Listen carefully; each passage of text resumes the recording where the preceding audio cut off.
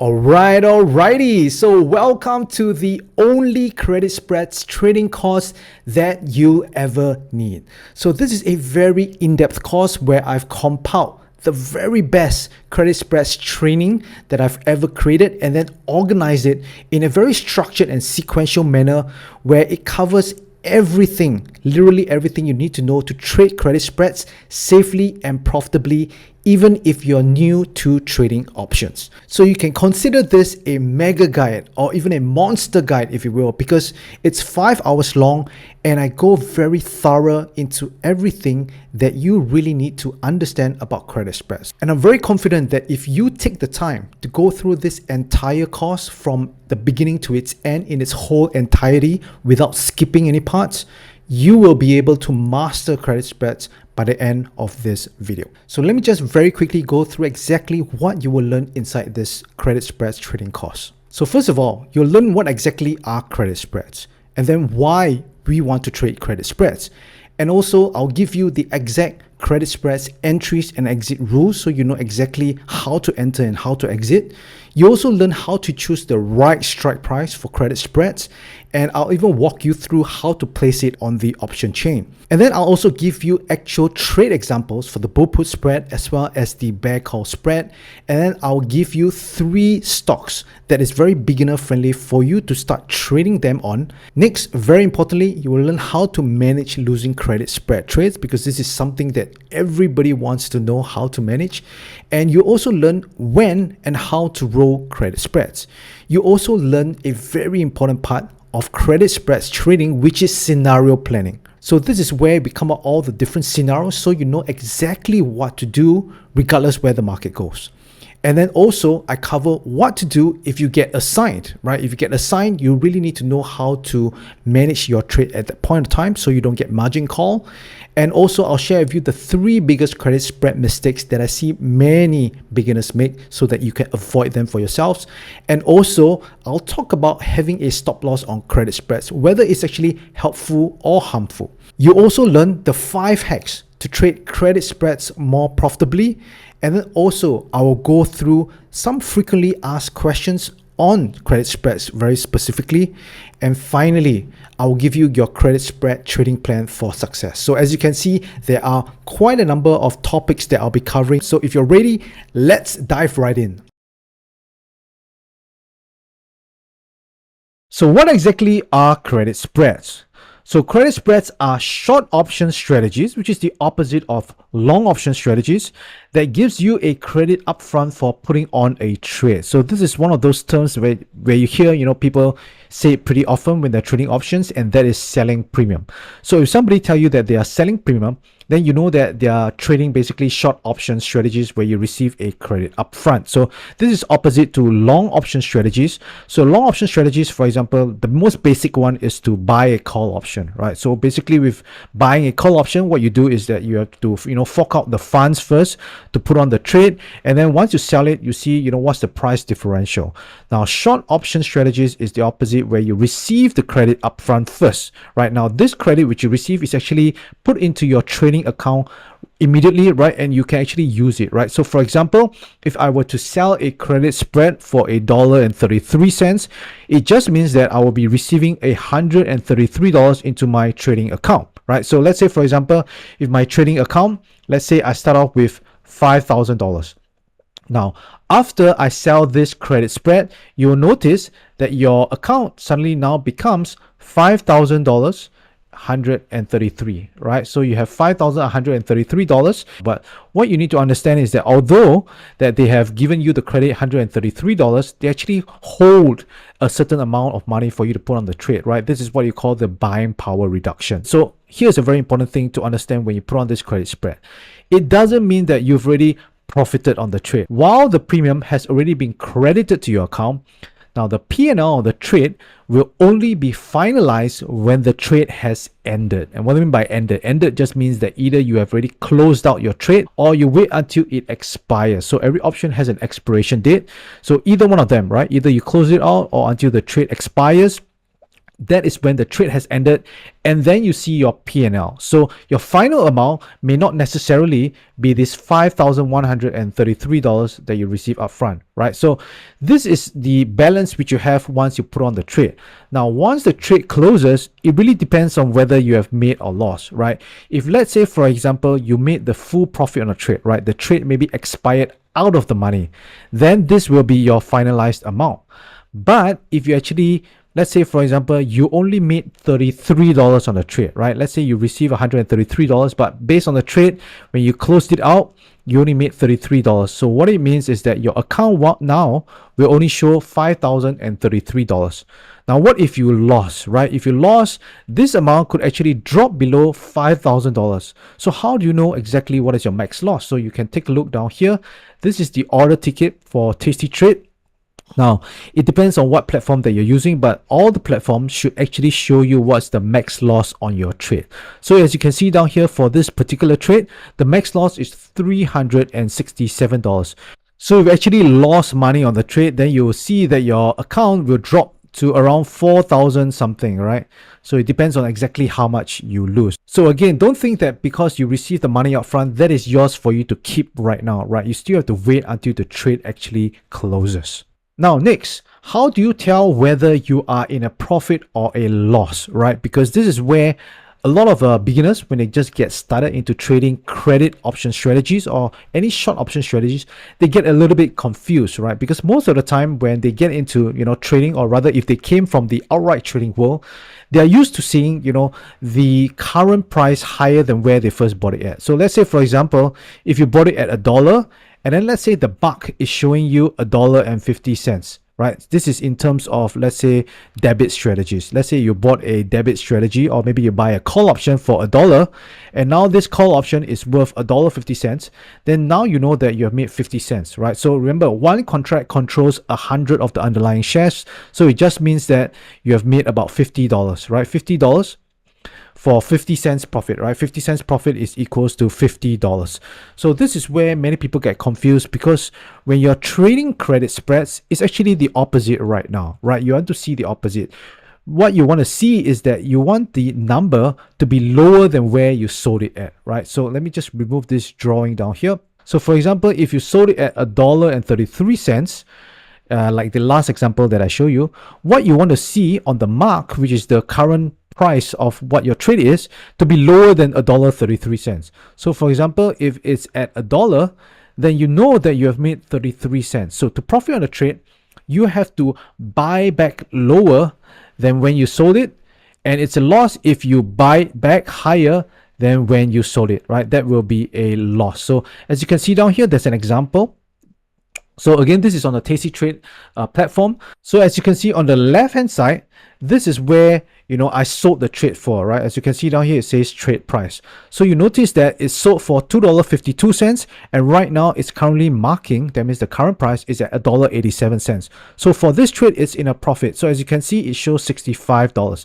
Now for the one below, you notice that it's $1.38 at where the trade price is. That means when you open up the trade, now it's marking for $1.57, which means to say you're in a loss, right? So remember, if you're trading credit spreads, when you're looking at your positions tab, what you want to see is that the current price is lower than when you first sold it. Then you know that you're in a profit. Now next, there are two types of credit spreads, right? So credit spreads come in two flavors. So we are talking it as though it's like an ice cream or something like that.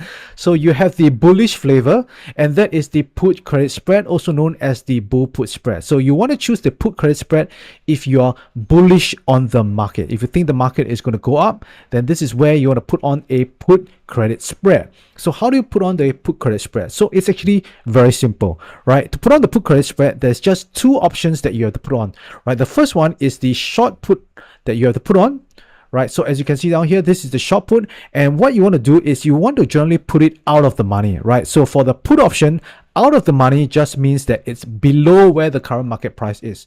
So as you can see down here, the current market price is around 194. So out of the money just means it's below, right?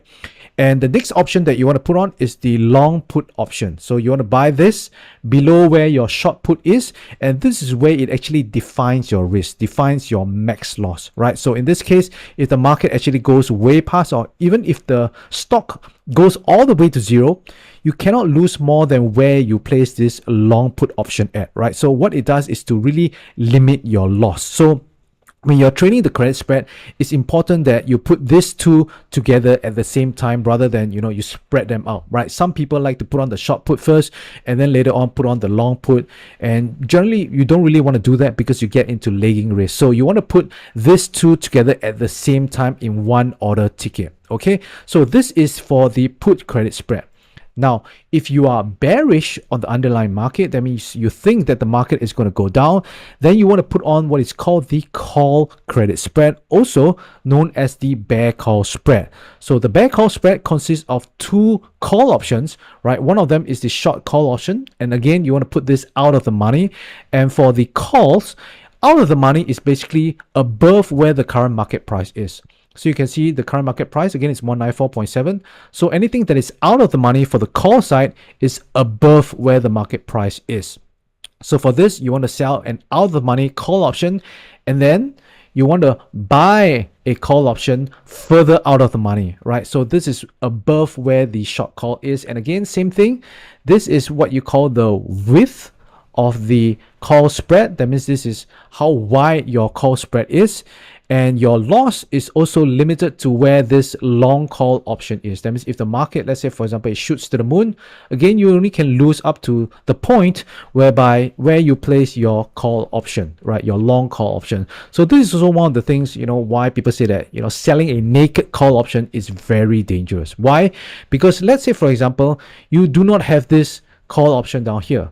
Then if the market really shoots all the moon, then guess what? You can keep losing money as the market keeps going higher if you do not have this long call option. So when you have this long call option in place, this actually protects you to the upside. So again, very important, you have to put these two at the same time rather than you leg them in, because you could get into legging risk. Now, next, how do you know what is the max profit for a credit spread? Now, if you were to just buy a very simple, call option, right? A long call option strategy, then your max profit is basically unlimited, right? Because if the market just keeps going up, then you can just keep profiting on the call option, right? But for the credit spread, is very different. It's the opposite, right? For credit spreads, your max profit is actually already capped, right? And it's capped to the credit that you receive at the start. So for example, I sold this credit spread at $1.33. What it just means is that your max profit is actually this, is $133 per credit spread that you put on, right? So if you're not sure exactly what is the max profit, all you have to do again is just pull up your order ticket, right? Your order ticket, as you can see, it shows $133. Now, how do you know what is your max loss? So the max loss is actually also pretty simple to calculate. All you have to do is first, you have to know what is the width of your spread. So as you can see down here, the width of the spread is $5 wide. $5 wide. So again, for each contract that you put on, it controls 100 shares. So there's $500. $500 loss minus the credit that you receive. So in this case, it's 500 minus $133. And that's where you get the max loss of $367. So this is pretty simple to calculate, right? If you don't want to calculate this by yourself, of course, just go ahead to take a look at the order ticket. Now, this is something that you have to understand when you're trading credit spread, right? Some people will be asking, if the risk to reward ratio is so bad, why do you want to trade the credit spread? Because if you notice, your max profit is $133, but your max loss is $367. So in a sense whereby every time when you lose the max loss, you need quite a number of the max profit in order for you to recover that loss, right? So I'm pretty sure you're asking that question, right? And the reason why you want to trade a credit spread, and something that not many people actually notice, is the profit probability, right? The probability of profit down here, as you can see, is 60%, right? Most of the time when you put on a normal trading strategy, let's say, for example, like if you go to outright trading, you just buy a share, that would be a 50% probability, right? Because the moment where you first buy so let's say for example, the stock is down here. This is where the current price is. The moment where you buy at this point down here, there's a 50% chance of whether you make money or loss, right? Because if it goes up, 50% of the time you make goes down, 50% of the time you lose money. Now, of course, we don't want to take into, the fact that maybe you have some strategy that is going to work out in the long term where, you have an edge in technical analysis. Let's put that all aside for now. Let's just take a look simply at price, right? Simply at price, when you enter at this point down here, there's a 50% it will go up, 50% it will go down. That is why it's a 50% win rate strategy. Now, for the credit spread, it's very different, right? So if you take a look at this put credit spread as an example, you notice that the current price is here, but your put credit spread is below here, right? So what does this mean? It means that if the market actually comes down, and let's say, for example, at this point, it expires, right? It expires, that means the trade has finalized. So do you actually win or lose money at this point? Well, the answer is that you actually made money on this trade, because although it has gone down, it did not go below this short put strike. So anything that is above your short put strike at expiration, it's a profit. So what you notice down here, which is very different from outright trading, if the market goes down, you could actually still be in profit, right? So that is why there is the higher probability of profit. Now, the other thing to understand is that some people actually calculate expectancy, right? That means they will take the probability of win times the average profit, and then the minus of the probability of loss times the average loss. Now, you don't want to use the numbers down here to calculate your expectancy, because it's not accurate, right? Because it's not definite that, let's say, for example, you see 60% is profit. It's not that 60% of the time, right, 0.6 or rather 60%. All right, let me just remove all this drawing to make it much clearer. It doesn't mean that 60% of the time you will definitely make $133, and doesn't mean that 40% of the time when you lose, you will be guaranteed a $367 loss.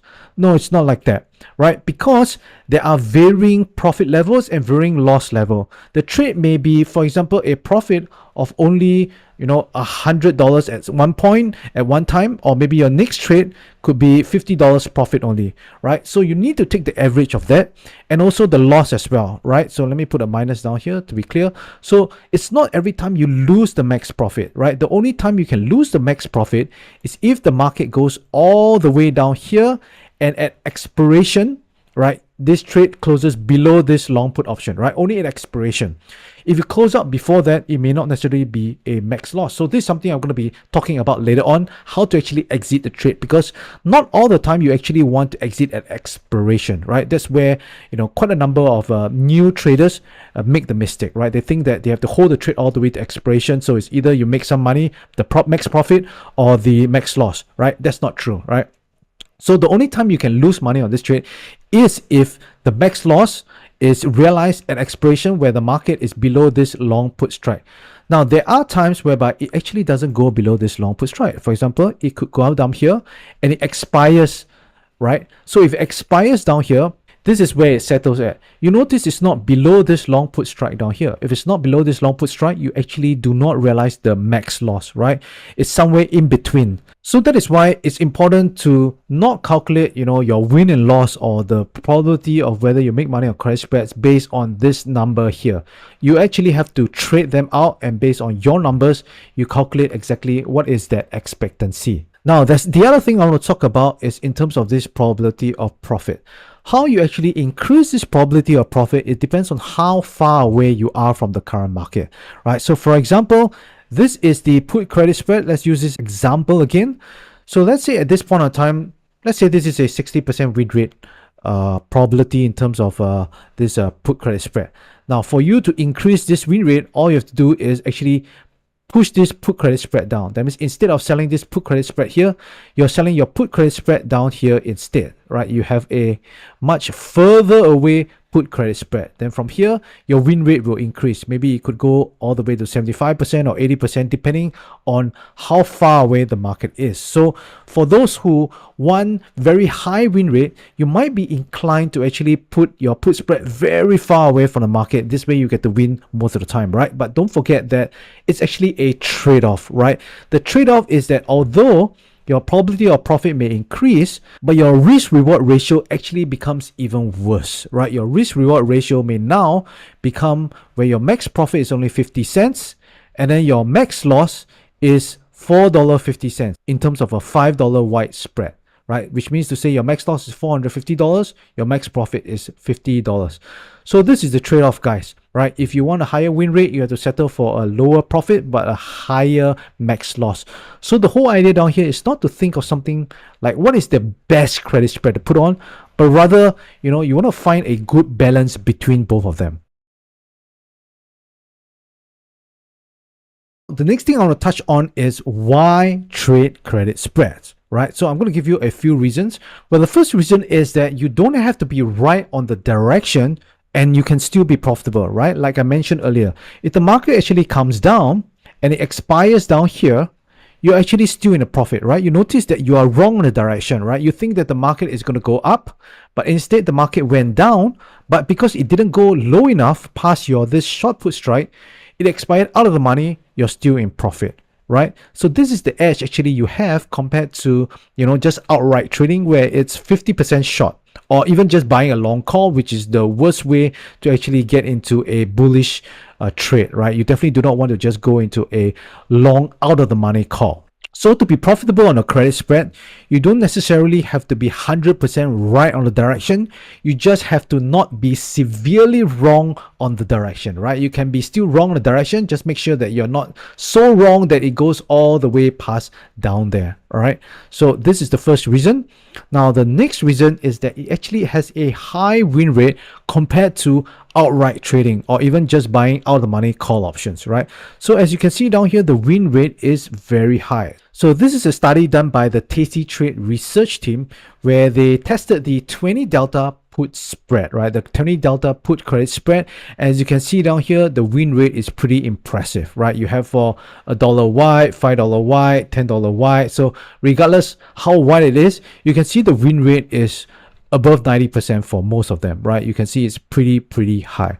So this is the kind of win rate that you cannot get in outright trading or even just buying an outright call option, right? Out of the money call option. So if you want to win more often than you lose, then definitely you want to go for the credit spread. Now, the next reason is that it's easier to construct a credit spread compared to other option strategies like the iron condor, the butterfly, and the broken wing butterfly, right? Because the credit spread only has two legs, right? You only have the short leg, which is the first one you normally should want to put on, and then you have the long strike, the long put option, right? For the put spread, right? So this, as you can see, is the put option. The put credit spread. The call credit spread is just the same as well. You have two strikes as well. But basically for credit spreads, there's just two strikes for you to handle, right? To manage. Very simple, easy to construct. And the next and very important reason is that it has limited risk, right? The risk is kept to what you define as the risk at the start, unlike undefined risk strategies. Let's say, for example, if you put a short put, if the market keeps going down, then you're going to keep losing money as the market goes down, similar to the strangle or the put ratio spread as well. But if you have a credit spread on, or in this case, the put credit spread on, your max loss is kept basically to where the long strike is. So that means the market can just go all the way to zero. You still won't lose more than whatever you risk on this trade, which is up to this point down here. So it's very good for you to get started, especially if you're new to trading options.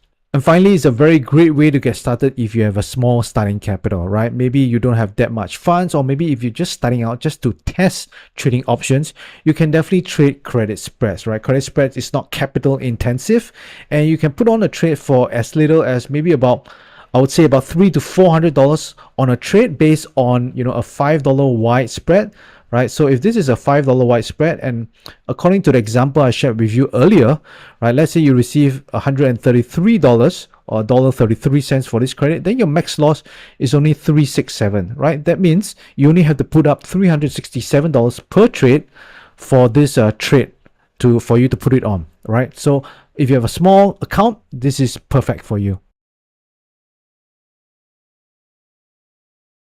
Now, let's get into how you're going to enter into a credit spread. The very first step is to pick a direction, right? Remember, the credit spread comes in two flavors. You have the bullish flavor, which is the bull put spread, and you have the bearish flavor, which is the bear call spread. So you have to first decide whether you think the market is going to go up or down. So if you're bullish, then go with the put credit spread, right? Also known as the bull put spread.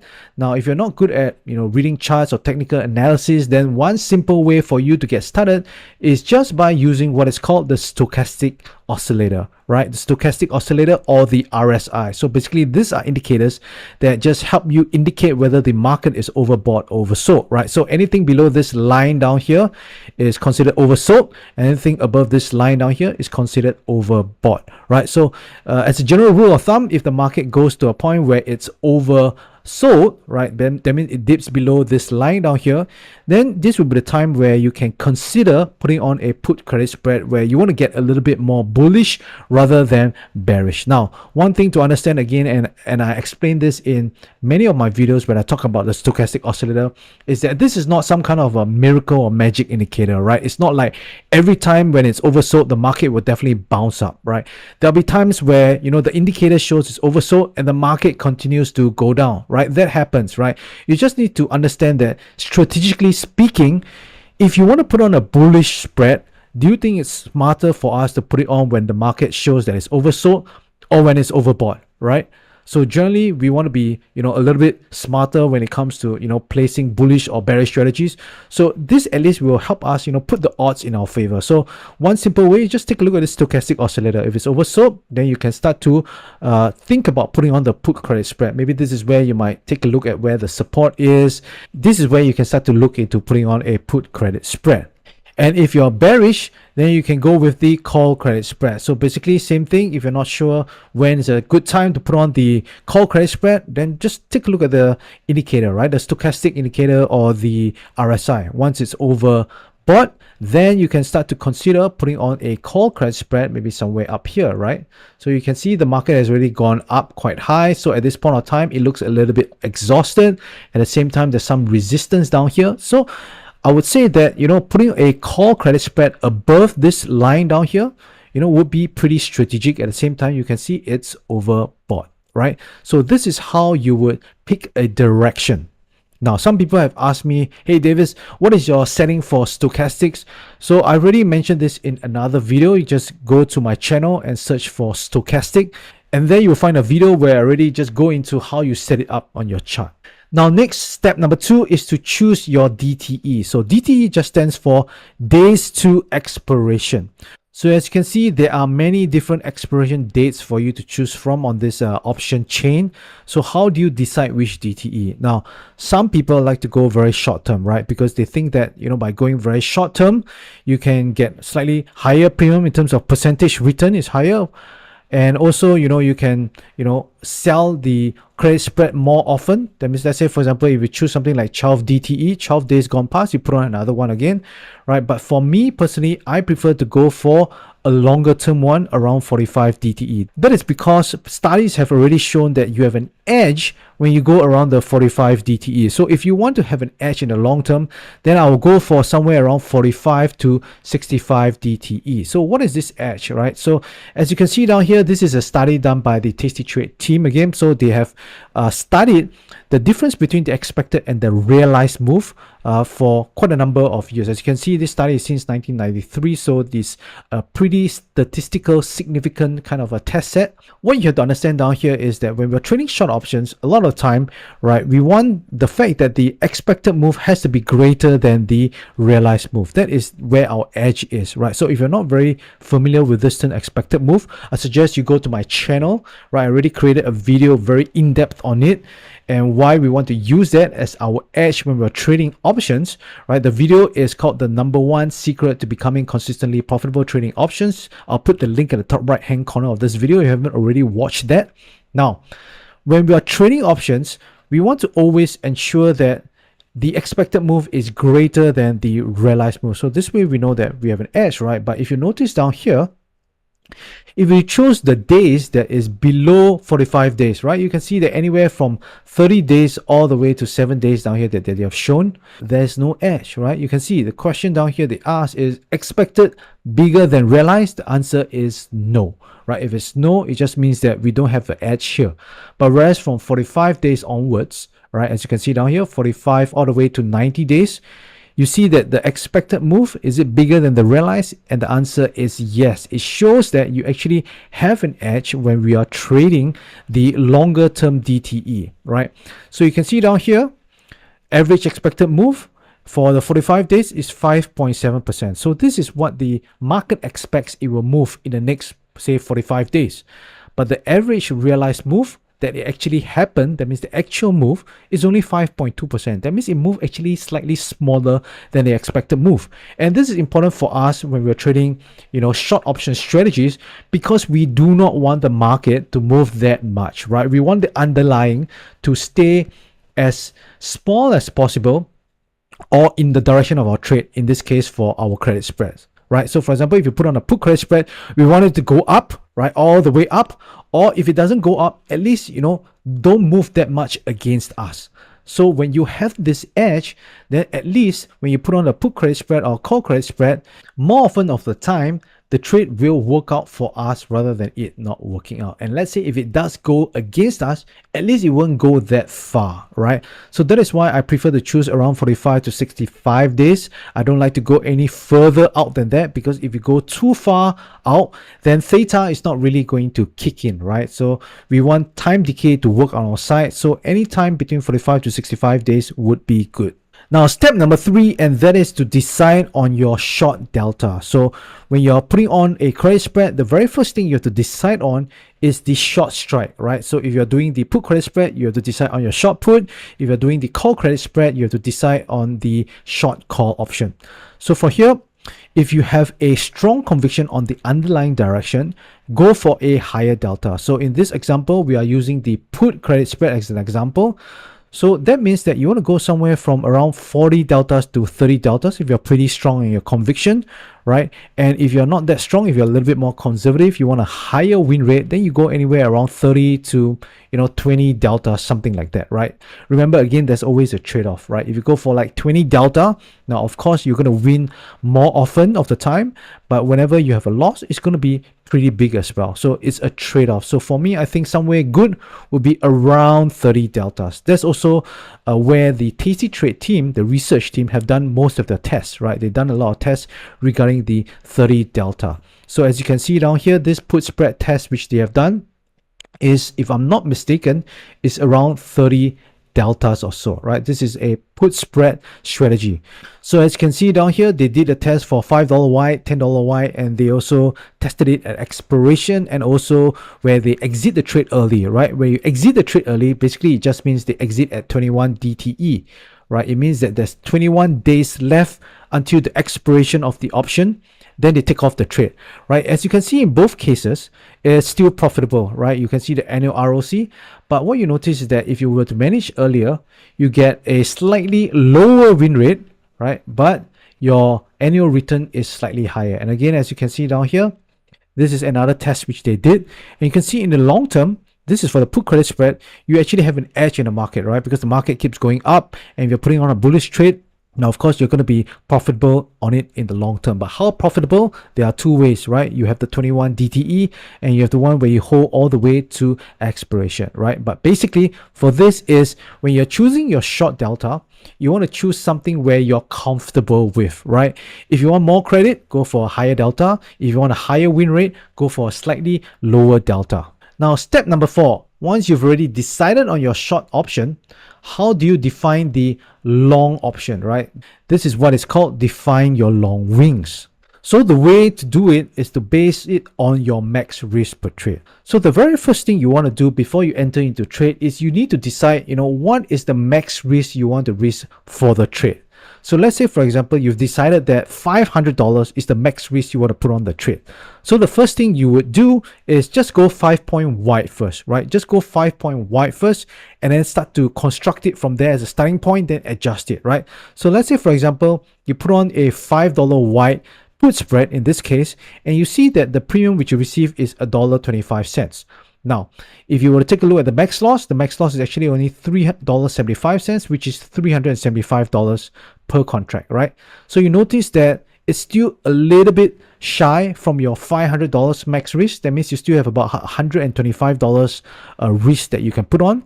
But at the same time, you cannot go 2 contracts, right? If you go 2 contracts, you will way exceed 500 because now it will become around $750.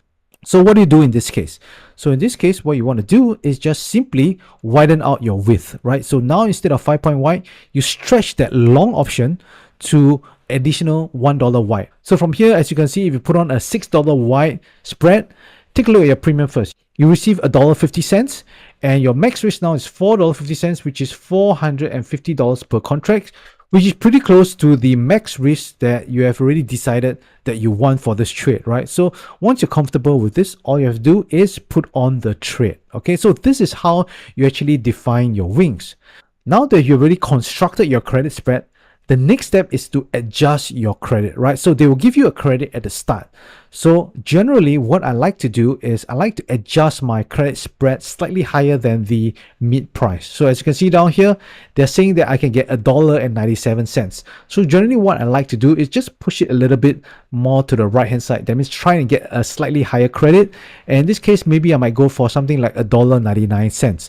Now what you want to understand here is that there's a natural price down here, net. Net just means the natural price that you will surely get filled. Now, this is the price where you do not want to choose at the start because this is the worst feel that you can get, right? Instead, go for something around the mid price first, and then you have 2 options, right? The first thing is that you could just wait to get filled, right? You can just wait until the market, starts trading at this price for your credit spread, and then you get filled. Or if you want to get filled immediately, then this is where you want to adjust until you get filled, right? So let's say, for example, you start out with $1.99. What I'll do is I'll send the trade in, and then if within a few seconds I do not get filled, what I'll do is that I'll adjust my credit down, right? I'll adjust it bit by bit, right? So maybe in this case I might adjust to 198. Then if I don't get filled, I adjust to 197. If I don't get filled, I adjust to 196. If I don't get filled, I adjust to $1.95, so on and so forth until I can finally get filled. All right, so these are the 5 steps for you to enter into a credit spread. Now that we have entered into the credit spread, the next question you might be asking is, Davis, how do you exit the credit spread right now? All right, so I'm going to give you 5 methods, right? 5 ways for you to exit a credit spread. Now, the very first method is to hold till expiration. So as you can see here, this is a table that I showed you earlier on, whereby they did the test on the SPY and they put on the 20 delta put spread. And as you can see here, if you hold all the way to expiration, it's still a profit, right? You take a look at the daily P&L. This is daily average P&L. You can see that overall it's still in a profit, which is not bad, right? But a slightly better way for you to exit a credit spread might be method number 2, and that is to take profit at 50% or hold till expiration, whichever comes first, right? So for example, if you sold the credit spread, let's say you sold it at $2, right? So basically what you want to do is that you want to exit the trade once it is marking for $1. Right? If it's marking for $1, this is where you take profit, exit the trade, right? But if it doesn't reach $1, let's say for example, the moment you put it on, it never reaches $1, and then let's say for example, it keeps going up, this is where you can hold all the way to expiration. So in this case, you can see that the daily P&L is actually higher, right? Which means to say that if you were to take profit at 50% or hold to expiration, whichever comes first, then you're definitely going to have a better results than holding to expiration. Now, method number 3 is to exit at 21 DTE. Now, this is a study done also by the Tasty Trade research team where they came out with a 21 DTE exit point. And what they found out is that when you exit at 21 DTE, you actually have pretty good results, right? As you can see down here at 21 DTE, both your annual ROC is higher than if you were to hold to expiration, right? But the thing is that you will have a slightly lower win rate, right? If you hold to expiration, you have a higher win rate, right? You have 90% win rate. But if you were to exit earlier, your win rate is around 80%. But that doesn't mean that your results are worse. In fact, your results are actually better. And the reason is because you notice that you control your losses actually much better than if you were to hold to expiration. Because if you hold to expiration, then your losses get pretty big. But if you were to exit at 21 DTE, what they found out is that you can really control your loss pretty well. So that is why your average loss turns out to be so much lesser than the average loss if you hold to expiration, which makes the whole trade overall much more profitable in the long term, although you have a lower win rate. Now, method number 4 is a combination of taking profit at 50% or exiting at 21 DTE. So it's similar to method number 2, right? You notice method number 2 is take profit at 50% or hold to expiration. So hold to expiration is the threshold, right? It's the longest holding point. Whereas for method 4, the longest holding point will be up to the 21 DTE marks. That means to say if by the time your trade reaches the 21 DTE mark, that means there's 21 days left to expiration, and you're not at the 50% profit point, then you close the trade, right? Even though it's a loss. So as you can see in this study down here, now you notice that it says 16 delta puts, right? So I haven't seen a study for the put spread, or maybe I haven't found it yet because I haven't gone through all of the videos just yet. But basically, it's going to be pretty similar, right? Short put and put spread is a similar strategy where it's bullish, although the results may just slightly differ. But the results shouldn't be that far in terms of the difference between the, managing at 21 DTE, which is earlier, managing at 50% of expiration, or the combo, right? So the combo is basically the method number 4. So you notice that all three are still higher than holding to expiration. So if you were to choose a method for exiting the trade, you definitely want to choose either method 2, 3, or 4. All right. Now the last method can actually give you a better win rate or a much. Now method number 5 is discretionary exit. Now, this is based on maybe you have technical analysis, or maybe you like to see news, or you have some indicators that maybe it tells you to get out of the trade, right? So this is what I call discretionary exit. Now, as for the result of this, it's very, very hard to tell because it's discretionary. And if it's discretionary, it's 100% reliant on you as the trader for the final result, right? So discretionary exit can actually yield better results than, method 1 to 4 if you're very on point, right? You're very in tune to the market, right? I know of such a trader when, back then when I was in a proprietary trading firm, I know of a trader that is very discretionary in his exits, right?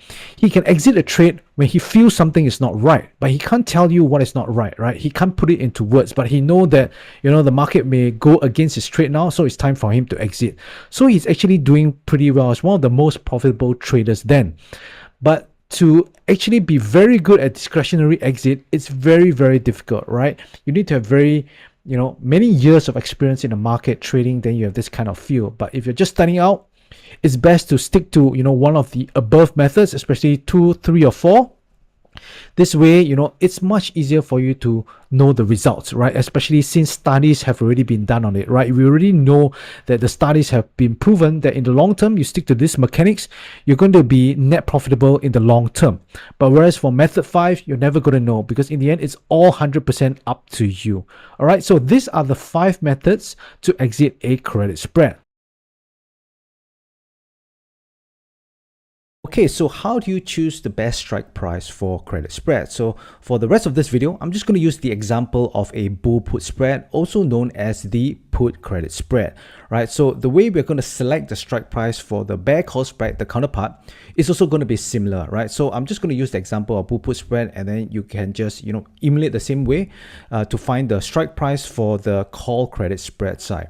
All right, so let's say you have decided to sell a bull put spread, right, on any particular stock, right? So in this case, I have the IWM, which is the index ETF.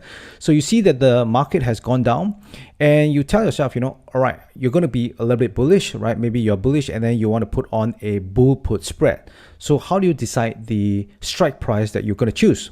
So what you're going to do next is you're going to pull up the option chain, and now you're faced with many different choices, right? So as you can see down here, these are all the strikes for the put side, for the put option.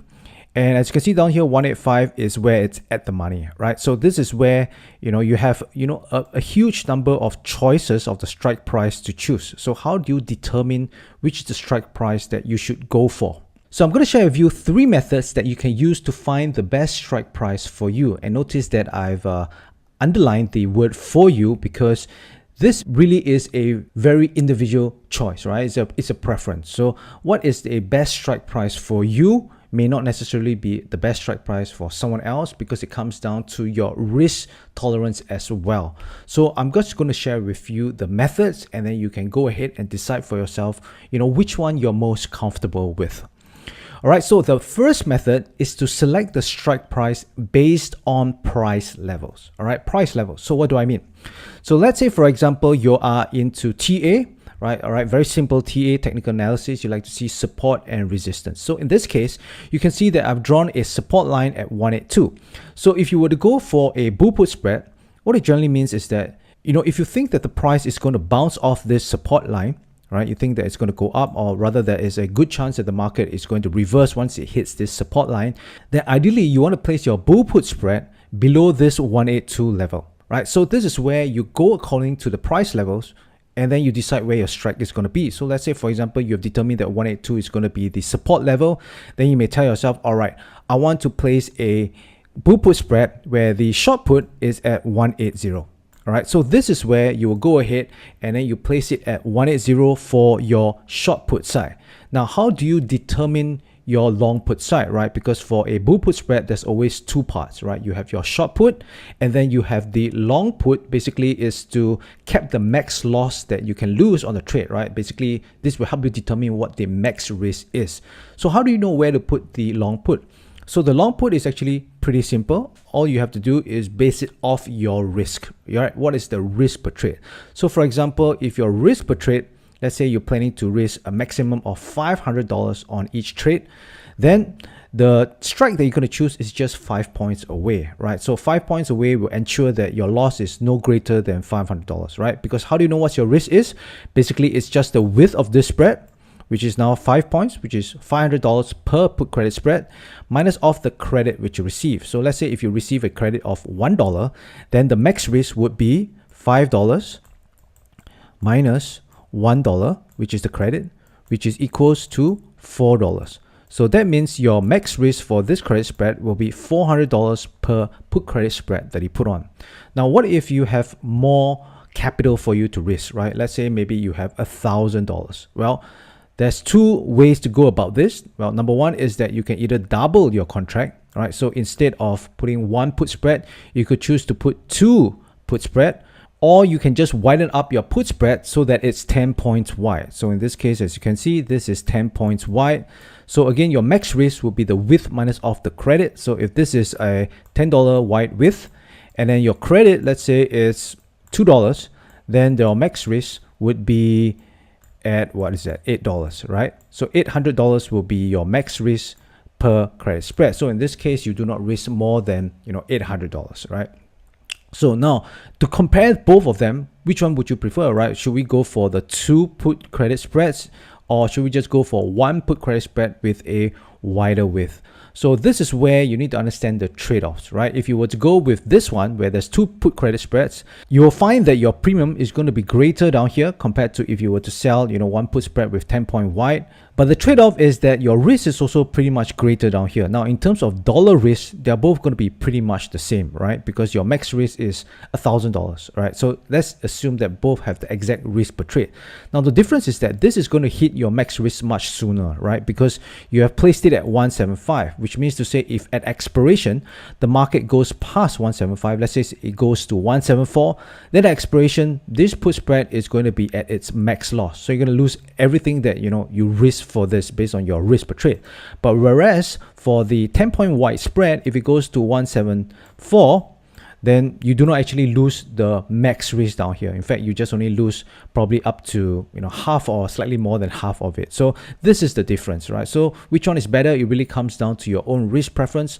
My preference is to go for a wider put spread because this also actually helps increase the probability of your profit by a little bit. Now, you could also say that, hey, there's another support level at 180 because, the price bounced off at 180 around here and then it went back up. So, there is another support level down here. So you could say to yourself, okay, I want to have a safer put credit spread whereby, I have a better chance of it working out, right? Because you have two support areas, right? If it doesn't bounce off this one, then it may just bounce off this one to go back up again. So you want to play it more safe. So maybe this time you might want to choose the price level at 178. And again, where you're going to place your long put entirely just dependent on, what's your risk per trade. Okay. So now you might be asking, what if the strike price you want has very little premium, right? So you have already decided that you want 178 because it is below the support levels. But at this point in time, when you put on this trade, maybe there is not that much premium, right? Maybe the premium is under $1 and you want it to be at least more than $1. So what do? Well, the simple answer is that you just have to wait for the price to drop a little bit more. If the price drops a little bit more, then this is where this put spread is going to be able to generate slightly more premium because now it's slightly closer to the market. Now, what if the market never comes down? If the market goes back up and you never get filled on this, then guess what? You can always have another chance to put on another put spread, right? You do not have to always force a put spread when you do not have the right conditions, right? If you do not have the right premium or do not have the right strike price, the price level which you want to enter at, then there's no need to force a trade, right? The last thing you want to do is force a trade and then you get one of those very subpar kinds of trade setups. Okay, so this is for method 1, which you're selecting the strike price entirely based on the price levels. Now for the next method, method number 2, we are going to select the strike price this time based on delta or probability. So basically you are only going to focus on this column down here. All right, this is all the delta of the individual strikes and you're not going to look at any of these price levels instead, right? You're not interested in the price levels. All you're going to do is make your decision based on delta, right? So this is pretty much employed by, some of the folks at Tasty Trade, right? Basically what they do is they will just take a stance, right? Let's say, for example, if they see that the market is going down, then they're going to say to themselves, all right, I'm going to put on maybe a bullish trade. So if they want to put on a bullish trade, all they're going to be, looking at is what sort of delta you're going to put in, because delta is a rough estimate for it being the probability of the strike being in the money at expiration. All right. So let me just give you an example. So let's take a look at the strike price of 175.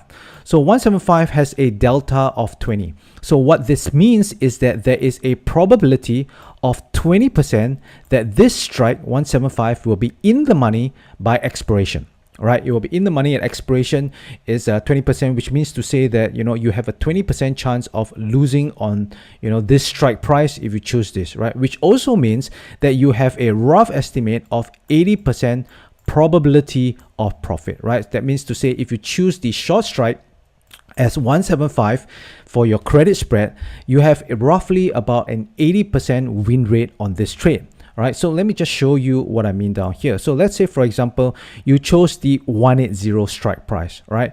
180 strike price and your long put would be at 175. So this is a 5-point wide spread. So you notice that the short strike is 32 delta. So if you notice the probability down here, it states at 68.57%, which is pretty accurate, right? Because 100% minus 32% is roughly 68%. So this is pretty accurate. You can just know what is the win rate of your credit spread just by looking at the short delta.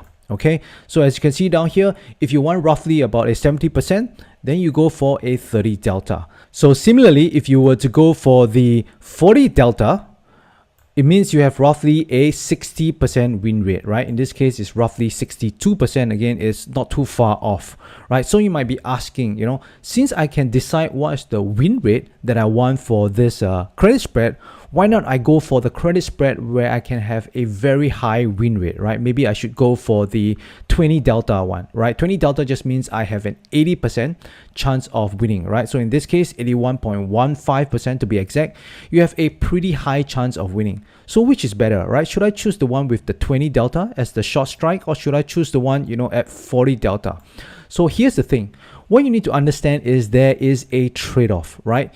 If you go for the one with a very high win rate, you notice that your premium is going to be much lesser and your risk reward is going to be lesser as well, right? So in this case, you can see your reward is like what, around less than $100, right? Maybe around $70 or something like that.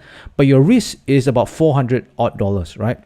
Now, if we compare this to the 40 delta put spread, you'll notice that you have a much higher credit, right? You can see down here the credit is above $100. Maybe it's about $130 or something like that. And your risk is going to be relatively smaller as well. So you're going to have a better risk to reward. So which one is better? Right? So the answer entirely comes down to you. Right? So if you're a little bit more aggressive in terms of you wanting getting more premium, then you want to go for the higher delta, especially if you're more bullish. But if you are not as bullish or you're more conservative, then you might go for the one, with the lower delta. So in this case, 20 delta. But generally, I do not want to go below 20 delta, because as you go much lower, you notice that your risk to reward is going to be getting worse and worse, right? So as you can see down here, if you go off all the way to 170 with 12 delta, maybe you have like an 88% win rate, right? You may have an 88% win rate, but then your premium is going to be so bad, right? Maybe your premium is going to be like 50 cents and your risk is going to be $4.50, which means your risk to reward, right, is $50 to $450. So all it takes is, one max loser, and it will wipe out, many of your winners. So you have to strike a very fine balance between both of them, right? You do not want to go one that is too extreme down here unless you're extremely bullish. And at the same time, you do not want to go all the way at the other end as well, because your risk reward then would not really make sense. So you want to go somewhere in between. So somewhere in between, I would say around 30 deltas will be a very, very good delta to go for your credit spreads. Okay, so this is for method number 2. Now, method number 3 is a combination of price level and delta. So this time, you are not only going to look at delta, but you're also going to look at the price level. So this is where both of method 1 and method 2 combine. So what do I mean down here? So for example, you're into T as well, and you want to draw out this support levels. So you draw out the support levels and you told yourself, hey, I want to go for the 178 strike price because it's below my support area, and that means that I have a higher probability of it working out, because I think that the market will bounce back up once it hits one of these levels. But at the same time, you also want to only enter it when the delta is more than 35, because then you know that you're going to get more premium, right? The higher the delta, the better the premium. So you do not enter it until the market goes slightly lower, until it manages to hit 35 delta for your 178 strike. So when your 178 strike is down here, so as you can see at the moment is 27 delta. What it means is that the market still have to drop a little bit more, and once it reaches 35 deltas, then you can enter into this put spread. Now, alternatively, what you could also do is to place a limit order. So let's say, for example, at this point in time, let me just remove all this drawing. Let's just say at this point in time, this is where the market price is, and you take a look at 178, right? 178 is the short strike for the put spread that you want to enter into. But at this point in time, if you enter into this put credit spread, maybe it's only going to give you 80 cents, right? And your max risk is going to be $4.20, right? Based on a 5-point wide spread. So you tell yourself, hey, 80 cents is not what I want. I want to collect at least $1.50. So what do? So what you can simply do is to just place a limit order for $1.50 and then just leave it there in the market, right? If the market goes down enough and it manages to reach the $1.50 in terms of premium, then you will get filled. But if it doesn't go low enough, then this $1.50, you will not get filled, and you will just wait until you get filled, right? By the way, if you were to place this order, I just suggest to place it as a day order rather than a good to cancel order, right? Place it as a day order, then as each day passes, then you will get to, just analyze whether this put spread is still what you want to put on. Right, so the very first thing we want to go through is to the charts, right? So you want to go to the charts, and of course you want to cycle through all the different stocks that you have in your watch list. So for this example, it's on Tesla, right? So as you can see down here, Tesla on the right hand side, the stock has actually been selling off quite a bit over the couple of last few weeks. So as you can see, the market has been selling off down here. Now, the thing that I want to look out for when it comes to trading credit spreads, whether I want to put on the bull put spread or the bear call spread for individual stocks, well, one thing that you can use would be the stochastics, right? So for this is the slow stochastics. Now you can use the RSI if you want to as well. So basically what the stochastic does is that it tracks whether the market is in an overbought or oversold situation, right? So naturally, if we want to get into a bull put spread, we definitely want to find, a stock where, at least it is oversold, right? So if it's oversold, then there is a higher probability that the market can go up rather than it come down, right? Because, imagine the market keeps going up and then you want to put on a bull put spread, right? That doesn't sound too strategic, right? So as much as possible, we want to put all the odds in our favor. So the first thing that I will look at down here would be the stochastics. So the stochastics, as you can see, it's already oversold, right? So if it's oversold, now the next thing we want to take a look at is possible areas that we can actually sell our bull put spread, right? So in this case, it's oversold. We want to go for the bullish credit spread, which is the put credit spread, also known as the bull put spread. So first thing is I want to try and look for, support areas. So as you can see down here, there are, previously two lows, so to speak, where, prices have bounced off, right? One is down here and the other one is the one right at the bottom. So what I'm going to do is I'm going to draw a line across, right? So I'm going to go to the drawing tools down here, click on trend line. Then I'm going to click on this down here and then just draw a line across.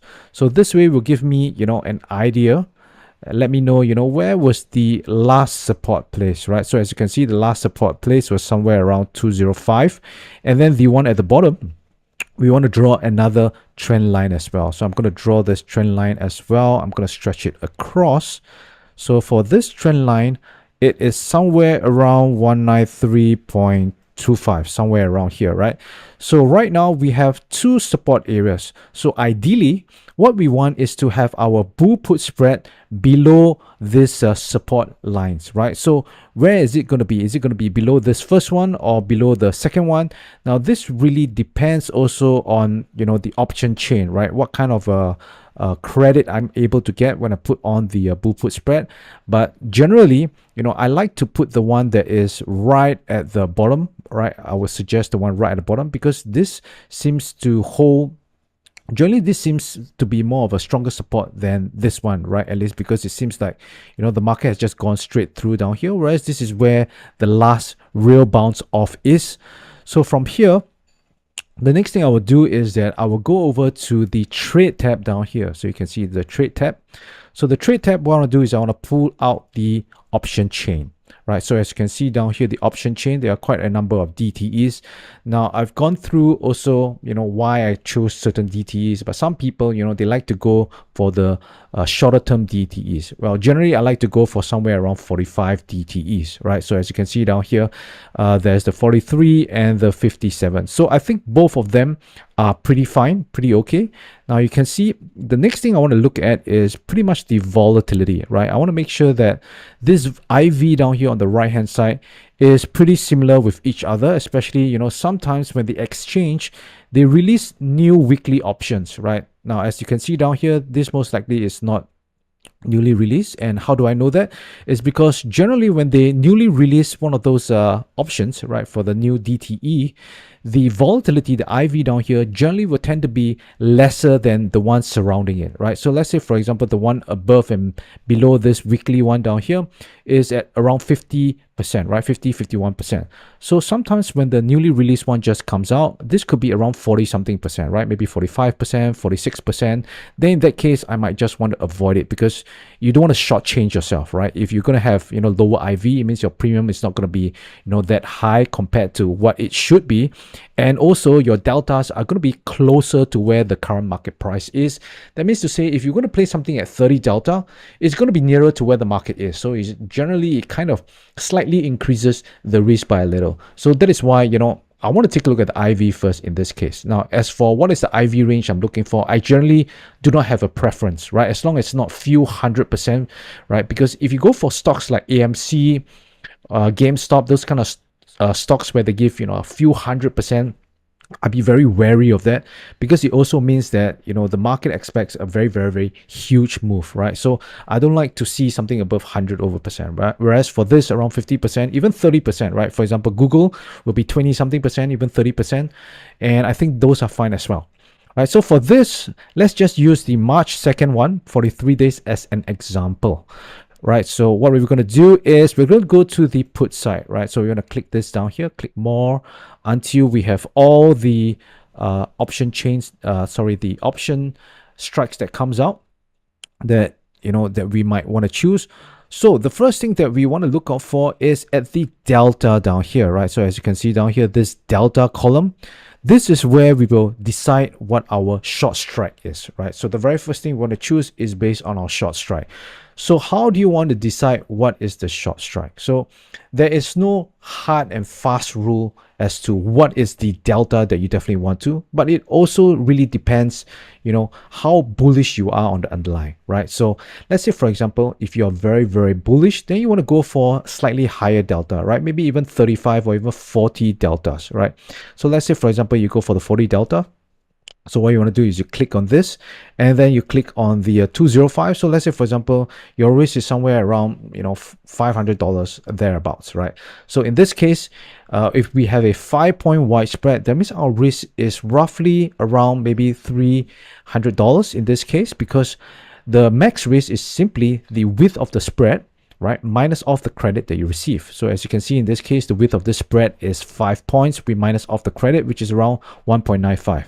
Now, if you want to clarify and double check what exactly is the risk, all you have to do is just click this review down here, right? So as you can see down here, review, it says $306, right? So if you have slightly more risk, right, that you want to allocate to the trade, then you can increase this, right? Maybe you can go to 200. So now this is a 10-point wide put credit spread.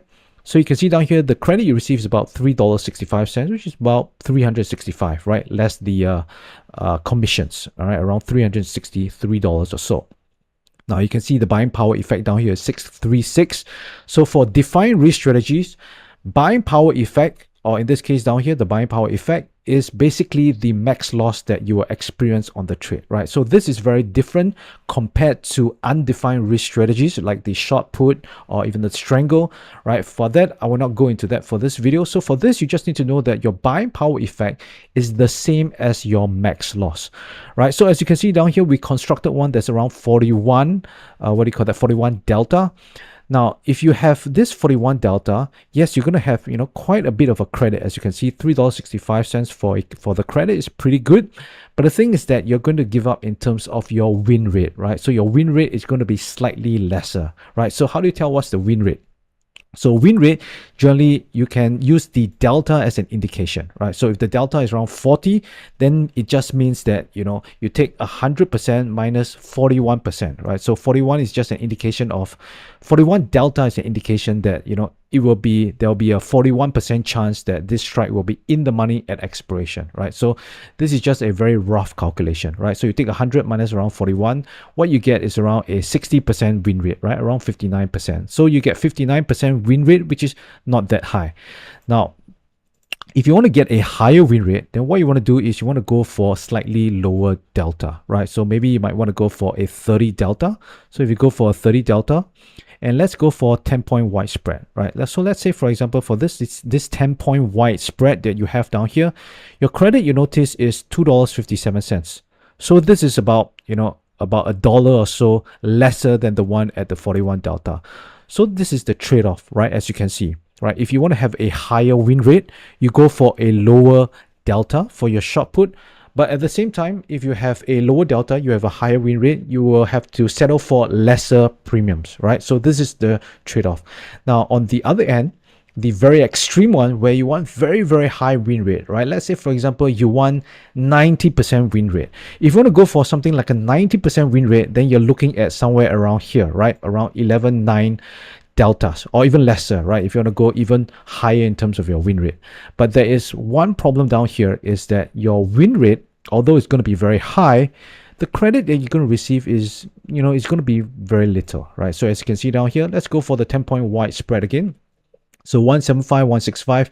Now you only have 85 cents in terms of your credit, right? The premium that you receive is about $85. But your risk down here is pretty high, right? You can see down here, your risk is about $916. So what you have effectively done is that you have increased the win rate, but you have also, changed your risk to reward ratio that, in order for you to, let's say, for example, you have one max loser, right? Now, generally, if you manage it at around 21 DTE, right, like what I always mention in a lot of my videos, if you manage it around 21 DTE, days to expiration, then the chances of you actually realizing this max loss is not very high, right? Only if the market really, goes all the way down, way past this, even this long put strike that you're down here, 165. If it goes way below that, then of course, yeah, there's a possibility that you're going to lose, the max loss. But other than that, at 21 DTE, there's still going to be quite a bit of extrinsic value left. So you generally won't lose all of this. But one thing to take note down here is that although you have a very high win rate, roughly about 90%, because this is around 11 delta, but your win rate, or rather your risk to reward ratio, is about 1:10, right? You make about $83 and you lose about $916, given that, hey, if you do lose the max loss. So this is one thing that you want to take note of. Do you want to always keep winning, but occasionally you have one of those, pretty big losers? Or do you want to have on the other end, the opposite end, very, very high credit, right? And your risk to reward ratio is actually not so bad, right? If you take a look at this, your risk to reward ratio is about 1:2, right? You're risking about 600 plus to make about 300 plus. So your risk is 2 to make 1. And your win rate around here would be somewhere around about 60%, right? Because it's about 40 deltas, all right? So this is basically how you decide where you want to place your put credit spread. So generally, if you want something, that is well balanced, then I would suggest somewhere around 30 deltas, right? 30, 35 deltas, that would be pretty decent, right? So somewhere around here. Now, the other thing that actually influences us where we're going to choose our strikes also is very dependent on, where our support area is, right? So as you can see down here, the support down here is around 205. So if we construct the 200 and 191, so as you can see down here, they have already put it on the chart for us to see. We can see immediately that we have already placed the put credit spread, below this one down here, right? Below this 205 support area. So, if the market comes down here and then it bounces back up, then that's good, right? We have profited on this put credit spread. But if you want to be more conservative and you want to play it safer, and you want to place it below this bottom one, then you want to look for a strike below 193.25, right? So in this case, we have to adjust it again. So we have to go back to our trade tab. So let's go to our trade tab, open up the option chain again, and then let us go to the one that we were choosing. I believe it was the March the 2nd, right? So as you can see down here, so it was below 193, right? So below 193, we only have one that is closest is 190, right? So let's try this. So at 190, you notice that it's at 21 deltas. So 21 deltas just mean that we have about an 80% win rate, right? 80% win rate. Let's do the 10-point wide strike and see, what is the credit that we receive. So we can receive about $1.73. And let's take a look at our, sort of the max risk to reward ratio. By the way, guys, this is only the max risk to the max reward, right? Many times you may not necessarily get the max risk, like I mentioned, because you're going to exit early, but also you may not also necessarily get the max credit if you do not want to hold all the way to expiration. So if you're planning to calculate, like the expectancy, what a lot of people like to calculate based on, the average win rate times the average win minus off the average loss rate times the average loss that you incur. That's the expectancy that they will give you, but you cannot use that on this actual probability which they give you down here, because not all the time you're going to get a max loss, not all the time you're going to get a max winner, right? There'll be times where there's in between, and if you were to get it out earlier, right, let's say around 21 DTE, you have a different result again. So again, you cannot calculate the expectancy just based off of whatever is given to you by default, right? So you have to actually use the results based on your trading results to actually calculate that. Now, getting back to our put credit spread down here, you can see down here it's 190 to 180, and it's about 80% win rate based on this 21.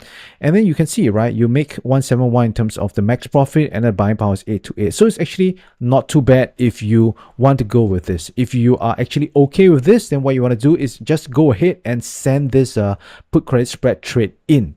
Now, let's say, for example, you don't really like that it's so far away, right? Although you have a very high win rate, you're not very satisfied with this kind of what they call the risk to reward ratio.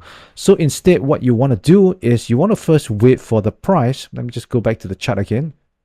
So what you want to do is that you want to go back to the chart, and then you want to see that this price down here actually trades a little bit lower first, right? If it trades a little bit lower, then in this case, we are able to get a put credit spread with a higher credit, better risk to reward ratio below down here, right? So let me try and adjust the chart down here. Let me just close this off and see whether we actually get it. All right, there you go.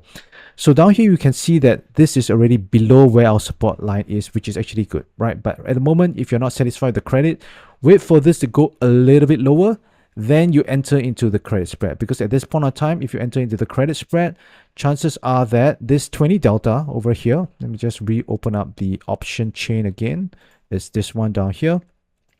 So as the market actually starts to go lower, this delta starts to increase as well, right? Everything starts to increase, right? That means this one may start to become in the money or at the money. So as the market goes lower, when this becomes maybe at 30 or 35 delta, then you can start to enter into the trade, right? Because we already know roughly what is the kind of risk to reward based on the 30 to 35 delta kind of a put spread, right? So if you were to reconstruct the 30 to 35 one, let's say the 35 delta short strike, we know we'll be getting roughly about $3.10, right? So what we can actually do is that we can wait until this one gets down near somewhere around here, whereby this becomes around 35 delta, and then we take a look at the credit, right? If the credit is somewhere around $3 something as well, then we can enter into a trade, right? So this is for the put credit spread. Now, what about the call credit spread? So the call credit spread is simply the opposite. So let us go back to the chart again down here. So as you can see for this down here, what I'm looking for before placing the call credit spread in this case is we want the price to actually trade up, right? We want the price to go much higher and wait until the stochastics is overbought. And then we want to see at that point of time, where exactly is the price, right? Maybe when the price goes up down here, maybe around 260, then this will start to show an overbought signal, right? Then at this time, this is where I'll start to pull out, the trend line to try and find, where is the resistance areas. So as you can see, there's quite a few, right? Your resistance area at 265, you have another one down here around 270, and another one around 280, right? So it really depends on where the market is when it's an overbought signal, right? If the market is all the way at around 271, and then it shows an overbought signal, then the one we want to use is somewhere around 280, which is our resistance. So again, we want to just draw that out. So use the trend line, right? Click on this one time and then just extend it to the other side. So for here, we can see somewhere around 278.56, right? So let's say, for example, the market has already gone up. The market has gone up and we see that, it's at an overbought area. Then we want to go to our option chain again, right? At the point of time, we want to go to our option chain, go to the trade tab, same thing, open up this one, and then go to the DTE that you want to choose, right? So we'll be looking at the call credit spread at this point. Now, at this point, you notice that if we were to choose the one at 280 as our short strike, it's just going to be too far away, right? It's like 7 delta. But in the advance, we can somewhat already know roughly what kind of credit we will get provided, in the next few days, right? Because remember, the DTE, as it gets lesser and lesser, our premium will also shrink as well. So you cannot say that, I'm waiting for it to get to close to 280 and maybe a week has passed. A week has passed, this DTE will now go down to about 36 days. So if 36 days, you cannot measure the kind of credit you get based on what you get right now, because right now you have about 43 days. So at that point of time, you may want to go to the next one already, right? Next one after a week later should be around 50 days. But just get a general sense of what kind of credit we can get. Let's just take a look at around the 35 to 30 delta. So in this case, we have the 33 delta one down here. So it's around 235. So provided that at the point of time, when the market goes up, this 280 will be somewhere around 33 delta. We can take a look at roughly what kind of credit we can get on average, right? So maybe it's around $2.37, $2 thereabouts, right? Especially, if the days to expiration left becomes lesser and lesser. Now, let's talk about exit. So how do we actually exit our trade? So generally for me, if I want to exit a credit spread, I generally have a very simple rule, right? It's either at 50% take profit or 21 DTE, right? So I do not even look at the chart to see what the chart is doing, just to exit my trade. But for some people might, use technical analysis. So maybe for yourself, if you were to take a look at the chart, and if you see that, let's say, for example, we're looking at the put credit spread, right? In this case, let's take a look at the put credit spread. So maybe if you see that the market keeps going up and it's still far away from this resistance area down here, and you think that the market still has some room to go and there's not many days left to expiration, you could maybe want to choose to hold all the way to expiration, right? So maybe that is what you might want to do if you use technical analysis or maybe some indicator, right? Maybe the other way you can use is using this stochastic or the RSI to see, hey, if it becomes overbought, then maybe that's time to get out of your bull put spread, because right, you don't want to get into a situation whereby the market starts to come down again and erode your profits. Okay, so that's how I would tackle exit, and as you can see, guys, it's pretty simple. All right, so here is the first example. This is of Apple. So if you can take a look down here, you can see that the market has come down quite a bit from the highs of this point, and at this point you can see that the first step we want to look out for is to see if the oscillator is oversold. So in this case, you can see the market is oversold. Next, we want to identify a previous support level. So we can see there is a support level down here. The price is around 129. So what we want ideally is to have a short strike that is below 129. So what we want to do next is to go and take a look at the option chain. You want to pull up the option chain so we can see that the nearest strike that we can get that is below the previous support level is at 125. So what you want to do now is take a look at the delta. So now the delta is 33 deltas. So that is slightly above our 20 to 30 deltas, but that is fine as well because it is below the previous support level and then it's at 125, right? So it is quite a bit away below the previous support price level down here. So the next thing what we want to do is to try and construct it to see whether we can get the right premium. So let's say, for example, if we take the 125 and the 120 bull put spread, so you can see from here the credit which we're going to receive is $1.37. And remember, we want to get roughly around $1 to $1.50. So this meets our criteria and we can go ahead with this bull put spread. Now what if you wanted to have a higher probability win rate, right? You want to have a higher win rate. So let's say you want to go for 120.115. So 120.115, you can see it's somewhere down here. So it will be even harder for the price to breach to 120. You have to go much further in order for us to lose this trade. So you want to take a look at the credit. Are we able to get the credit which we want? And from here you can see the credit which we receive will be $3.30, right? We take the mark, 330 minus 227, we get $1.03. So this is possible as well. So in this case, we have two choices. You can either go for the one that is 125, 120, or you can be a little bit more conservative and then you go for the further away strike at 120, which you will get $1.03 in terms of credit.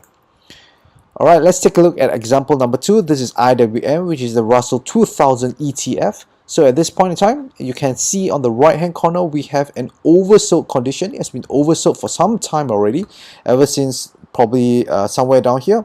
But you notice at this point, there's no way you're going to put on a bull put spread because according to our criteria, we need to find the strike that is below our previous support level. So you can see down here, the support level is here. Now, if you're aggressive, you may want to choose this one.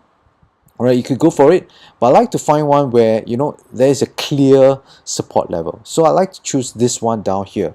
So ideally what we want to go for is for a strike that is below 162.48. So the next thing we do is pull out our option chain and see what we can get, right? So 162.48, so it seems the closest we can get is actually 162. This is just right at a support level, below it by 48 cents. So the next thing we want to do is we want to try and construct it to see whether we are able to get the right credit.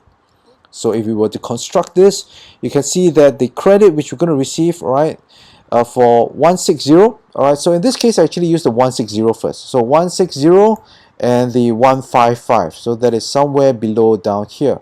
So you can see for 160.155, the credit which you receive is around 72 cents. So that is way below what we want. We want anywhere from $1 to $1.50. So Nope, we cannot use this. So we may have to get a little bit more aggressive.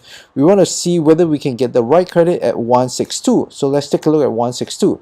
So we take 162 and 157. Again, this is a 5-point wide spread. And we can see that the credit which we're going to receive is only 84 cents. So again, this is not going to meet our criteria, and I would not be looking to put this trade on. So what we want is for the market to go down a little bit further.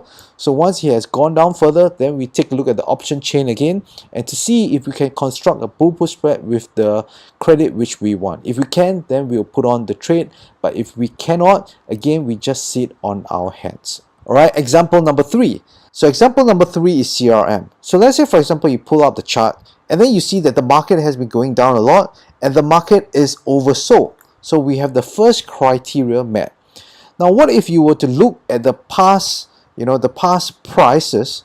You take a look at the past price and you see that there is no support level that is below our current price, right? You can see that the support level is down here. It has already been breached. There's another support level down here that has also already been breached. So what do you do? Right, so in this case, what you can do is you actually pull out to the weekly chart. So instead of staying at the daily, you go to the weekly and you try and find and see whether there is a previous support level. So by pulling out to the weekly chart, you can see that many months ago, there is actually a support level down here. In fact, if you were to find support levels on a weekly chart, it can actually be much more powerful than support levels on the daily chart. Right, so on the weekly chart, you can see that it is 115.76. So what we want to do ideally is we want to find a short strike of the bull put spread below this price down here. So again, what we do is we put up the option chain to take a look and see whether we can get the credit which we want. So the one which we can actually go for is 115, right? We have a 115, which is just below this. So what we want to do is construct a bull put spread to see whether we can actually get the credit which we want. And in this case, unfortunately, we aren't able to get the credit which we want. So what we're going to do is we are just going to wait, sit on our hands and wait for the market to go a little bit lower. Once it goes lower, then we can get the right credit, then we will put on the trade. Okay, so the very first example for our bear call spread is Nike, right? NKE ticker symbol. So as you can see right here on this chart, the very first thing that we want to look out for is this signal down here. Overbought. Right now it's over the line, it's overbought, it has fulfilled key criteria number 1. So what is key criteria number 2? We want to look for the previous highs or the resistance level. So what I did is I just drew a line down here to identify the previous resistance level. So as you can see, there are 2 resistance levels above where the current price is right now. So one is at 118.42, the other one is 123. You can see that the market actually gapped up after earnings. So the moment it gapped up, okay, there's a pretty big gap. The market started to go sideways and it's clearly overbought down here. So this can be a very good chance for us to place a bear call spread because there is a chance that the market will come down to fill the gap, right? So the next step is that we want to pull out our option chain and take a look at our strikes to see whether we can construct our bear call spread and get the credit which we want. So the very first one that we want to take a look at, right, since we are at around 117 at the market price, so we might want to look at either 120 or 125. Ideally you want 125 because it is above the previous high down here. Right, this looks like a very good point. Right now it is testing this other high down here. If you want to be more aggressive, then you can go for something around above 118, around maybe 120. If you're more conservative, then you go for above this previous resistance. So this way there is actually 2 barriers for it to pass through before you can actually lose money at expiration, right? So I would go for the 125 ideally if there is the premium which we can receive. So first off, you want to start off with the aggressive one. As you can see, the aggressive one 120 and then 125. What we get is $1.88. So for a $5 wide spread, we want to get anywhere from $1 to $1.50. So as you can see, it is very good credit for us down here. So we can definitely go with this if you're aggressive. Now let's take a look at the more conservative one, which is 125, which is above down here. Let's see if we can get a credit which we want. So as you can see, 125, 130, it gives us a credit of $1.18, which is much lesser than this, but it is still around within our credit which we want, which is dollar to $1.50. So we can definitely go ahead with this trade if you want to go with it. So this is how you identify whether you can place the trade on or not. Now if you find that $1.18 is a little bit too little, let's say you want slightly more, let's say you want $1.50, you can go ahead and actually place a limit order for $1.50. This way you can wait until if the market does go up a little bit, then you could get filled on $1.50 as well. So this way you do not have to always be staring at the market. You can always place a limit order, and that is basically what I always do. Alright, example number 2. Example number 2 is our index ETFs, SPY. So as you can see down here, the market is in a downtrend. You can see it's making lower lows, lower highs, lower lows. And then we have at the right hand corner, we have where the market is overbought. At the same time, we have what you call a dynamic resistance level. Right, a dynamic resistance level is by this moving average down here, right? Moving average can serve as a dynamic resistance level as well. As you can see down here, the price has touched this moving average and then it came back down. So we know that this line can serve as a dynamic resistance level, but a stronger level will always be price levels. All right, so I would rather go for this level and this level, and it would be best if this can coincide with this level as well. Alright, so now that we see that the market is overbought, this is a valid key criteria number 1. Let's go on to find key criteria number 2, and that is to draw a line on the previous high, right, the resistance level down here. So we can see that it's 411. Now there's another resistance level down here which is above 430, but we know that it's a little bit too far from the current market price, and we know that there is no way we can get a bear call spread construct, right, with the credit which we want at 430, because it's just too far away. So at the moment right now we can only go for 411. So let's take a look at what we can construct. So we'll pull out the option chain, and then we'll take a look and see what is the strike that we can get that is above 411. Now generally I like to start off with round numbers, right? So like 415, 420, 430, these are nice numbers for me to go on, right? Especially, since they are a few points above the actual resistance point. So I hesitate or rarely go for any points or any bear call spread that's like 412, 413, those kind. But you could if you want to, right? So for me, I like to go for 415. So I'll just take a look and see whether I can construct one and get the credit which I want. So as you can see, I went for the 415, 420, and you can see it's only 92 cents. Right, you cannot get $1 for this. So chances are there is no go for me for this bear call spread. I may just place a limit order. I'll probably place around $1.25 or maybe $1.50, hoping that the market will go up first, touch this line, get me filled, and then come back down. Right? So if you're a little bit more aggressive and you think that the market is probably going to go down because you see this candlestick is a bearish candlestick structure, right? And you see the market is really overbought, you want to get in now, you could be a little bit more aggressive. You go for the 412. So I'll construct the 412 for you. So as you can see, 412, 417, you get $1.04, which meets our minimum criteria of $1 credit spread, right? $1 in terms of premium. So you can go for this if you do want to. All right, so that's for example number 2. All right, example number 3 is also on SPY. So as you can see, weeks have passed since the date. All right, since this price, as you can see on the previous chart, it was at this point at around 382. So this is just the continuation. So if you had waited until a few weeks has gone, you notice that you would be able to have another opportunity, or you would have your trades placed if you had placed for a higher credit, right? So at this point, you can see the market is overbought again.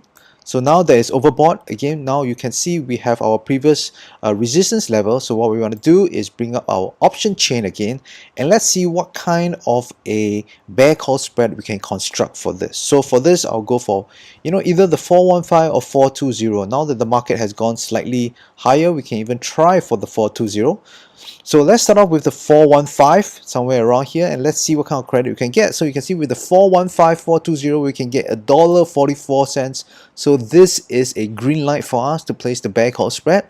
I generally like whole numbers, so I will place a limit order to go for $1.50 or maybe even $1.75, something like that.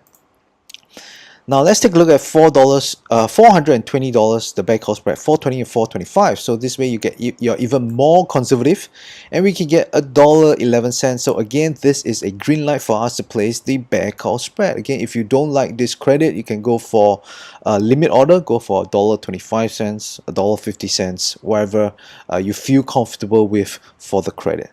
Alright, so as you can see, if you fast forward it, you can see that the market did have some difficulties going above this resistance level. You can see it never once touched it. It tried twice and then it went back down. So even in example number 2, remember where the market was somewhere around here.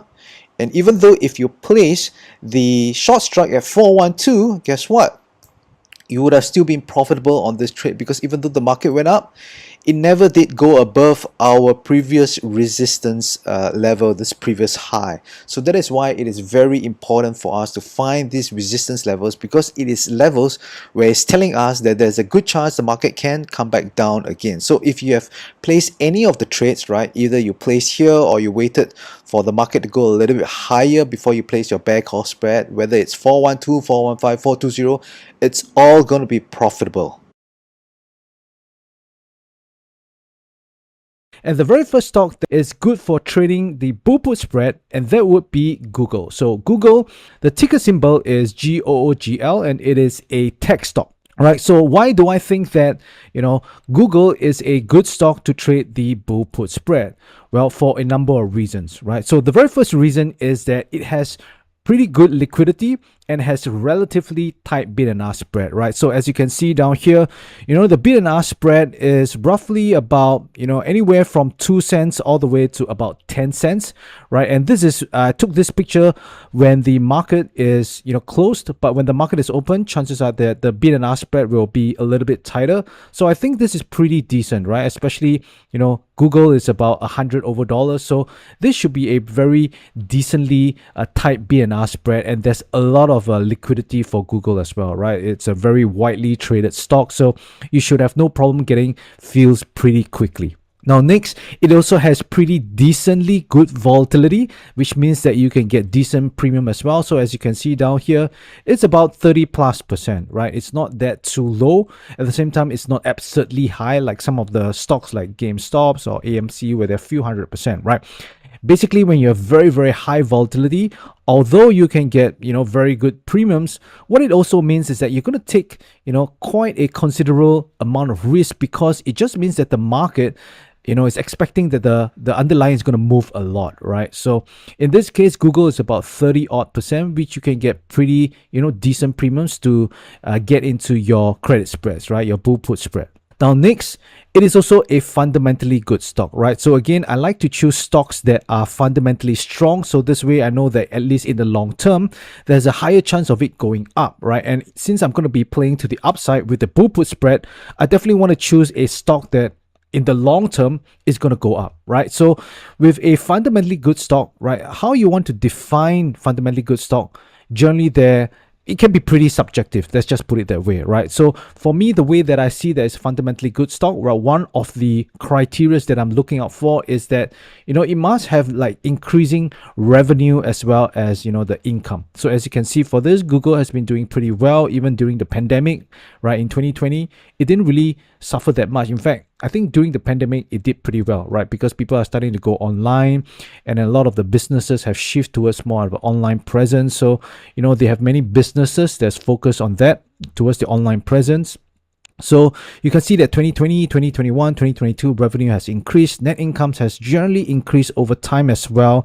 So this is one of the bases that I'm looking for when it comes to fundamentally good stock. Now, of course, there are many other aspects of a fundamentally good stock, but that's not the real main point that I want to dig into for this video. Now, next, it is also still currently slightly undervalued. Well, according to Simply Wall Street. Now, there are many different sites that give their valuation. This is just one of the sites. So you do want to, do your own due diligence. But just by following this, you can see that, the fair value is slightly above where the current price is now as of this recording.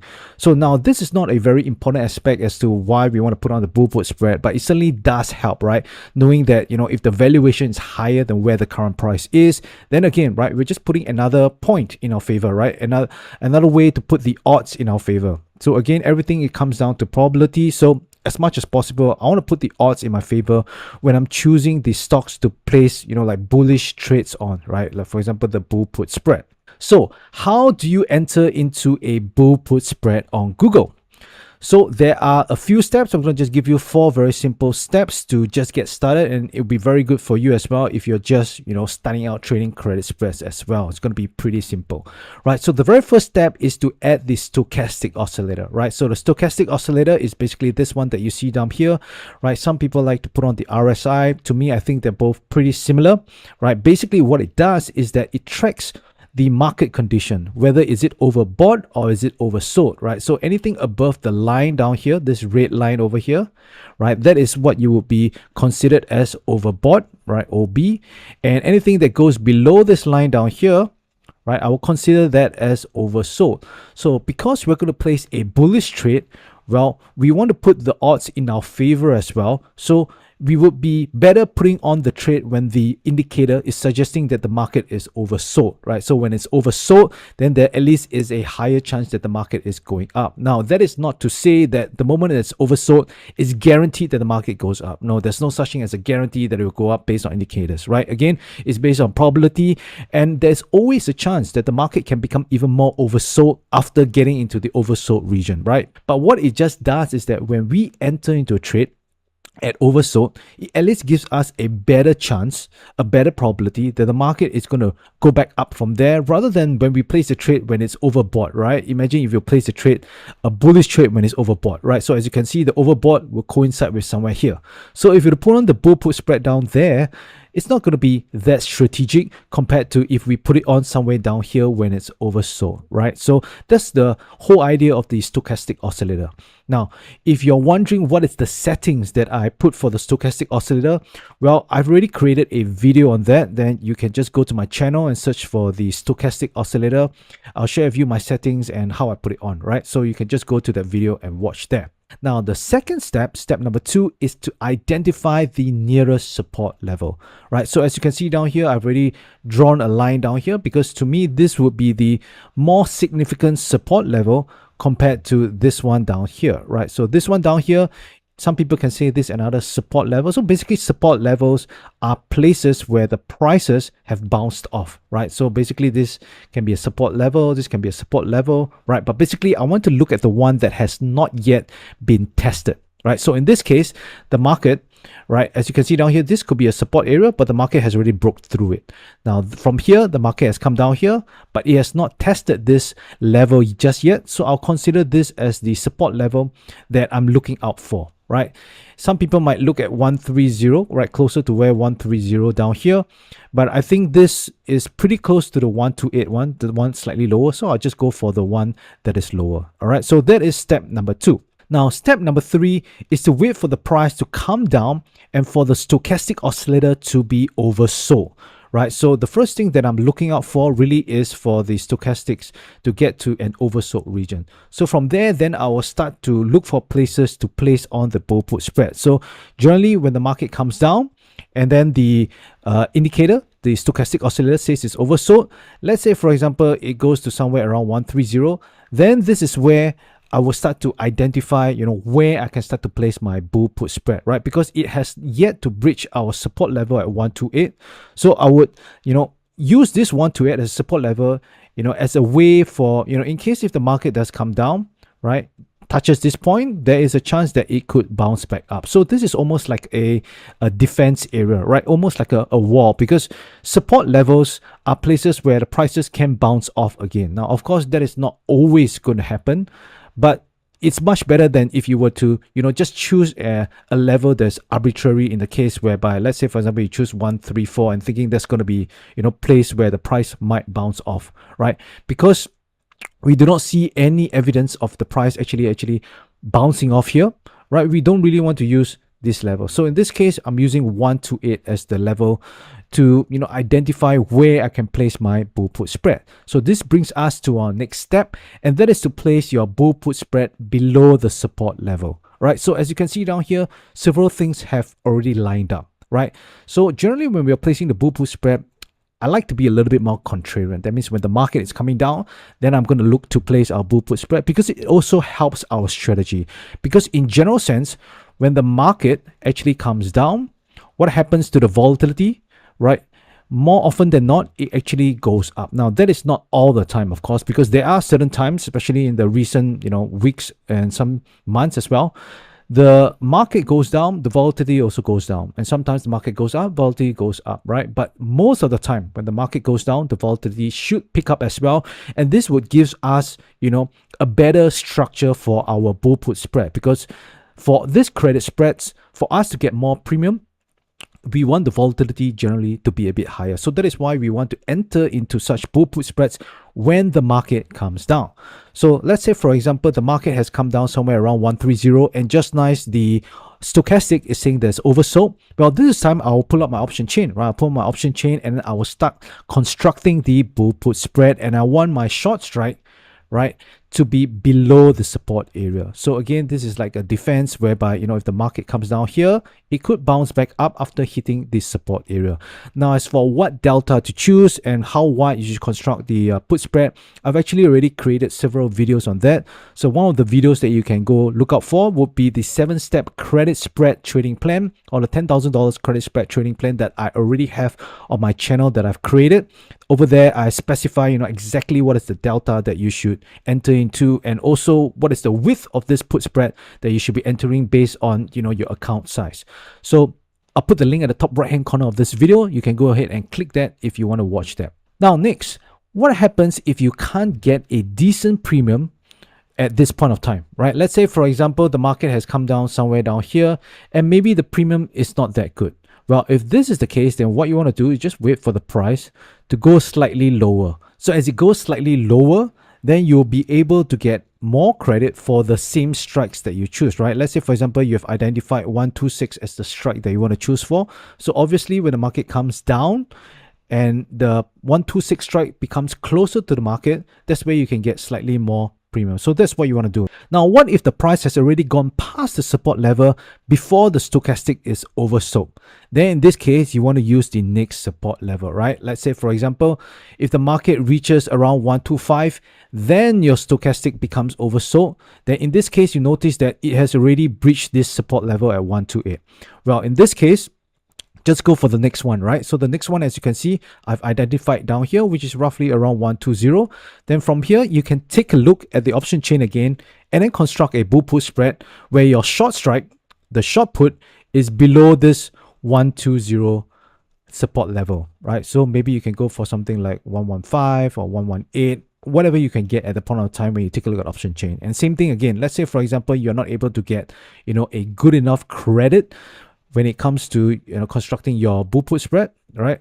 So what you can do is wait for the market to go a little bit lower, then you take a look at those strikes again and see whether you can get the desired premium that you want. Now, the next stock that I think is good for trading credit spreads like the bull put spread, and that would be Meta, right? Meta basically is Facebook, right? So Meta, the ticker symbol is META, is also a tech stock.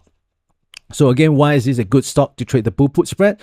So similarly, it has pretty good liquidity and relatively tight bid and ask spread, right? So Meta is much more expensive than Google. So obviously, you will tend to see the bid ask spread slightly wider than for Google. But in terms of the percentage, in terms of the width, or rather the spread between the bid and ask spread, actually pretty decent, right? As you can see, it's about 20 cents wide at the money around here, right? At the 3, 4, 5 strike, about 20 cents.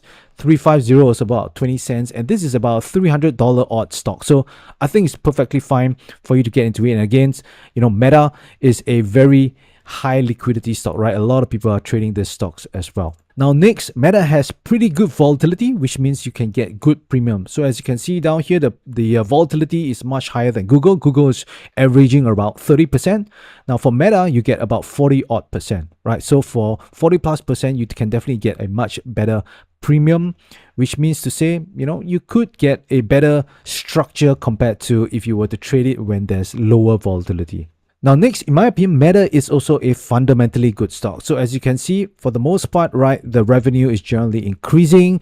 Your net income is also increasing, although in 2022, right, it was affected a little bit. But I still think that Meta overall is still a fundamentally good stock. And I do think that over the long term, it's still going to go up. So again, this will be a very good candidate for us to trade the bullish side, right? So in this case, the bull put spread.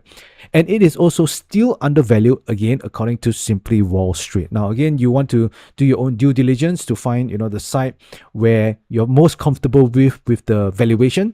So for me, I just take Simply Wall Street, right? Again, to me, this is not very, very important, but at least it's nice to know that, the fair value is above where the current price is, which means to say there should be some room for the market to still keep going up. So that is why, again, we want to play to the long side. All right, so how do you enter into a bull put spread on Meta?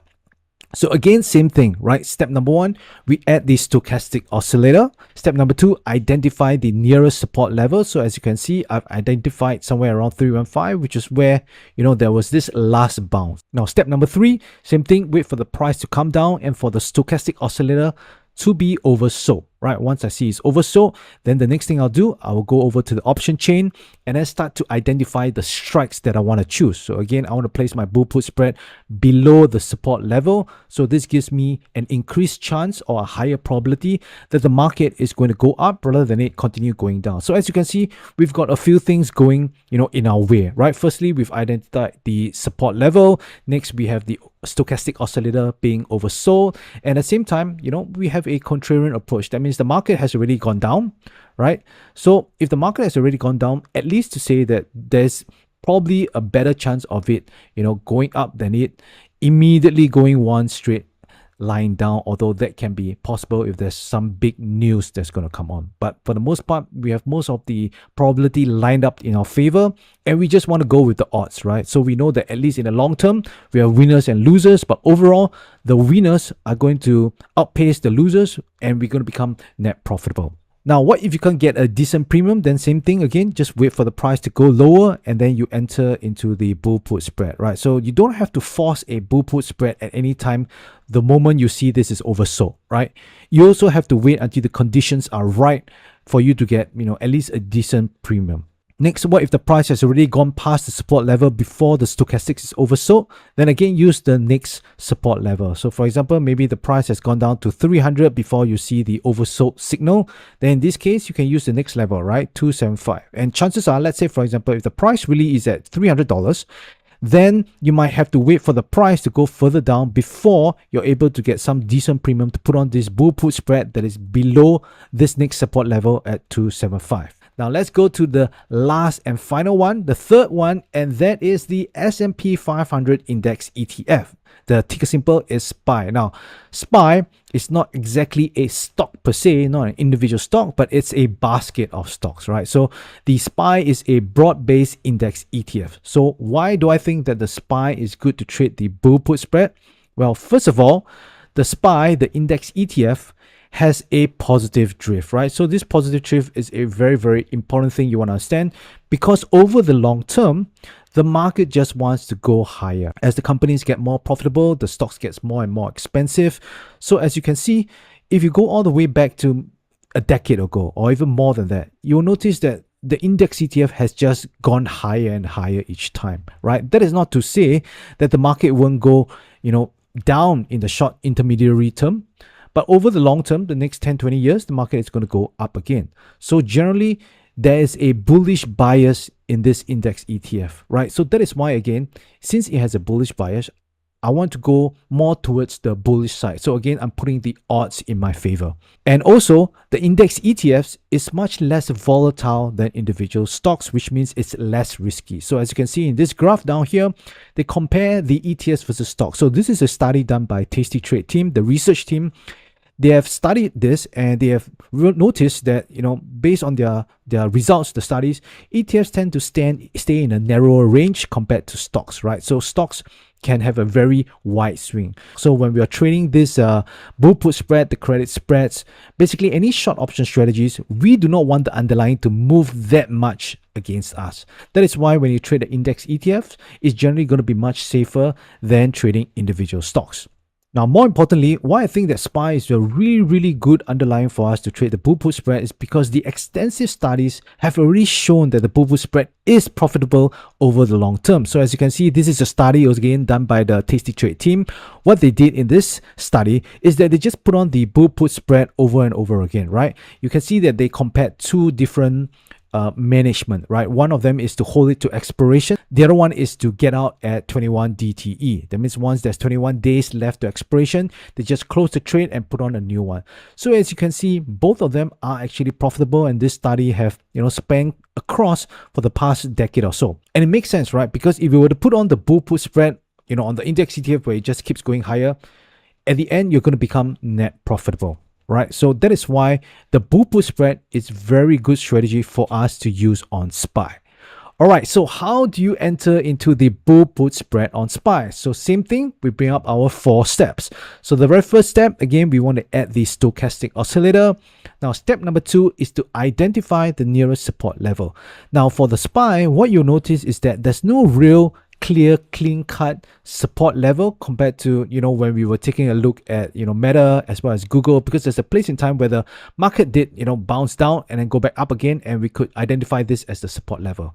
But for SPY, you notice that there really isn't this very clear or clean-cut price movement down, the retracement, where we can identify a support level. So what I've chosen as the support level is basically the previous resistance level. So as you can see down here, the prices has bounced off here. So normally when the prices, you know, have broken up the resistance, that could be a good place where it becomes a support level again, right? That means the market could come back down here, and then because it has been a resistance level before, there's a chance that the market could bounce back up again. At the same time, you can see there's some consolidation down here where you keep testing this, you know, level down here around 453, and then it just went up from there, right? So we could use this as a support level.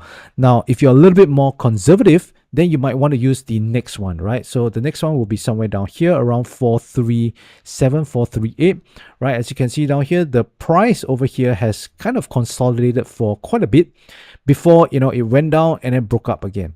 So what might happen is that the price could come down here and then find this as a support and then go back up again. So again, it really depends on how you want to see it. If you're a little bit more aggressive, you want to get into a trade, you know, soon enough, then you might want to go for this one down here as the support level. If you're a little bit more conservative, you want to trade to work out a little bit, you know, at least have a higher chance of the trade working out, then you might want to consider the lower support level. All right, so that is for step number 2. Now, step number 3, wait for the price to come down and for the stochastic oscillator to be oversold. So again, same thing. If you're choosing the one, you know, that's slightly higher, then you might want to wait for the price to come down here and take a look, is it already oversold?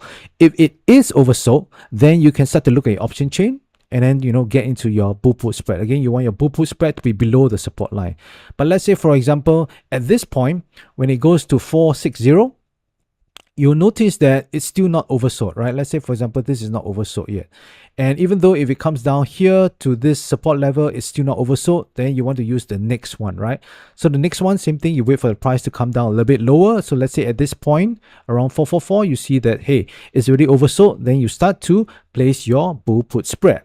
So this is where you go to your option chain, same thing as how we normally do. Go and find the strike prices that you want that is below the support levels that you have already identified. Then see whether you can get, you know, enough premium for that. If you can't get enough premium, wait for the prices to go a little bit lower. So again, this is for the slightly more aggressive support level, and this is for the more conservative support level. Now, if you can't get a decent premium, like I mentioned, just wait for the price to go a little bit lower before entering the bull put spread. And if the price has already gone past the support level before the stochastic is oversold, then use the next level. So in this case, let's say if the market has gone all the way to 432 before you see oversold, which is highly unlikely because chances are, since the market has already dropped quite a bit, it should be oversold by this point. But let's say, for example, it's not oversold, then the next support level would be somewhere around here. So as you can see, guys, this is very 4 simple steps that you can use, right? Step number 1, use the stochastic oscillator or RSI if you feel more comfortable with that. Identify the nearest support level, wait for the price to come down and for the stochastic oscillator to be oversold. Then you take a look at your option chain and find the bull put spread strike price that's below these support levels. So let's say that you are bullish right now on this market. So let's say you think that the market is going to go up. So what better way for you to put on a bullish trade or a neutral to bullish trade with the bull put spread, right? So if you don't already know, the bull put spread is where you sell an out of the money put option and then you buy a further out of the money put option, right? So at this point of time, you've put on this bull put spread, and then the market starts to go down. So this isn't an ideal situation for you. It's not an ideal scenario for you because you ideally want to see the market immediately go up, right? So what do you do? At this point of time, most likely if you take a look at your trade position, it's losing money because the market is coming down. So let's take a look at the P&L graph, right? So the first thing you want to do is analyze the P&L graph to take a look at, to see whether is there really anything you need to do at this point. So you can see that your short strike is at this point, which is 280, all right? So at this point down here, this is where your short strike is, and where your long strike is for the put option is 270. So what you want to take note of is this red line down here. So this red line is your break-even point. So break-even point basically is the place whereby past this point is where you will start to lose money at expiration, and then above this point at anywhere at expiration you will actually be in profits, right? So let's say, for example, the market has come down but it has not yet touched your short strike, right, at 280. So at this point of time the market is actually somewhere in this region. So if it's in this region, although, all right, so this is the current market price right now. So although the market has actually dropped and you are actually seeing a loss on your P&L, right, in your trade position, it's actually absolutely fine at this point, right? Because remember, if you are trading credit spreads, right, in this case the bull put spread, this is a neutral to a bullish position. That means to say that even though if the market does go down, and as long as it stays above your break-even point expiration, you will actually still be in profit. So there are 2 lines for you to take a look at here right now. So let me just clear this drawing so you can see. So if you see that there is this purple line, and then you will see that there is this green line, right? So this purple line basically is your P&L for today, right? So this purple line down here will eventually keep moving, right? It will keep moving as the days go by until it eventually becomes this green line down here. So this green line down here is your P&L at expiration. So between this time, right, from your expiration all the way to today, every single day there will be what is called theta decay, right? So this is time decay whereby the option prices will slowly start to decay over time, and as long as it stays above your break even, you're going to make this full profit. So right now, even though if the market goes all the way down to, let's say, 285, right, 285, you're going to see like you're having some sort of a loss, right? Maybe a couple of $100 loss. But at this point, there's really nothing for you to do. There's no need for you to panic, because as long as it stays here all the way until expiration, or as days go by, you'll see this purple line start to move up, right? It will start to move up until eventually becomes this green line. Now, on the other hand, if you were to take a look on the other side down here, which is past this point down here, this purple line down here will start to shift down, right? It will start to go down until it goes to the green line. So what does this mean, right? So it means that basically as long as, right, we will use the break-even point. So anything above this break-even point, you really do not have to worry, because this purple line will in the end start going up.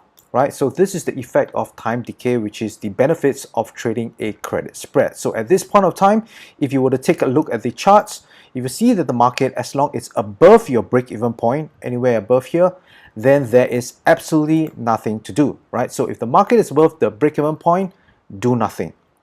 Now, what if the market starts to go below the break-even point? So this is where you might need to do something, right? Because past the break-even point, we know that this is where we will start to lose money if it stays there at expiration, especially if it goes past this point down here. You know that each day passes, it's no longer going to go up, right? But instead it's going to start to go down. That means it starts to lose even more money as each day passes, right? So what do you do? So the answer is that it depends on whether it's past the 21 days to expiration mark. So there are two reasons why we want to use 21 days to expiration as sort of like a marker, right, to decide whether we're going to do anything or not.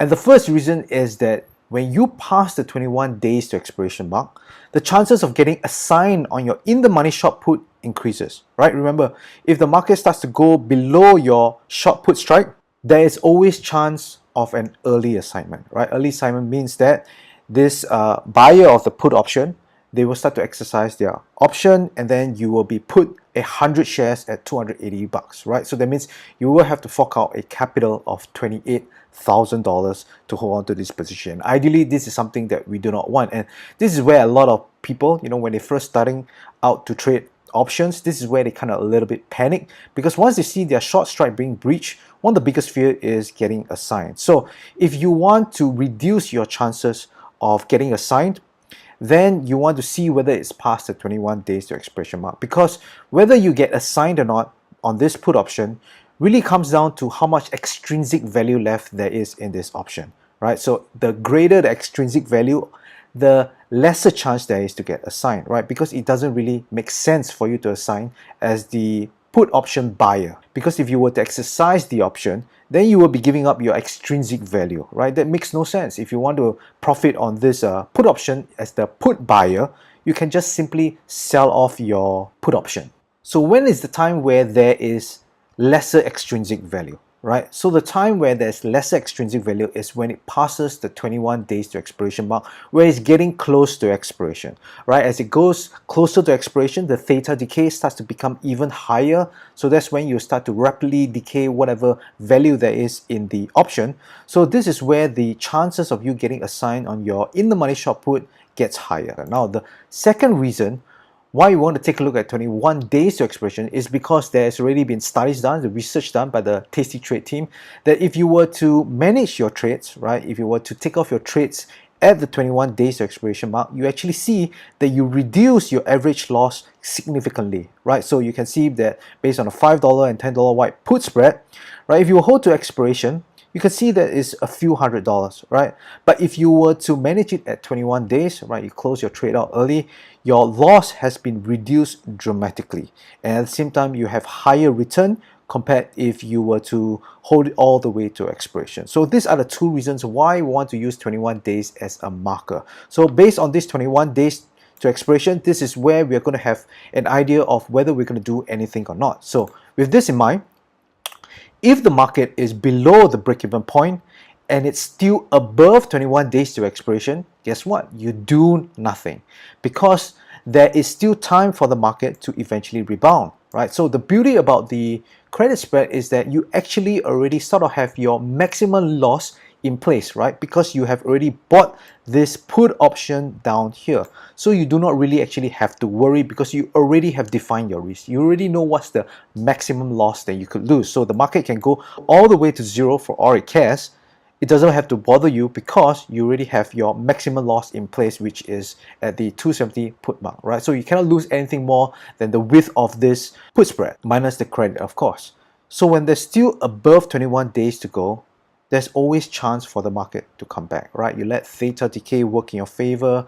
You continue to hold on to this trade, even though it can go all the way down, it can eventually come back up. And because there is still a lot of days left to expiration, the chances of you getting assigned is very, very low. Now, what if there's less than 21 days to expiration? So there are two things that you can do. Well, the first of which is to simply just take a loss. So if you were to take a look at the P&L graph down here, so anything that is below the break-even point expiration, we already know we're going to lose money. But if it's below this point down here, if you can see this point down here, the longer that you hold it, each day that passes, this purple line will start to accelerate to this green line down here, right? This is where it will be at expiration. So each day as you hold, you're going to start to lose even more and more. So that is why for me, generally, as long as it's past the 21 days to expiration mark and it's below my break-even point, I generally just take a loss. You know, I have many different trades on, so I do not want to try and salvage every single trade, right? Just remember, when you put on this trade, there's already a 78.43%, right? Around 70+% if you're going around the 25 delta mark, right? If you were to put on this trade. So there is always a chance that you can lose. So there's no need to always salvage every single trade. So if this trade is a loser, you can always put on another one. So you might be saying, you know, I do want to try and hold it, because if you hold it, you might go back past to this point, and then at this point on, right, you will start to make more money as each day passes. Now, definitely this is an option that you can do, but what if it further goes down, right? Then if it goes further down, then it's going to be much more difficult for you to eventually recoup back the losses, because it has to move a greater distance back up, right? So at the same time, when you're past the 21 days to expiration mark, don't forget you are now below your short strike.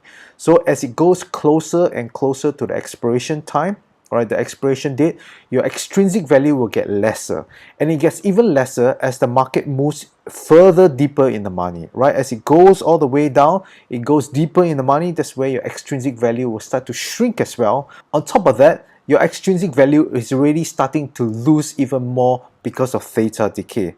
And that's where you're going to start to have a very high chance of getting assigned, and then you'll be put the 100 shares, which I'm pretty sure that is not a situation which you want to get into. So that's the first thing that you can do, which is simply just to take a loss. Now, the other thing is that if you don't want to take a loss and you still have a bullish view, right, you still think the market can possibly rebound, then you can roll it, right? You can roll it if you can get a credit. Now, rolling credit spreads is very different from rolling just a naked short option. Let's say, for example, a naked short put. If you roll a short put, chances are that you can always roll for a credit. But when it comes to a credit spread, it is not always that you can get a credit, right? It really depends on whether the price is closer to the short put strike or the long put strike. If it's closer to the short put strike, then yes, you can most likely roll for a credit. But if it's closer to the long put strike, then chances are that it will be a debit. Then at that point of time, then it wouldn't really make sense to roll your credit spread. So the process of rolling a credit spread is actually pretty simple.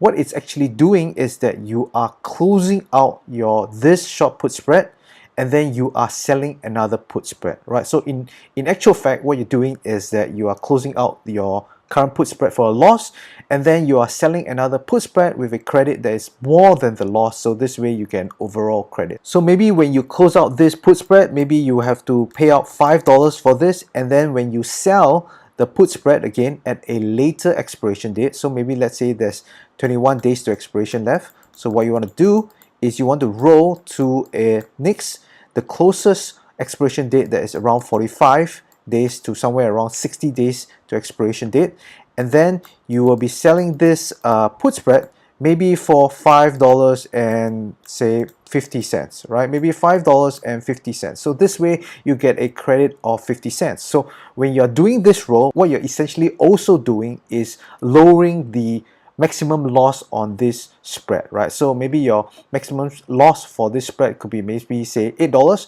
but now that you receive 50 cents for this credit, which means to say your maximum loss could now be just around $7.50. And if you just keep rolling this each time, whenever you get a credit, you're just slowly reducing the maximum loss until eventually the market comes back up. So this is something that you can do if you want to roll your credit spread rather than just take a loss. Now, the other question you might have is, what if the market actually comes down, but it's still above the put strike, right? And then at 21 days, it's still above the put strike, but then I'm still at a loss, right? If you were to look at your trade position, you will see that this could be a loss. So what do? Do you actually take out for a loss? So for this, it really comes to you, right? Remember, if you were to take a look at the P&L graph, anything that is above the break-even point we are still in a profit, right? Technically, we are still in a profit above this break-even point as long as it stays there by expiration point. So if it's above this point, let's say for example the market is down here, you may see that you're still in a loss, right? You may still see that you're currently in a loss, but then it's not necessarily a loss if it stays there all the way to expiration. So at this point, you can either just choose to hold on to this position all the way to the expiration date, or at this point, you can just roll it, right? You could just roll it and get even more credit, right? There's a chance that if you roll it when it's above the strike, you can get quite a bit of credit. So this way, you are prolonging the trade, and at the same time, you give it chance for the market to eventually go back up, and then you could profit on this position as well. So it really comes down to you at this point. Okay, so this is for the put spread. Now, what about for the call spread? Well, the call spread is pretty much just the opposite, right? So if you are bearish, let's say you're bearish on the trade, you put on a call spread. So if the market is below the break even, basically you do nothing, right? Similarly, so the break even will be above this time. And if the market is above the break even, right, in this case, then again, we take a look at the 21 days to expiration point. So if it's more than 21 days to expiration, you do nothing. And if it's less than 21 days to expiration, well, you either take a loss or roll if you can get a credit. Simple as that. Now you might be asking, but Davis, what about turning it into another trade, right? Something more advanced, more complex. So for example, you might turn the short put spread into a short put, right? So for example, you have the short put spread down here, right?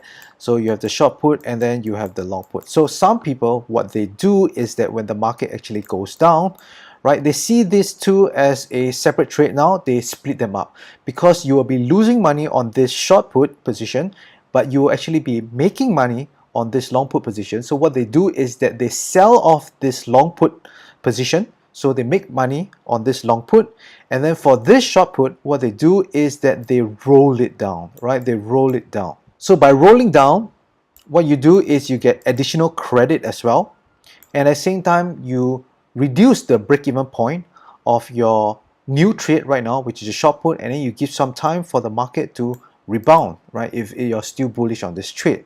So should you actually do this or not? So my take is that I generally like to just enter the trade and exit the trade as the original trade. Right? If I entered it as a put spread, I want to exit it as a put spread. If I enter it as a call spread, right, a bear call spread, then I want to exit it as a bear call spread. Because the reason is that when you turn it into the short put, you have totally changed your risk profile. So let's say, for example, if you receive, say, $2 for this credit spread, right, and then the width is $10. So the maximum loss is pretty much basically the width minus off the credit, right, which is $2. So your maximum loss will be $8, right? $8 would be your maximum risk, which is $800 per credit spread that you put on, per put spread that you put on. Now, once you have changed this into a short put, you have totally changed the dynamic of this trade, because now no longer is your maximum risk $800. Your maximum risk is all the way to zero, because at this point of time, remember, you have turned it into a short put. So let's say you have rolled the short put down from 280 to 270. So 270 is now your short put at, right? So now you no longer have any protection below. You have no protection below, then in the event whereby the market crash, then you can lose much more than this $800 which you initially had it on, right? The initial risk when you put it on. So that is why I do not really like to put it on. Can it work? Definitely can work if you are right on the trade, if it goes up. But if it goes down, then you're going to lose much more than what you initially allocated to the trade in the first place, right? So that's my take on convert it to a short put. Now, what about turning it into a butterfly or an iron condor? So by turning it into the butterfly or iron condor, so it's slightly different from short put, because with the short put, you have turned a defined risk kind of trade into an undefined risk. But by turning it into the butterfly or iron condor, what you're doing is that you're still sticking to a defined risk strategy, right? You're changing it to a defined risk strategy still, where there's a maximum loss, but then now you've changed a little bit of the dynamic. So in this case, maybe for example, if the market goes up, then you say, hey, I want to change it to an iron condor. So you sell a put option here, and then you buy a put option here. So -1 and then +1. So down here you have an iron condor.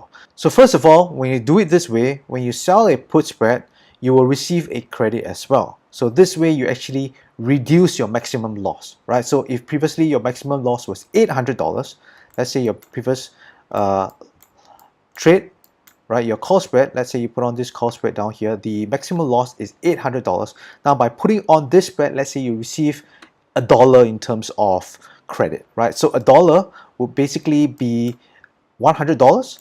So you will minus off $100 from your maximum loss. So now you have turned this trade into a maximum $700 loss because you have received credit for this, and the market can only be at one side at expiration, right? So this too has to be the same expiration date, by the way. You want to keep it at the same expiration date so there's no messing around with the different kind of duration and timings, right? So when you do it this way, you reduce your maximum loss. But the problem with this strategy is that you actually also have reduced your probability of profit, right? When you put on this trade, your probability of profit should be maybe around 70% odd, right? Let's say 75% if you put on roughly around a 25 delta for the short strike. So your probability of profit will be around 75%. But because you have put on this put spread, suddenly you have totally changed the dynamic of this trade, and then now the probability of profit is going to drop.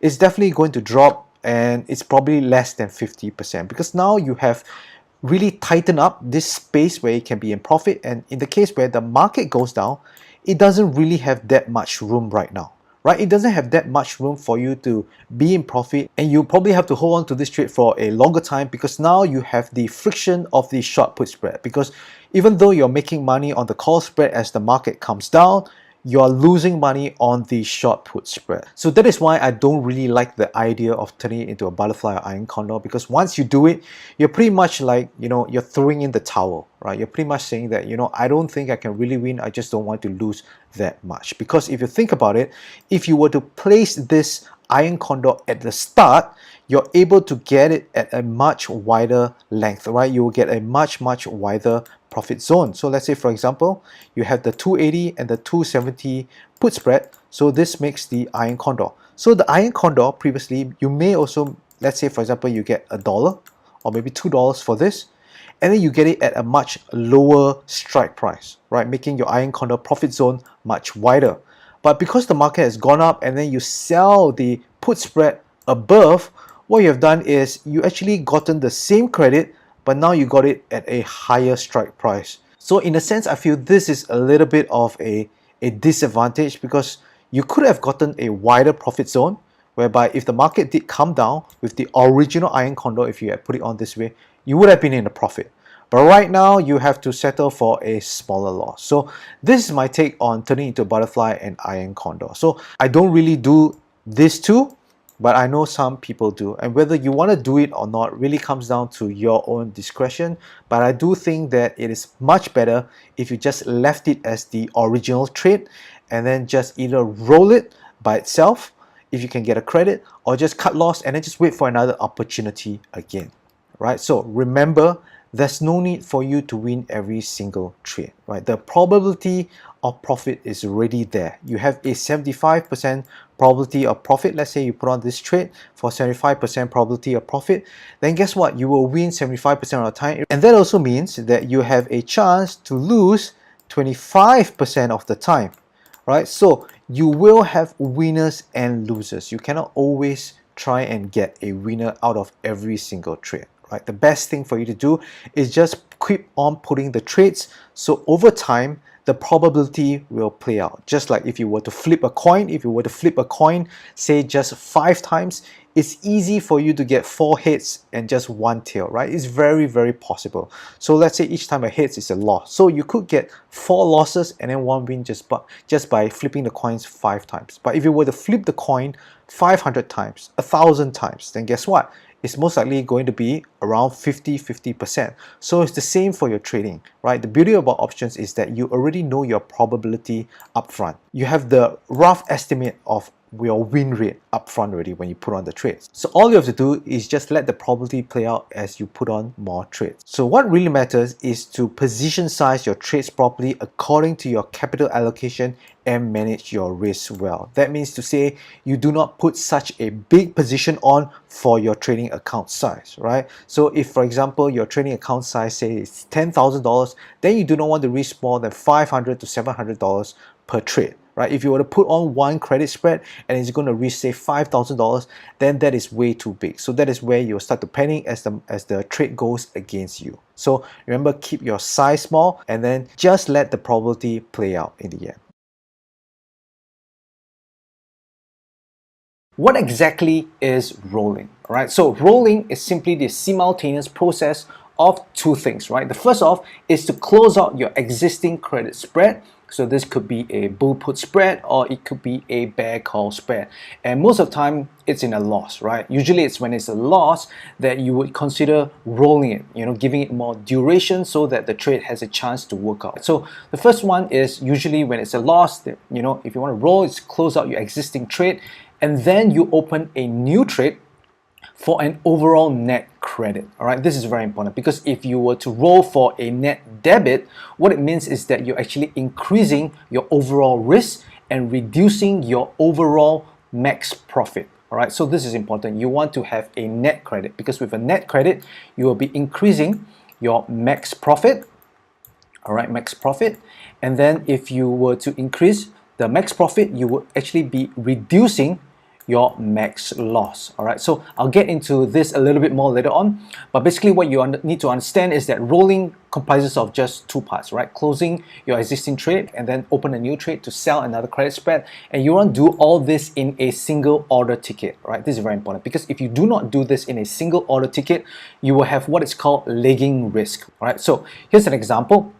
So let's say you have already put on a credit spread. So in this case, this is a bull put spread. So for this bull put spread, you can see that it's trading at $1.12. So maybe when you first put it on, it could be $1. So maybe you sold it for $1 and it's right now, it moved against you. It's now marking at $1.12. So this is where you might want to consider rolling. So let's say you decide to roll this trade. So if you were to roll it, the first thing you would do is to close out the original trade, which means to buy back this bull put spread. So you buy it back for $1.12, and then you want to open a new trade with a longer days to expiration. So as you can see, you close out the one which is in May, and then you opened the one that is later on is in 16 June. So this is later on. And for this example, we just keep the same strikes, right? So as you can see down here, the credit which you receive for selling this longer duration credit spread, this bull put spread, is higher than the debit that you paid to buy back to close the original trade, and this gives you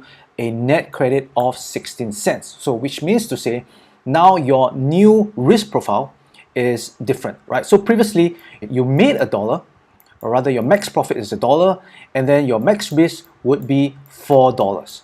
But after rolling this trade, because now you have a net credit, so now your new risk profile is whereby your max reward, your max profit will be $1.16, and then your max loss will be basically this $4 minus off this 16 cents, and if my maths is not wrong, will be $3.84. So as you can see, now you have skewed the risk and reward even more to your favor by rolling it. So what you want to do is by doing it in a single order ticket. You don't want to spread it out. So this is done using the TD Ameritrade, the Think or Swim platform. So you can see down here it's using the option called vertical roll. If you're using Tasty Trade, I believe you can just use the right click function, click on your credit spread, right click it, and then it will give you the option to roll it.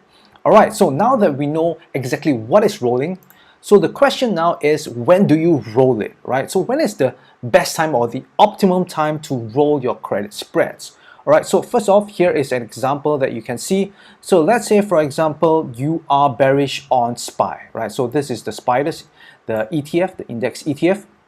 So you can see that the market, is pretty extended. It has gone up quite a bit, and the market has gone down. So let's just say, for example, you are bearish on this. So if you're bearish on this, one way to trade a bearish way is to enter into a bear call spread. All right, so in this example, you can see we sold the 415420 bear call spread. So when do you roll? So first, you can consider rolling when there's less than 21 days to expiration. So this is the marker that I always want to use. And the reason for this is because when we are trading any short option strategies like the bear call, right? Whenever your strike gets in the money, there's always a chance for an early assignment. So in this case, for example, you have this bear call spread. If let's say, for example, the market was to get in the money, right, for your bear call spread, then there's always a chance that you could be assigned early assignment on your this short call side, right? So if the call buyer decides to exercise their call option, what happens is that now you will be short 100 shares at this price. And it's going to be a big problem because most of the time when we enter into such option trades, we do not expect to be assigned because we just want to trade the options. We do not want to have the hassle of having the shares, and we want to clear out the shares. So if you're going to be assigned on this, you need to put up the margin requirement to short these shares. And if you do not have the capital, which most likely most option traders do not have because they just want to trade options, then you could get a margin call. So this is something you want to avoid as much as possible. So the time when there is a likely chance that you could get early assigned is when there is lesser extrinsic value. So extrinsic value is one of the two values that makes up of the option, right? So you have extrinsic value and you have intrinsic value. So what plays a part in terms of whether you will be early assigned, right? Likelihood of getting early assigned is if your extrinsic value is very little. And the time when the extrinsic value is very little is when it's very close to expiration. And when the option is deep in the money, right? So let's say, for example, the market goes all the way up and your call option now is very deep in the money. That's the time when you have very little extrinsic value. So extrinsic value, we already know, will go to zero once the option expires. So that is why we want to use 21 days to expiration as a marker, because as the option gets closer to expiration and is less than 21 days to expiration, that's when the extrinsic value could get very, very little, and there will be an increased chance of getting assigned. But if there's more than 21 days to expiration, then there's still quite a bit of extrinsic value left, and there's a lesser chance of getting assigned. Now, of course, that's not to say that you definitely won't get assigned if it's more than 21 days to expiration. Remember, the other factor is how deep in the money this call option is. If it's already very deep in the money, then there's always a chance that even though it's more than 21 days to expiration, you will still get assigned. But the thing is that if you were to trade around 45 days to expiration each time you put on a credit spread, then the chances are that it won't go so far deep in the money that by 21 days to expiration there's not much extrinsic value left, right? Most of the time there's still going to be quite a bit of extrinsic value left that reduces the chances of you getting assigned. So the first marker is less than 21 days to expiration, which means to say if it's more than 21 days to expiration, even though it's in the money, there's no need to panic. Chances are, you won't get early assigned, and you just let the trade work out, right? Maybe the market could just come back down later on again. Let the trade work out in your favor and theta work for you. Next is only if your short strike is tested, because as we know, this is a bear call spread. So that means that anything below the call option, if it expires below this call option, you're going to make the max profit on this trade. So as long as your short strike is not tested, then there is not necessary for you to roll, right? Some people are a little bit aggressive, if the market, let me just remove all these drawings down here. So some people might, be inclined to roll if the market just comes up down here, very close to this short call, but it's not actually touched it yet. They might want to roll. That's also fine as well. A little bit aggressive, but you can definitely do that. Right? And next, and the most important part, is to ensure that you're able to get a net credit when you're rolling credit spreads. And I'll share with you a little bit more in detail later on, but rolling a credit spread is very different from rolling, individual short options. Let's say, for example, if you do not have this long call, let's say there's no long call here, you just have a short call. If you were to roll this, well, most of the time when you roll your short call, it will almost always be for a credit. Right? But when you have this long call in play, so let me just remove this. So when you have this long call in play, then there's a chance that it could be a net debit depending on how deep it goes in the money. And chances are the closer the price is to this long call options, the likelier it is for you to get a net debit. So it's not always that you can get a net credit. So this is something you need to take note of when you think of rolling credit spreads. All right, so the first option, right, in this case, let's say you can see that the market went up, right? So the market went up and then it tested our short call. And let's say at this point, right, you already put the option on for some time and there's less than 21 days to expiration, right? So assume there's less than 21 days to expiration, right? Right now there's 18 days to expiration. So what you want to do is you could roll out to a further expiration date. So in this case, you roll out to the nearest 45 days to expiration date, 46 in this case, and then you use the same strike. So as you can see down here, you could get a net credit, right? So a net credit, again, it means that you will increase your max profit on the trade and you reduce your max loss on the trade, and you give your trade additional time to have it work out, right? Have theta working for you as well. So this is the first option, to roll your credit spread. Now the second option is that if you can actually just roll your credit spread up, right? You can roll it to a higher strike price. So as you can see down here, you can roll from the 415, you roll up to the 418 to the 423, and you may not get a very big credit, but unless you have enough credit, right, to cover your commission. So in this case, you're probably just rolling for, you know, net zero, but now it is out of the money, right? Your call option is now out of money, and then you have an increased chance for the trade to work out, right? So these are the two options that you have when you're rolling it. So this is for the bear call spread. For the bull put spread, is just simply the opposite, right? So I'm sure you're able to imagine if it's the bull put spread, so I don't have to show it on the chart here for you. All right, next we want to get into the pros and cons of rolling credit spreads, and this is something that you want to be aware of so you can make a decision whether you want to roll your credit spread or not, because not all the time, you know, you always want to roll your credit spread. So here are the pros and cons. So first of all, the pros is that you can reduce the overall risk of the trade, and I mentioned this earlier on already. So here's an example. So let's say you have a $5 wide credit spread and you sold it for $1.50. So that means your max risk is $3.50. So if you were to roll for a credit of 25 cents, that means your max risk is now $3.25, because now you have made an additional 25 cents. You've taken off 25 cents of the risk. So in this case, it just means your max risk is $325 per credit spread. And it also means that you increase your max profit as well. So your max profit will now be $1.75. So this 25 cents is also added to your max profit. So with each new roll, so here's the cool thing about rolling. So if you're able to get a net credit each time you roll, then with each new roll, you further reduce your maximum risk and you increase your max profit. So it's possible that you can keep rolling until the risk reward is so much in your favor, right? So not all the time you can keep doing that, because it really depends on where the market is at the point of time where you want to roll, all right? And the last pro is that you give more time for the trade to work out. Now the cons. So the cons is that the trade can take a long time to eventually work out, because when you first put it on, it could be just 45 days to expiration, right? But as you keep rolling it over and over again, you keep renewing this cycle. As you keep renewing this cycle, the time it takes for you to eventually get your profit is going to keep increasing and increasing each time you roll. So maybe you started off with 45 days, maybe you plan to take out at 21 days. So now you kept rolling, so the whole trade could maybe take even months, right, just for you to get that profit. So that's one of the cons. It can take quite some time, and you have a lower probability of profit on the new trade. So what I mean is this, right? So for example, we have a bull put spread. So let's say, for example, the market is here and you open a bull put spread down here, right? So you have a -1 put and a +1 put down here. So based on this, let's say there is a 70% probability of profit. That means a 70% win rate. Now the time when you would roll is usually when the market goes down and then it tests your short strike, right? So when it tests your short strike, this is when you choose to roll your credit spread, as I've shown you earlier on.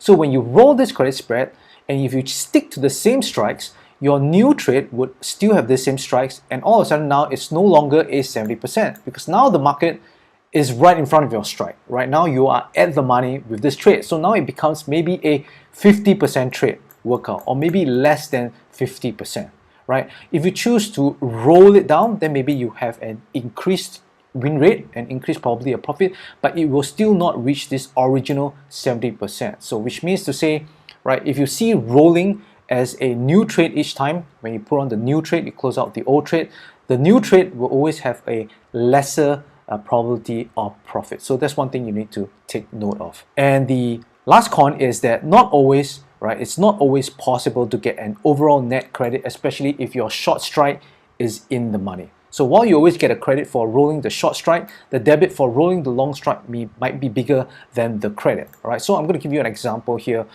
on Amazon. So for this stock, so rolling credit spreads doesn't always get a credit. So as you can see down here, let's assume that you have a bull put spread on for some time already and it's now in the money. So now it's in the money and you might be thinking, okay, I want to try and roll. So if you were to look at the options to try and roll this bull put spread, all right, bull put spread, this is not bad call spread, this bull put spread, you notice that it ends up in a debit, right? It ends up in a debit instead of a credit. So all of a sudden right now, there's no way for you to roll. So if there's no way for you to roll, you're pretty much stuck in this position. So if you are stuck in this position, you know, some people have asked before, so what if I cannot roll for a credit, right? What if it's a debit? Do I still roll for a debit?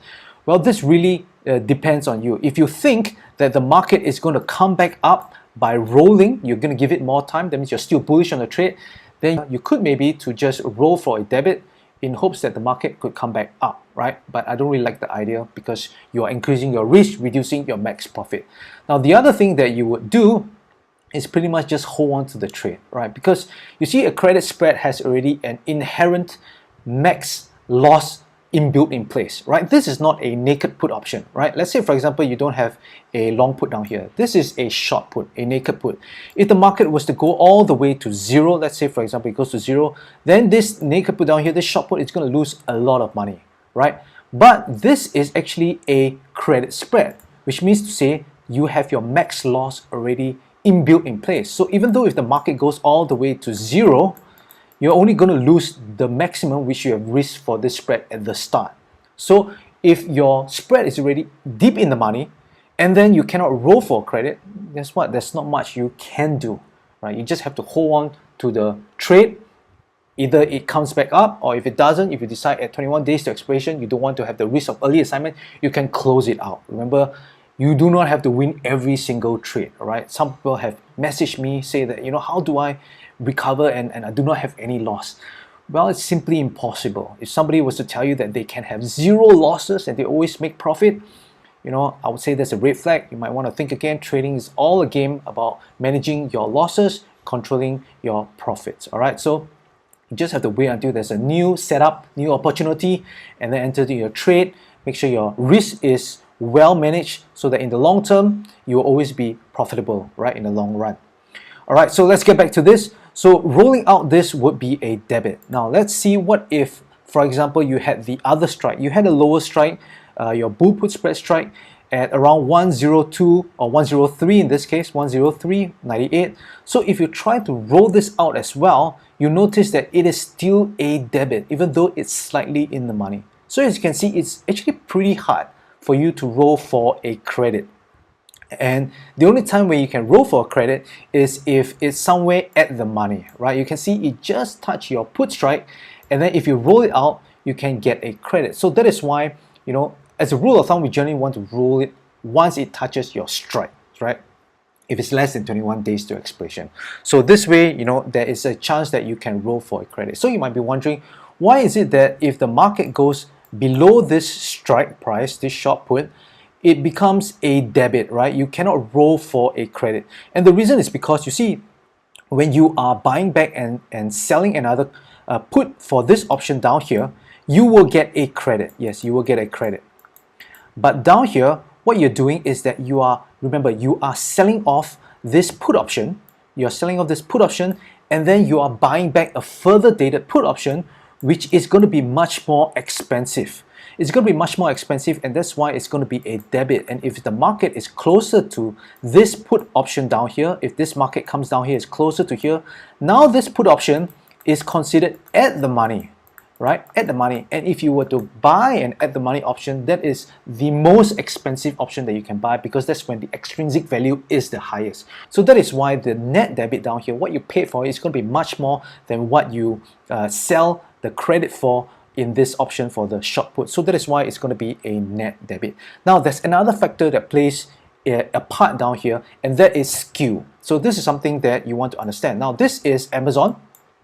And a lot of the stocks, equities, and also especially index ETF, what they have is what you call put skew. So put skew just means that the strikes at the lower strikes, right? The lower strikes have higher volatility. So down here, this volatility will be higher than this volatility down here, right? It will be higher than this volatility at the short put. So this is what you call put skew. The lower strikes have higher volatility, and as we already know, the options value is also contributed by the volatility. The higher the volatility, the higher the pricing of the options. So what you have here is that the lower strikes is going to have a higher volatility, which means it's going to be a price more expensive than the options that is higher strikes. So that is why with the bull put option, you notice what you're doing is you're selling the cheaper volatility. This is slightly lower volatility. So you're selling this, a lower volatility, and you are buying a higher volatility. So what you will find that it's much harder to roll the bull put spread on stocks and index ETFs with a put skew. But it's easier for you to roll for a credit on a bear call spread, because the bear call spread is the opposite, right? The bear call spread, you have a -1 call that is lower than the call option that you're going to buy back. So down here, remember, the volatility down here is higher than the volatility down here. So the volatility down here is much higher, so I give it 2 plus. Here is just 1 plus in terms of the volatility. So that's why down here you are selling the higher volatility and you're buying the lower volatility. All right, so this is one thing you need to understand. Now the opposite is true as well. If there is a call skew, then you know that's the opposite. Call skew means the bull put spread is going to be easier for you to roll for a credit, whereas for the bear call spread, it's going to be harder for you to roll for a credit. All right, this is quite a bit to take in, but if you want to get clarity on this, just rewind this video, watch it over and over again. All right, so time for some takeaways. So the first takeaway is that rolling credit spreads can reduce your max risk and increase your max profit, and it gives you more time for the trade to work out. So this is the advantage of rolling. Now, however, roll trade will have a lower probability of profit, and since duration has been extended, it takes a longer time for profits to be realized. So this is the disadvantage. So when you roll, you generally want to only consider rolling when the trade is generally in a loss, or when the price is near the short strike or in the money. Basically, like I mentioned earlier, when it touch your short strike, and there is also less than 21 days to expiration, and you're able to get an overall credit. And last but not least, there is a limited window of opportunity to get a net credit roll, as I've shown you earlier. So if there's put skew, it's easier to get a net credit roll for bear call spread, and if there's call skew, it's easier to get a net credit roll for your bull put spread. So that's how you roll credit spreads.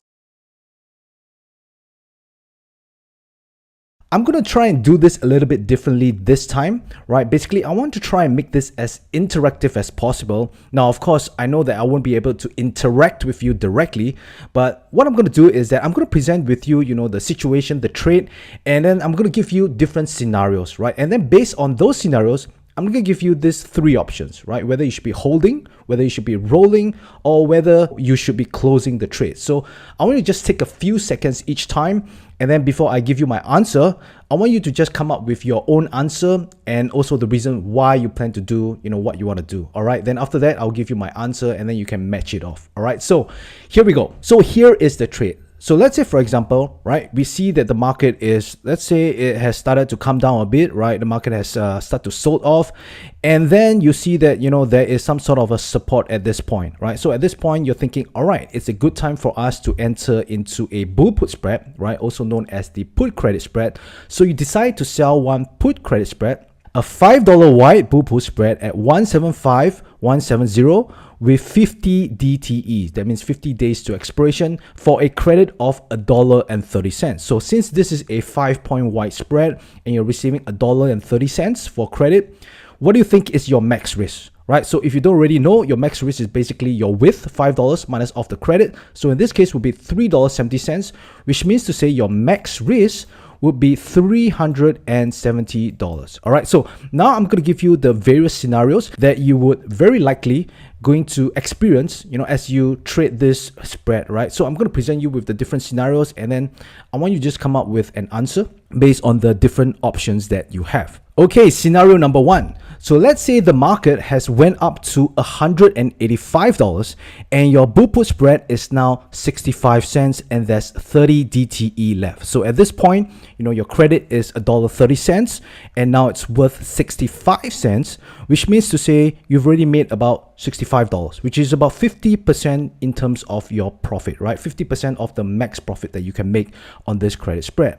So here are the three options. Do you hold, do you roll, or do you close? So take a few seconds right now, maybe even pause the video and then just give your answer and also the reason why you're thinking of doing, choosing that option which you choose. Okay, so you have your answer right now. Now, if you chose the answer of either holding or closing, then I would say, yes, you are on the right track, right? Because at this point, you can either hold or close your position. And here's the reason why, right? So first of all, since it's already at 50% profit, you can actually close this position, right? You can choose to close this position even though there's 30 DTE left. Because 50% is actually an okay target to actually get, right? 50% of the take profit. And if you think about it, you've already held on to this trade for about 20 days.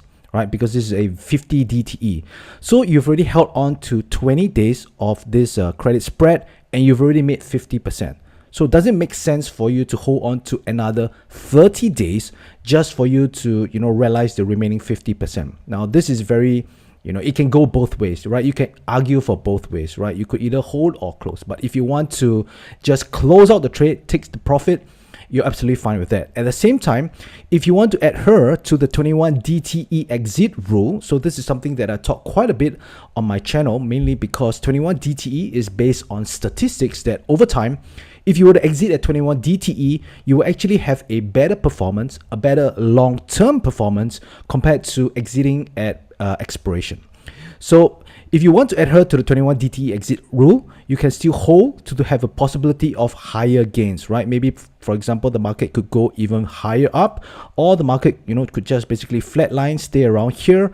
And over time, theta will kick in, and that's when you start to make even more profits, right? Basically, your spread is not even in the money at all. There's no reason for you to panic. So you can definitely still hold on to it if you want to, but also keep in mind there's also the possibility that the market could still go down and then either reduce your profit or turn it into a loss. So for example, if it gets close to 21 DTE, the market is somewhere down here, yes, you would still be in profit, but depending on how far it actually went down, your profit may not necessarily be as good as if you were to take off your profit at 50%, right? At the same time, if the market really somehow crashes and go all the way down into your put spread, then at this point of time, you would have been better off if you had closed it earlier. But then again, we never know, right? So if you want to be mechanical, let's say, for example, you want to stick at 50% profit for all your trades, then this is where you can get out. On the other hand, if you want to stick at 21 DTE as an exit, you can do that as well. So again, for this scenario,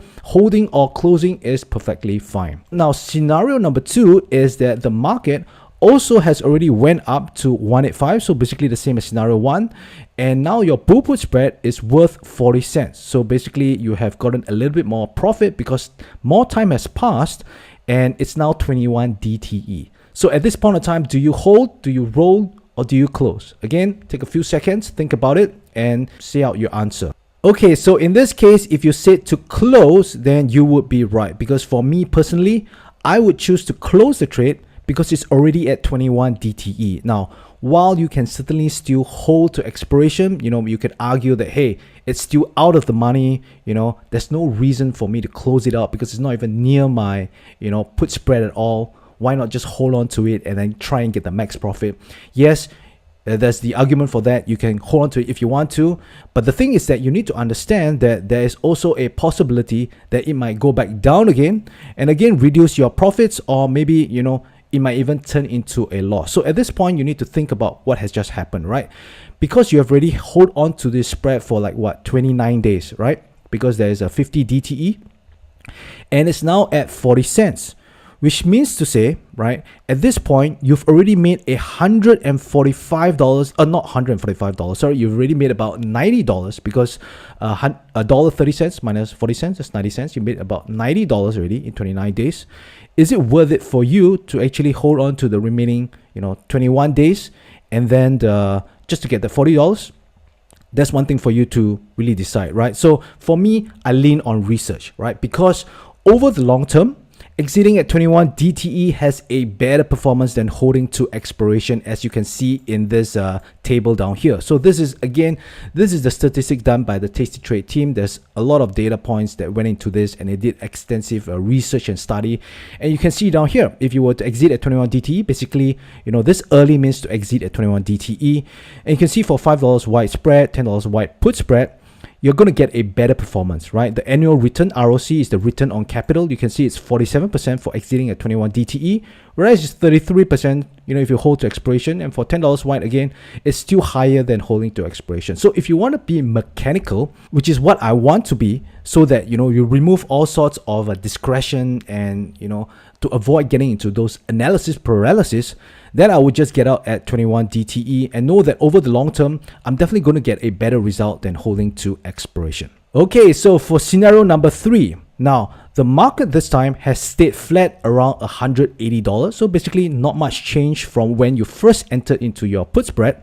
And your bull put spread right now is worth $1, and there's 30 DTE left. So basically at this point, you've already made, what is that? $30, right? You made $30 when your maximum is about $130 to be made. So at this point, do you hold, roll, or close? Again, take a few seconds, think about it, let me know your answer.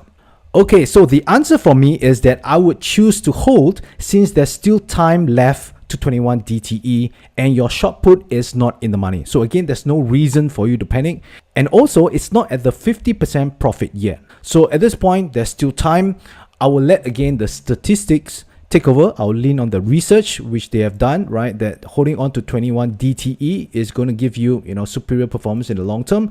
So I'm not going to panic, right? I'm not going to close out my trade just because, you know, there's a little bit of profit for me to take. I'm just going to hold and wait until 21 DTE. All right, scenario number 4. So now scenario 4 is the same as scenario 3. Market still stays around $180, but this time, you know, more time has passed. It's at 21 DTE now. And now your put spread is at 80 cents. So which means to say you've made about, what is that, $50. And now it's pretty close to your 50% take profit. Not quite there yet, but pretty close. So do you hold, roll, or close? So again, take a few seconds, give me your answer, and I will give you mine. Okay, so my answer is that there are arguments for actually both holding and closing, since it's already at 21 DTE, but it's not in the money. So at this point, you know, 50% has not been reached, which is pretty close. But at the same time, we've already reached the 21 DTE. So if at this point, you know, you want to actually hold it so that you can try and get a little bit more out of it, I think that's still perfectly fine, even though it's at 21 DTE. But if you want to keep things mechanical, right, especially again lean on the research and statistics, then I would just close this out, right? So that is my answer. But definitely either holding or closing is fine. Rolling, I would say, is out of the question at this point because you're in a profit right now. So I don't see any reason why you should be rolling at this point. All right, scenario number 5. So scenario number 5 is going to be a little bit tricky because right now the market has gone down to test your short strike, right? At the same time, right, you still have 30 DTE left, but your bull put spread is now worth $1.90. So you sold it for $1.30. It's now at $1.90, which means to say your current open P&L is a negative $60. So at this point, what do? Do you hold, roll, or close? Again, take a few seconds and then, you know, just give your answer. Okay, so for me personally, my answer is actually to just still hold on to the trade because again, it is still not at 21 DTE and I can still continue to let, you know, the theta decay work. So one thing I would not do is to close this trade the moment it hits your short put because it would be actually closing it a little bit prematurely, right? So one thing you need to understand is that this put spread which you've already put on already has the max risk in place, and you must always accept that the max risk is possible to be hit, right, whenever you put on the trade. If you're always afraid that the max loss could be hit, then guess what, you're trading a little bit too big, or maybe you shouldn't even be getting into the trade in the first place if you don't feel comfortable with the risk, right? So if you already understand the risk that you've gotten into, right, you already understand what you're signed up for when you enter into this spread, then you should not be worried even though it hits your max risk because it's only going to take a very small percentage of your total capital. All right, so The other thing you want to understand is that when you enter into this put spread, right, the delta which you choose for the short put is an indication of the probability of it being in the money at expiration, right? So let's say, for example, this is a 30 delta put, right? So if this is a 30 delta put, what it just means is that there is a 30% chance of it being in the money at expiration, right? So which means to say this put spread by itself have roughly about a 70% win rate, which is good. But this 30% is only in the money at expiration. Now there's another data that you need to look at, and that is what you call the probability of touch.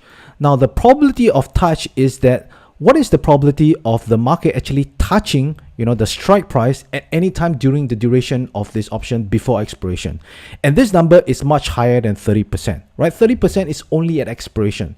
But the probability touch is roughly, I think, around double this 30%, which means to say your probability of touch is 60%. Which means to say there is a 60% of chance that your short strike, your short put down here is going to be breached, right? And you want to expect that. But if you were going to close it the moment every time your short put gets touched, then guess what? You're going to be closing out your trade 60% of the time. And this is going to be very premature. So that is why, the usage of this stop loss, so to speak, because you're cutting out earlier than you should, doesn't work for spreads, right? Doesn't work in terms of options, spreads, because you already have an inbuilt stop loss in place. So again, I've already shown the data in previous videos that, having a stop loss is going to be much inferior result, right? It's going to deteriorate your results in the long term compared to even holding to expiration, which means to say if you hold to expiration, you would actually get a better result than if you were to, just get out whenever it touches your short put. All right. So the answer down here would generally be to hold on to this trade.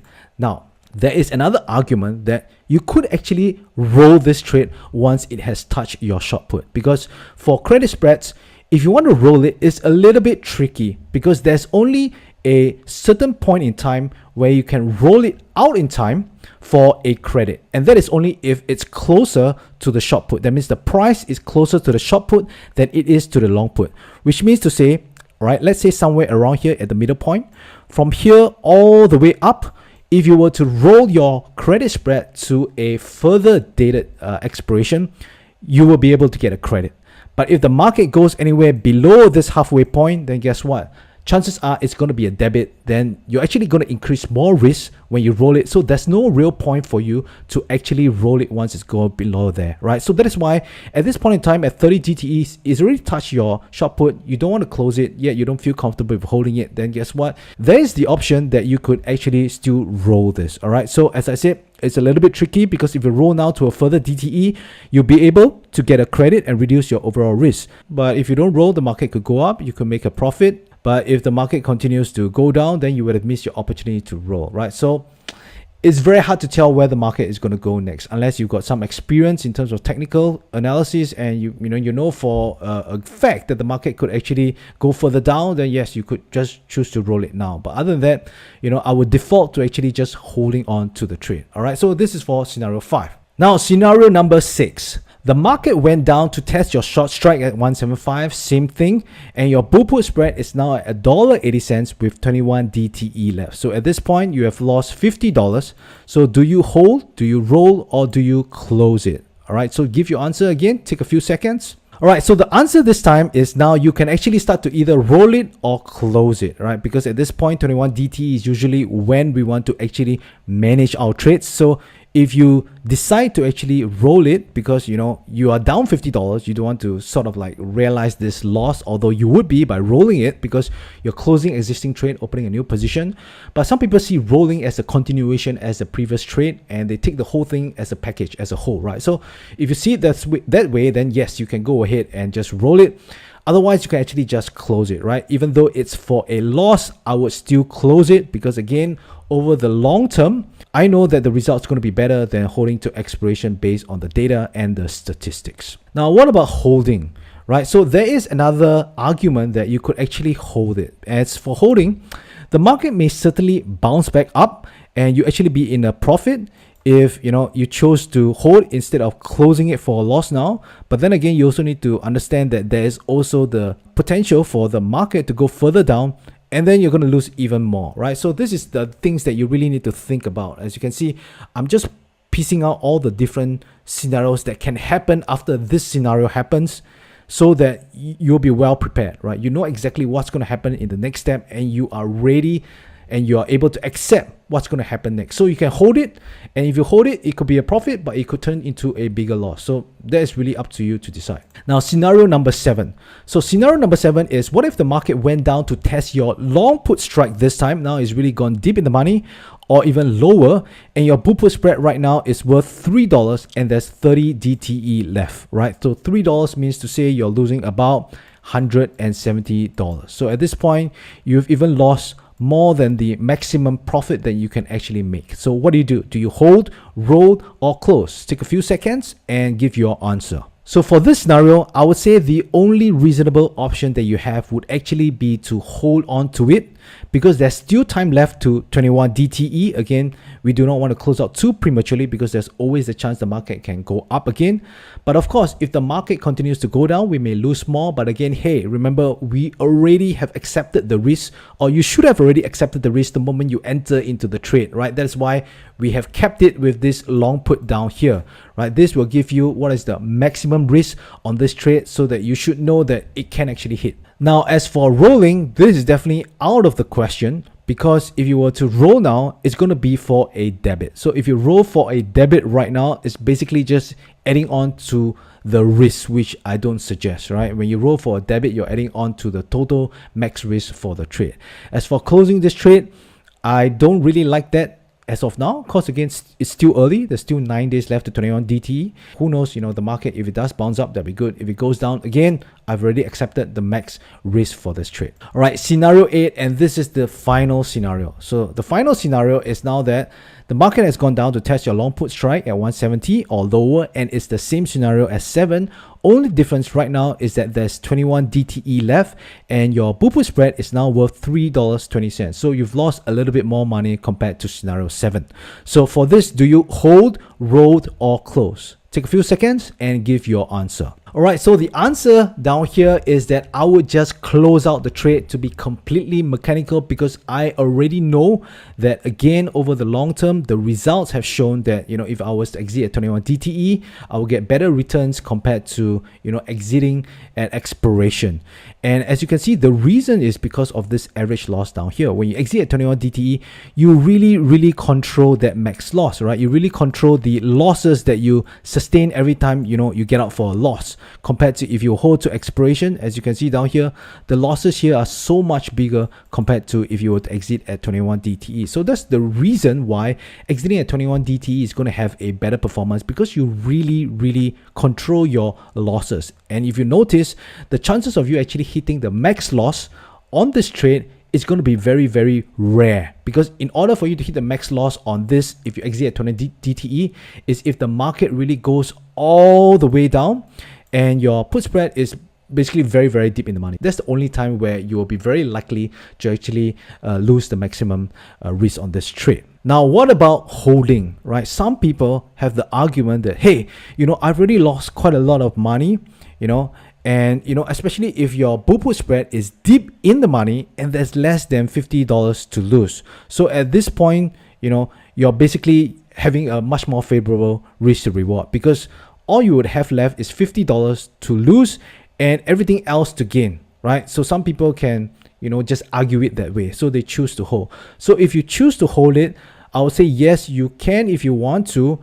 But then, one thing you need to realize is that if you were to hold this in the money short put, right, past 21 DTE, then what's going to happen is that there's an increased chance of being assigned on your short put, right? If you're going to get assigned on your short put, you're going to get 100 shares, and that's where it can really mess up, your trade. And this is where you really need to know how to unwind. So again, I've already created a video on how to unwind assignments on your credit spread. So you can go ahead to my channel to search for that if you're interested. But the best thing is still always to avoid, right? Avoid any possible chance of getting assigned. As I say, prevention is better than cure.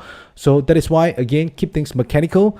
I would personally just exit it once it's at 21 DTE and then wait for the next trade. Again, we do not have to win every single trade. We don't have to try and force a winner for every single one, but rather rely on the research and data and know that over the long term, right, as long as we do things correctly, we place the trade correctly according to our mechanics, we're going to be profitable over the long run. Okay, so on the left hand side, you can see that this is the chart down here, and I've put on a bull put spread down here. So the question is, when are you most likely to get assigned on your bull put spread? Right, you will most likely get assigned on your bull put spread only if your short put leg goes in the money. And short put leg, I mean this. So basically for a bull put spread, there are two legs. We call this the short put leg, and for the long put, we call this the long put leg. So you can only get assigned, or rather you only have a chance of getting assigned when your short put leg is in the money. That means the price has gone below your short strike of the put option.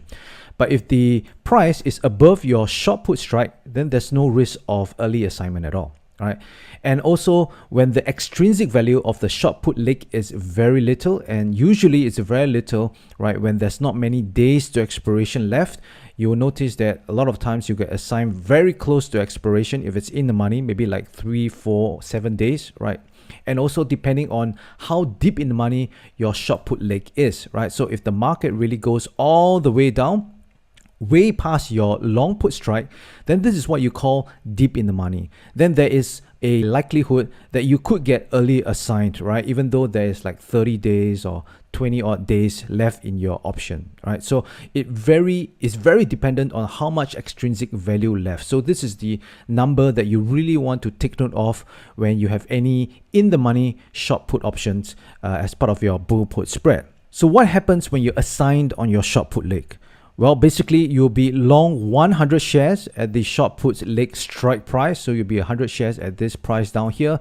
And then you will also still keep your long put option, right? This doesn't matter whether, the price is in between these two strikes or maybe the price has gone way past, right? Because you are long the put down here, you do not get early assignment because you are the person who decide whether you want to exercise the option or not, right? So if you decide not to exercise your long put option, then there's no such thing as assignment. Assignment only belongs to short options. If you're short any option, then there will be, chance of early assignment.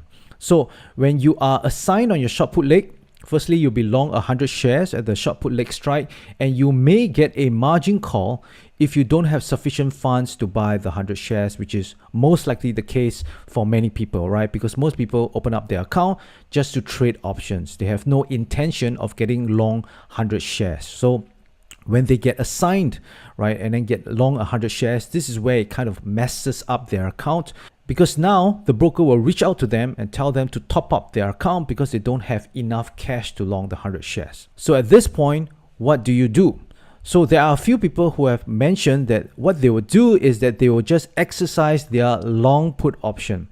Now, two things to this. Number one, you can exercise your long put option only if the market has gone way below your this long put option, right? Otherwise, it doesn't make sense, because when you are exercising your long put option, what you're basically doing is that you're telling the broker that you want to sell 100 shares at this strike price. So if the current market is, let's say, somewhere here, which is above your long put strike, what you're essentially doing is that you have bought 100 shares roughly at this price. Let's say it's 190. And then you want to sell it somewhere around here. Let's say, for example, this is 182, right? When the current market is somewhere maybe around 184. If the market is 184, you're telling the broker you want to sell off at 182, you're taking an additional $2 loss for every share for no reason, right? So there's no point for you to exercise your long put option. Now, number two, some people decide to actually exercise their long put option if the market has gone way past down their long put strike down here, right? So what happens is that when you do this, yes, you'll be clearing away your 100 shares, right? So your 100 shares will be gone because your long put strike essentially just sells away this 100 shares at whatever the strike price is. So in this case, let's say it's 182, but you'll be taking the max loss, right? Because you are taking the full loss from this strike to down here. So you're taking the max loss of your credit spread. But there's no reason for you to actually take max loss on this spread, because your put option down here actually still have some extrinsic value, right? When there's still some extrinsic value, what it actually is some cushion for your loss on this spread. So by exercising your put option, what you're doing is that you're giving up all the extrinsic value of this put option, which is not the wisest choice, right? Instead, you want to unwind this rather than exercise your long put option. So what do you do? So I'm going to share with you 3 very simple steps to unwind your assignment.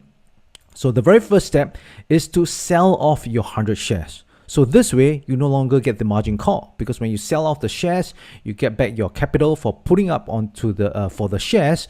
So your broker will no longer pester you anymore to keep asking you for a margin call. So now you have no position. Now the next step is to sell the original short put strike price which you put on, right? So if your strike price down here is 190, and let's say it was like, I don't know, 8 days left to expiration. So what you want to do is you go back and sell the very same strike to re-establish this put spread again. All right, and then step number 3, basically what you want to do is to do this 2 steps down here simultaneously. So if you really think about it, it's just one step, right? You just do the selling off of the 100 shares and then you sell the original strike of the short put in one order ticket, right? So this is for Thinkorswim. You can see that they do this in one order ticket. Whatever platform you're using, you want to find a way to do that as well, because while you can actually do this separately, that means you can sell off the 100 shares first, then you sell the original short put strike price.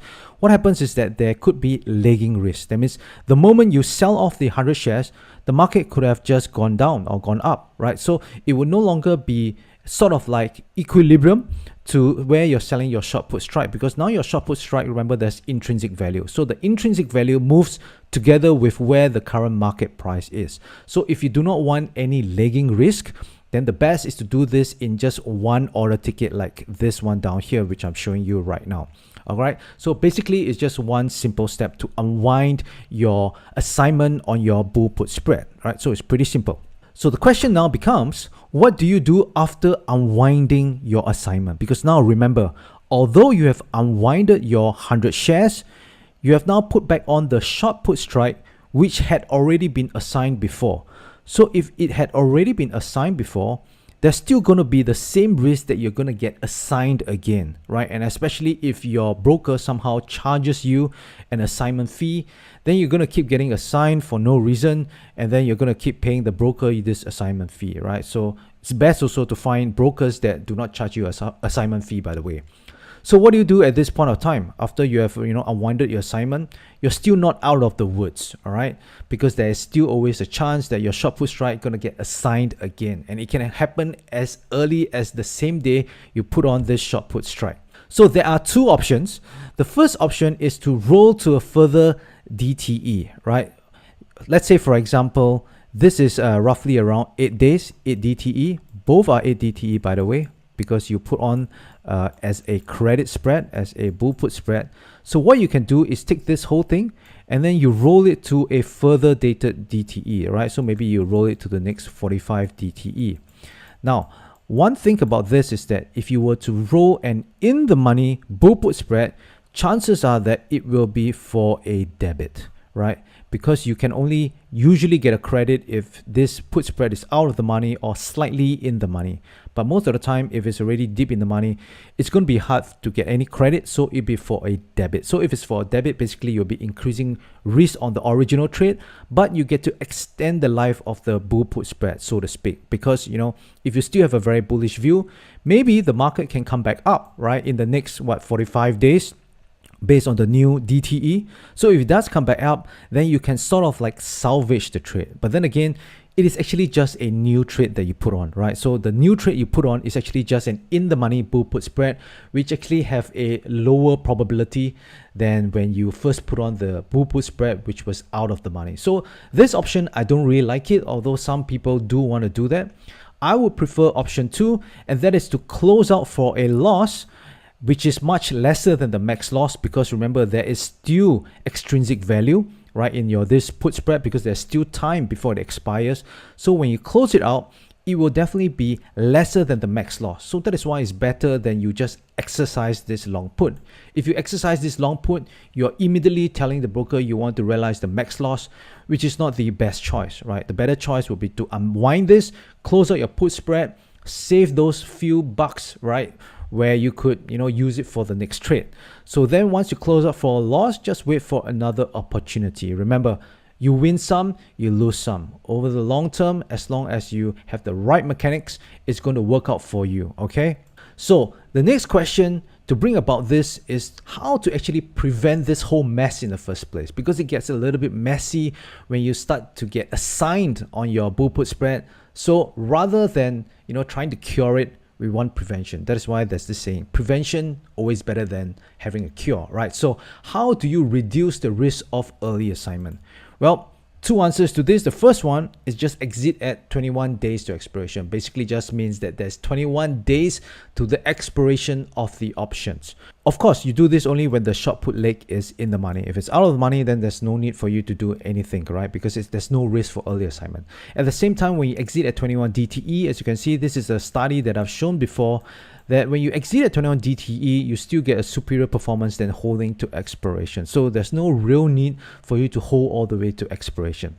Now, the second answer is to avoid all this early assignment. What you could do is just to trade the cash settled index options, right? For example, the SPX, XSP, NDX, RUT, MRUT, and so on and so forth, right? So basically with cash settled index options, these are what you call European style options. So I mentioned this as well in a number of my videos. So basically European style options are the opposite of what you call the American style options on those, index ETFs and as well as your stocks, right? Your equities.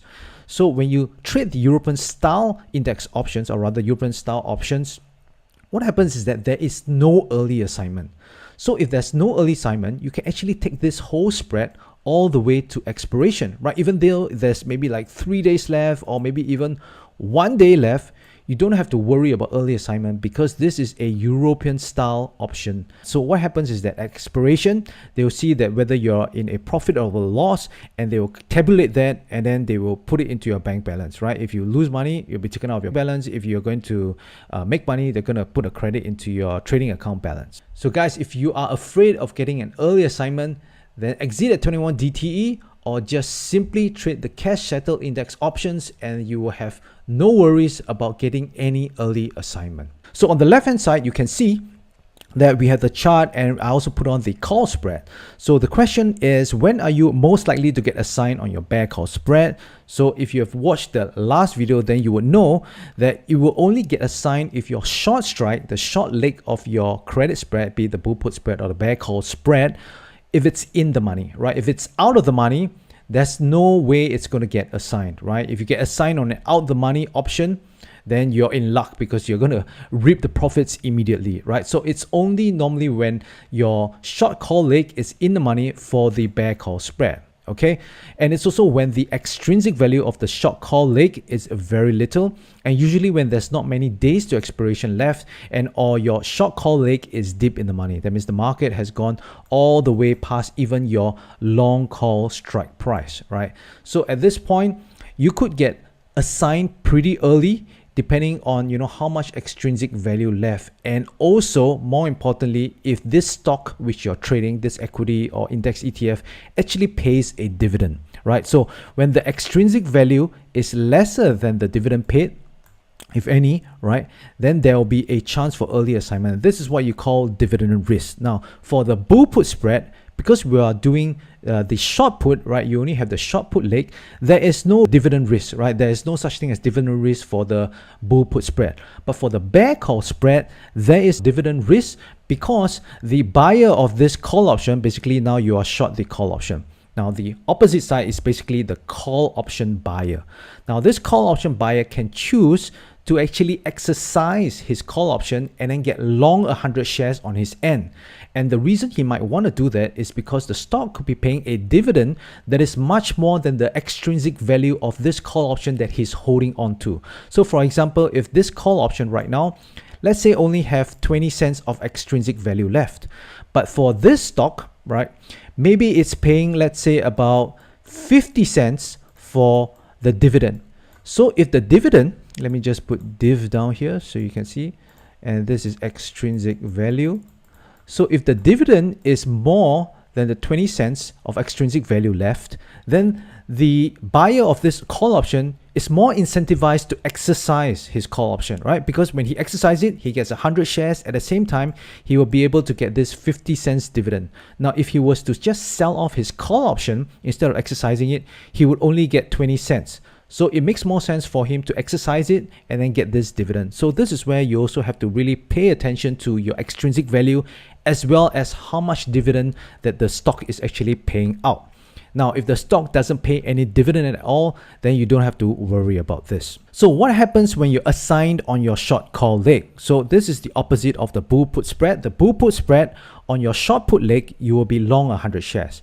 But because this is a short call, what happened is that you will be short 100 shares instead at the strike price of your short call. So in this example, let's say it's 200. So basically you'll be short 100 shares at $200.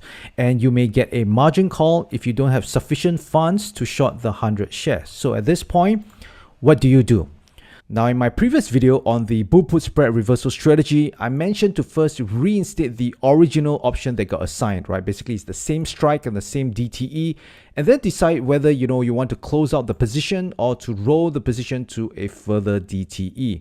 Now, after releasing that video, I've had a few people reached out to me and mentioned, why do you want to do that, right? Why not just instead straight away close out the position or to roll it out to a further DTE? And the only reason I did it that way is because the majority of the people on my channel are new to trading options, and I wanted to make it very step by step so they don't get confused, right? So for example, let's say you already have the 100 shares and then you have one long put at the bottom.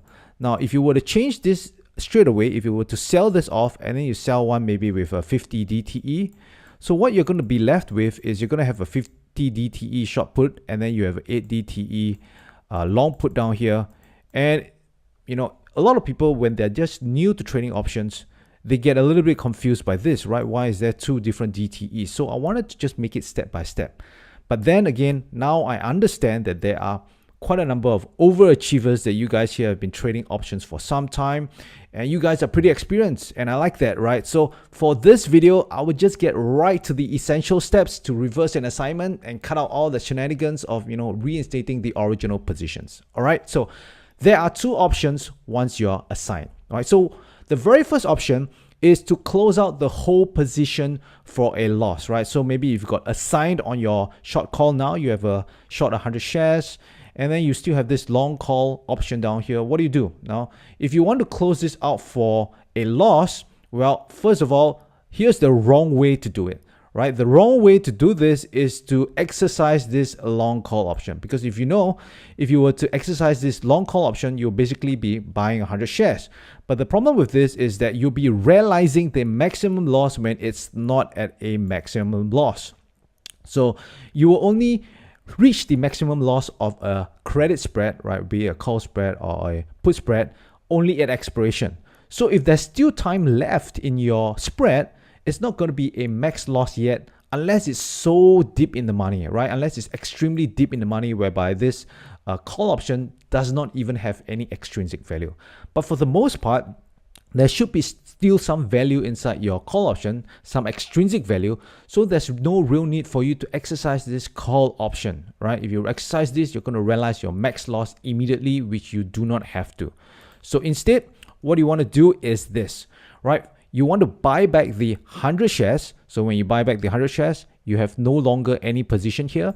Then all you have to do is just close out this long call position, right? And then you do all this in a single order ticket. So it's actually very simple. And when you sell away this call option, chances are that there are still some extrinsic value left in this call option. So it's this extrinsic value in this call option that's going to help you reduce the maximum loss, right? Your maximum loss is basically the width of this spread minus off the credit that you receive for this call spread, all right? So if you have still some extrinsic value in this call option left, by selling this call option instead of exercising it, you're still going to get, back some value which you would have lost if you were to just exercise it. Because remember, when you exercise an option, you basically just forfeit any extrinsic value that you have, right? So instead of just exercising it, just sell it off, okay? So this is for option one if you want to close out the whole position for a loss. Now, option two, what if you are still bearish and you think that the market might actually come down? Now, in the previous video, I talked about reinstating it, and then from there, you can actually see whether you're going to get a credit or a debit for rolling it, right? So that's one of the things why I mentioned to reinstate the original position. Now, if you don't reinstate the original position, then this is where you need to be, pretty clear. Are you going to get a credit or a debit? And if you're going to get a debit, do you still want to roll out to a further time, just to hold on to this spread, slightly increase your risk, and maybe the trade will work out in your favor, right? So if you choose this option, then this will be the way to do it, right? So first of all, you want to buy back the 100 shares, and then you want to sell a call option with the same strike, but with a longer DTE. That means you have already assumed that you want to roll out to a later DTE, right? So let's say, for example, the original one was maybe 8 DTE. Okay, so the original one was 8 DTE, so both of this will be 8 DTE. So what you want to do is step 1 and 2, you want to do this together, right? These two steps together. And if you do these two steps together, there won't be that lagging risk. Otherwise, there'll be a lagging risk. So you want to buy back the 100 shares and then sell a call option with the same strike, but with a longer DTE. That means this strike, which your short call is at. So maybe this time you want to change it to, I don't know, maybe something like 50 DTE.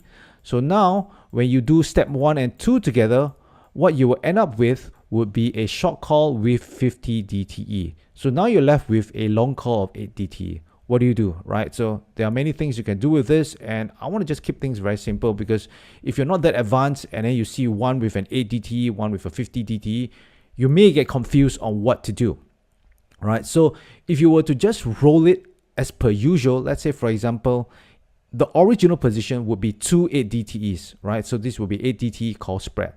Now, assume that at that point of time, you hadn't got assigned. What would you have done if you wanted to roll? You would just roll both of them to 50 DTE, correct? Right? If that's the DTE that you choose. So for this long call, since now you have already done the short call portion, because it was originally assigned, now you have changed it to a 50 DTE short call, the same strike. If you have rolled it, the whole position, the original position, this would also become a 50 DTE. So what's left right here is to roll this long call option to the same DTE as your short call. So at this point in time, when you roll it, now you will have a call spread with 50 DTE at the same strike. Now, whether it's going to be an overall credit or a debit really depends on whether the current price is closer to the short call or the long call, right? If it's closer to the short call, maybe somewhere around this price down here, then chances are it will be for an overall credit. That means your maximum risk on the trade would actually be reduced. But if it's actually closer to this long call option down here, or if it's already way past this long call option, then chances are it's going to be for a debit. That means you're going to pay to roll it. Because essentially, if you think about it, what you're actually doing is just rolling it to a further DTE, right? The only difference is the extra step, right? Because you have been assigned the 100 shares in the first place. So whether you want to roll it for a debit, 100% is your discretion. Because if you think that the market is going to go down, then, rolling for that additional debit for, a couple of cents, I don't know, maybe 20, 30, 50 cents could actually, be good in the longer picture, or rather in the bigger picture, because if the market comes down, expires out of money, then you're going to profit on this whole position. But then again, you need to think that, what if the market continues going up? Then this is where you need to know when you're going to cut loss, when you're going to take a loss, and your risk would have been bigger compared to before. But then again, I want to put out this option because some of you do want to still hold on to this bear call spread and not let this assignment get in the way of your original idea of putting on this bear call spread, right? Especially if your original short call option, or rather this whole call spread, has still many days left, right? Let's say, for example, what if it has 38 DTE left and you have been assigned on the short call, right? If you have been assigned at 38 DTE, then this would a little bit kind of disrupt your strategy, right? Especially if you go according to, you want to exit at 21 DTE, then at this point, yeah, you want to resume it. And if it's for a debit, you could consider, going for a debit, all right? But the best thing still is to try and avoid an assignment in the first place. How do you actually prevent and avoid early assignment in the first place, right? Prevention, again, better than cure. Rather than get into the whole mess of, having to unwind, having the margin call, and then you will have a lot of anxiety and stress, why not just remove that whole early assignment risk in the first place? So how do you do this? Well, the first way is basically to just exit at 21 DTE when your short call leg is in the money, right? So if there's still, like, let's say 30 days left to expiration, and if it's in the money, you don't really have to worry because there's still some extrinsic value left. Chances of you getting early assigned is still low. Now, if for some reason you do get, early assigned and there's still more than 21 DTE, then basically you just go back to do these 3 steps which I've shared with you. All right.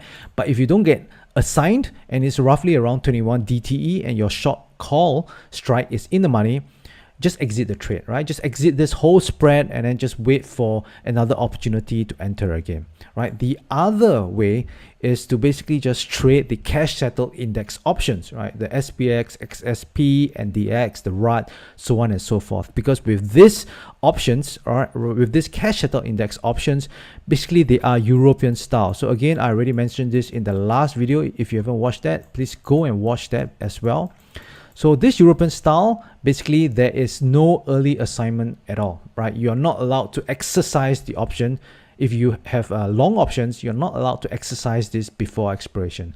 The only time you can exercise it is only at expiration. So in this case, you can actually hold your spread all the way to expiration, right? So if you hold all the way to expiration, the broker will just tabulate whether is it a profit and loss, and then they will either credit or debit your trading account depending on the P&L. And mistake number 1 is to hold till expiration.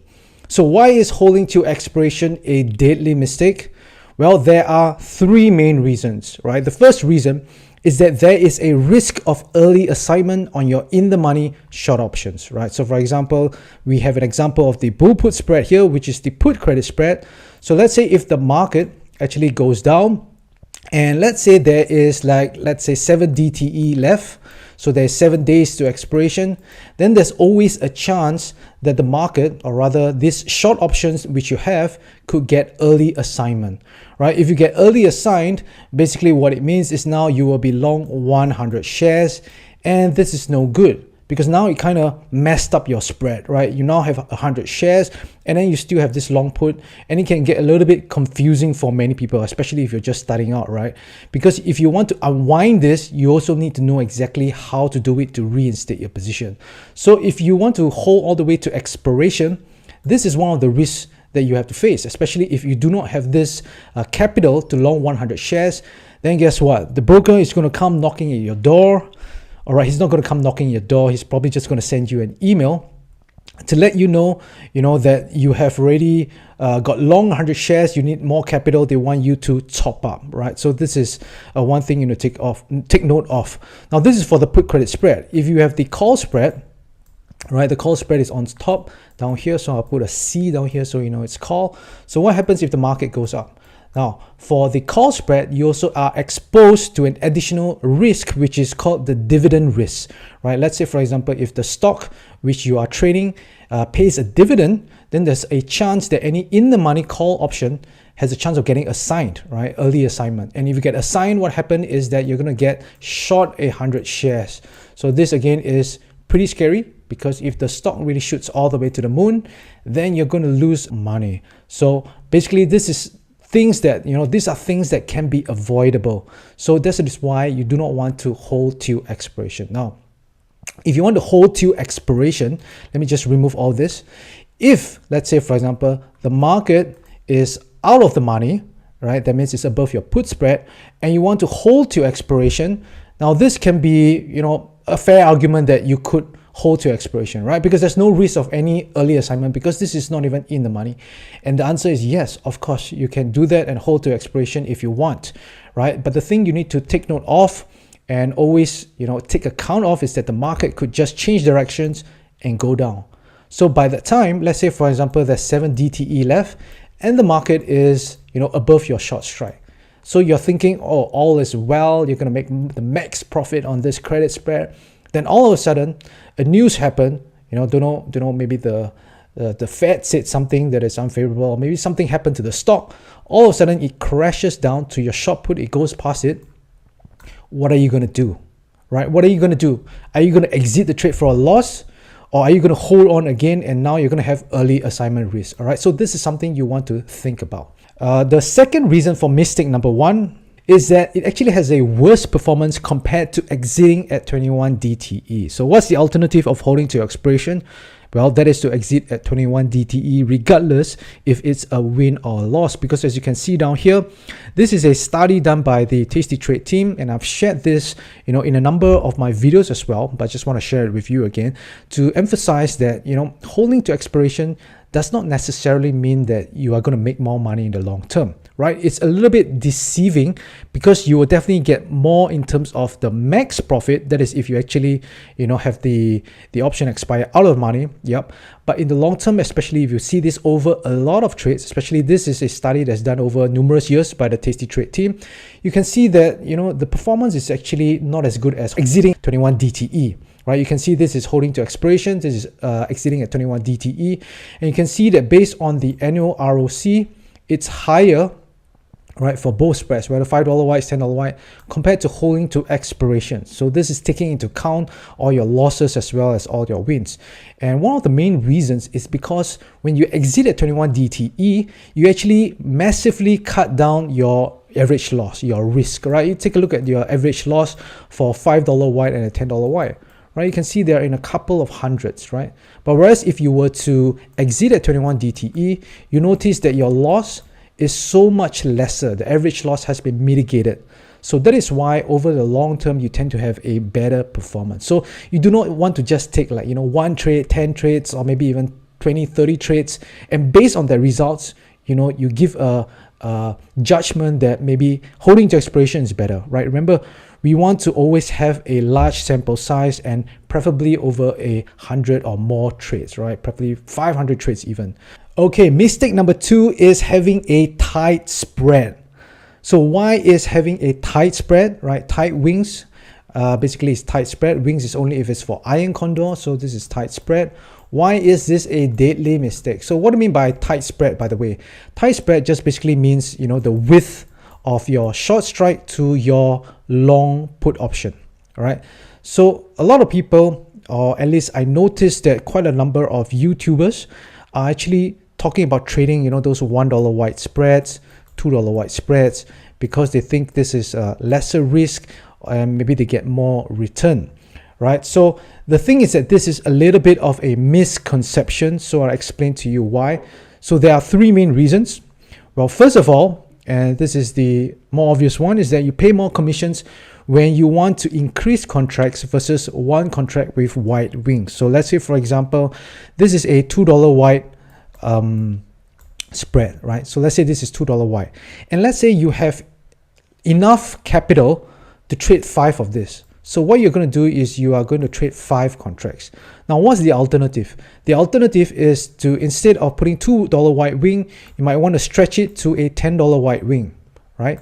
So maybe now this becomes $10. So when you balance it up, right, one $10 white put spread versus 5 $2 white put spread would have roughly the same risk per trade, right? Roughly the same risk. Now, what happens is, first of all, you will have to pay more for commissions because now you have 5 times, right? Now, secondly, you actually have a lower probability of profit and a worse break-even point. So let's take a look at this.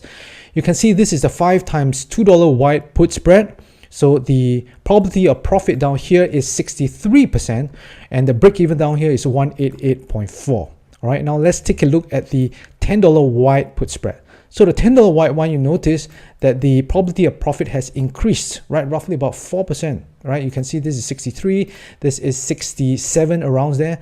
And our break even has actually been lowered as well. So previously it's 108.4, now it's 187.01. As you can see, it is lower. So you actually get a better chance of making money on this trade, right? On your put spread when you widen it.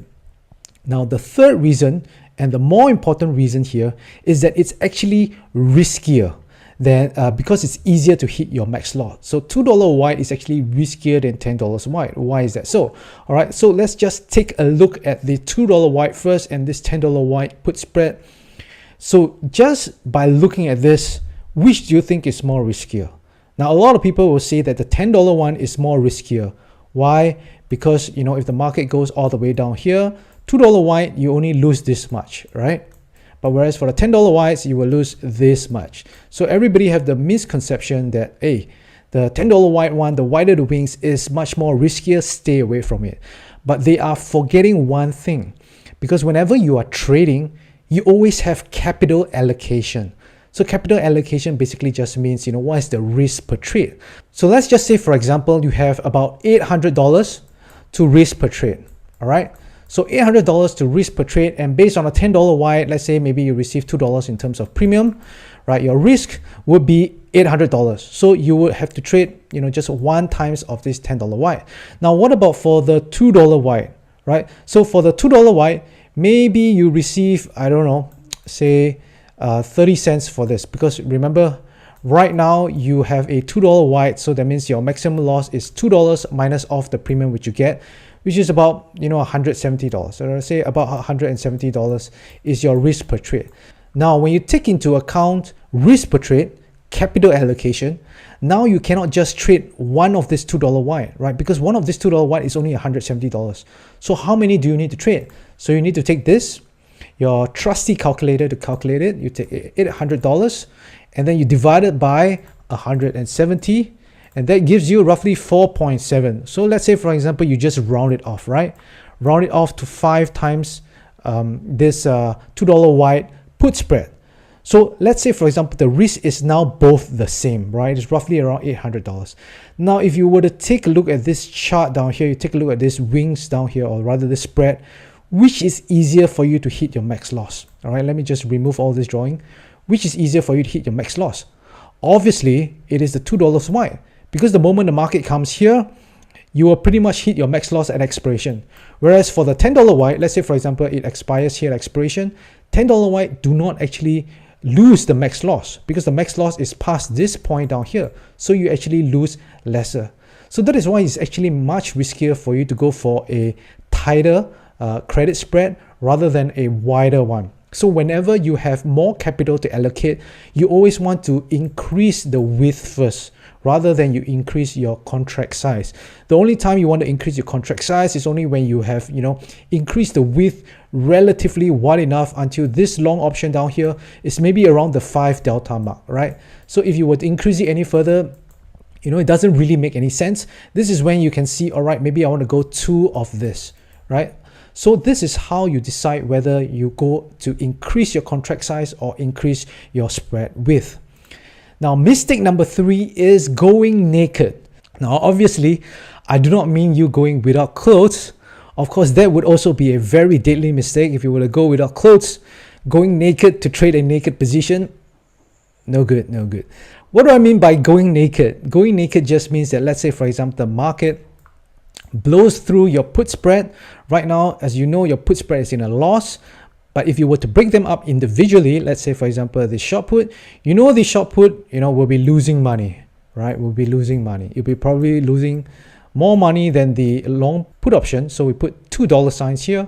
Whereas for this long put down here, because now you are considered in the money, right? Because you bought a long put, you want the market to actually go down. You are actually in a profit, right? So this put option down here is actually making money. This is losing money. So of course, you're losing more in your short put than your long put. So what some people do is they will try and change the strategy to a short put. So what they do is that they will sell this off for a profit in hopes that the market bounces back up, and then this they can either close out for a profit or they wait until it expires out of money. So this way you make money on both of these strikes, right? On this both short strike and a long strike. Now, this is only good if you know for sure the market is going to rebound. But if the market doesn't rebound and the market goes all the way down to the sewage, then guess what? Your bank account, your trading account is going to the sewage as well. So this is actually very risky, because a lot of people, they try and convince themselves that the market will go back up, or they try and tell themselves, I don't want to take a loss. I don't want to accept this loss. So they do this. And I remember once back then, a long time ago, I used to join one of those rooms where they will have trade calls. And this person, the owner of the trading room, will put on a put spread. So he will put on a put spread. All right, let me just remove this drawing. He'll put on a put spread, and all of a sudden, the market has crashed through this put spread pretty badly. So what he did is he told the group, says that, hey, this is actually a good stock. So basically it's some XYZ stock. And he suddenly says that, oh, I may want to hold on to the shares because I think it's good. So he says, now I'm going to turn this to become a cash secured put. That means now he wants to hold on to the shares and he will sell off this put option for a profit. Now this is a big problem. Why is this a big problem? Because remember, there is capital allocation involved. So when there's capital allocation involved, you may have risk, let's say 5% on this trade down here. Now all of a sudden, when you take off this long put option, now you're unprotected all the way to zero. Suddenly your risk from 5% will skyrocket to how much? 20%, 25%, or even more. So that is why this is a very big mistake. And I'm going to go through the reasons, right? So this is the first one, which I already talked about. You have already positioned size your trade based on your capital allocation per trade. So when you go naked, now your risk has been significantly increased, right? 5 to 20%. And also don't forget, you do not only have one trade on at any single one time, right? Chances are that you're going to have multiple trades. Now, what if your capital allocation by that time has already reached around 50%, right? So you have already allocated 50% of your total capital into all the different trades that you have on your account. Now, because of this one trade, all of a sudden, it's going to push your total capital allocation to much higher.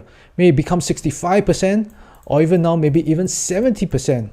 So you can see this becomes so much riskier, especially right now, there's no long put to protect your position. If there's new trades to put on, you cannot put on. Plus your capital gets stuck, because what if the market stays there forever or it never comes up? Then you're going to have a very huge capital allocation stuck there and you're not sure what you're going to do. So that is why if your idea, your plan to get into the trade meant to be a credit spread, then get out of the trade as a credit spread. You don't want to convert it into a naked position. Now, there's nothing wrong with entering into a naked position like the short put, but you want to make sure that when you entered it, it is as a short put. It is as a naked position, because then you have the proper capital allocation. All right. So that is the first reason. Now, the second reason, again, like I mentioned, your capital is stuck and you might not be able to put on new trades. And now you can potentially blow up your account. So you won't believe how many people actually emailed me telling me that, you know, a lot of their trades have gone wrong. They're not sure what to do. And their account is at risk of blowing up, right? So if you put yourself into that position, well, I'm sorry to say that this is really on you, right? Because when you enter the trade, you already have a defined risk position on.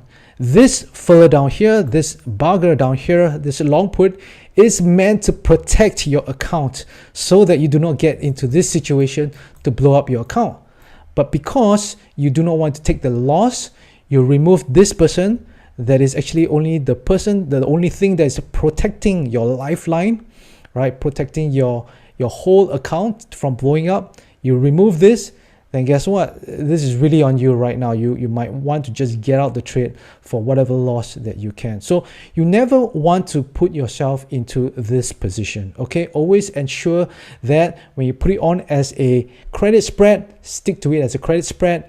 And more importantly, you have an exit plan to know what to do, right? Your exit plan hopefully is not to get rid of this long put. So if you come from the traditional world of outright stock trading, buy, sell shares, then you would be very used to having a stop loss, because having a stop loss is important to manage your risk and not have any single trade blow up your account. But what about when it comes to trading options? Does it make sense to have a stop loss? And does stop loss actually work the same way as it would, right, in options as in outright trading, right? So for this, we want to lean on data research and all the studies that I've already done to make a more informed decision, right? The last thing we want is to pull out the idea, out of the thin air, or let's just pull it out of our ass, and think that we are right. Like anything in life, when we are making any decisions, whether you realize it or not, sometimes you are really already relying on statistics, right? On data, right? Let's say, for example, whenever you buy any food, sometimes you will turn around to the packaging and you want to see, what are the ingredients, or whether, there are any harmful stuff inside there, right? Like, for example, trans fat, right? Trans fat, many years ago, we have no idea what that is.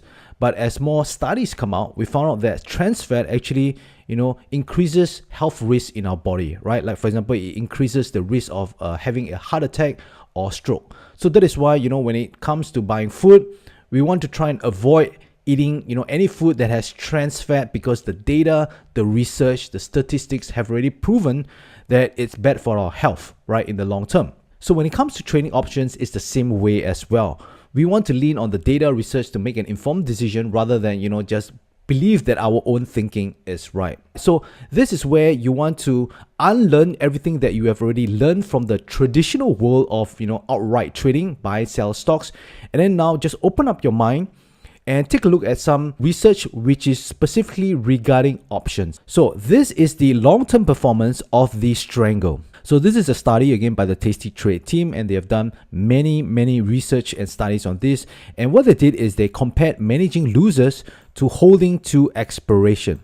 And what they found is that holding to expiration actually gives a better result, a better return than managing losers, right? So as you can see down here, the managing losers is 2x. What it just means is 2 times the credit which you receive, right? So for example, if you sold this Strangle for $1 and then you buy it back for $3, what happens now is your losses, okay, this is a 3, so your losses will be $2, okay? So this is a dollar sign, pardon my drawing. So what it means is that per contract, the max profit that you can make on this would be $100 because that's the credit you receive. And because of your stop loss at 2x, your losses will be $200, okay? So this is how they measure these studies down here. This is how they do their studies. Now, this is for the Strangle. You might be asking, Davis, what about the other strategies, right? So again, this is for the short put, right? This is for the 16 delta short put. And again, as you can see down here, holding to expiration is much more effective, right? The results are better than if you were to have a stop loss. So again, this stop loss, I believe, is at 2x as well. Now, while at the earlier stages, right, let's say right after the crash, somewhere around 2009, going into 2010, right, managing losers might have a better result, right? But this is pretty short-lived, right? Because in a number of years' time, you can see overall, holding to expiration is just going to outperform, having stop losses. So yes, stop losses, you're still going to be profitable, but hey, if you already just held to expiration, you would be even more profitable. So in this case, there's no point for you to actually have a stop loss. Now, you might be thinking to yourself, hey Davis, this is undefined risk, right? Undefined risk. What about defined risk strategies like credit spreads and iron condors? And I'm glad you asked, because here are the studies, right? So this is for credit spreads. So I believe this is the put spread.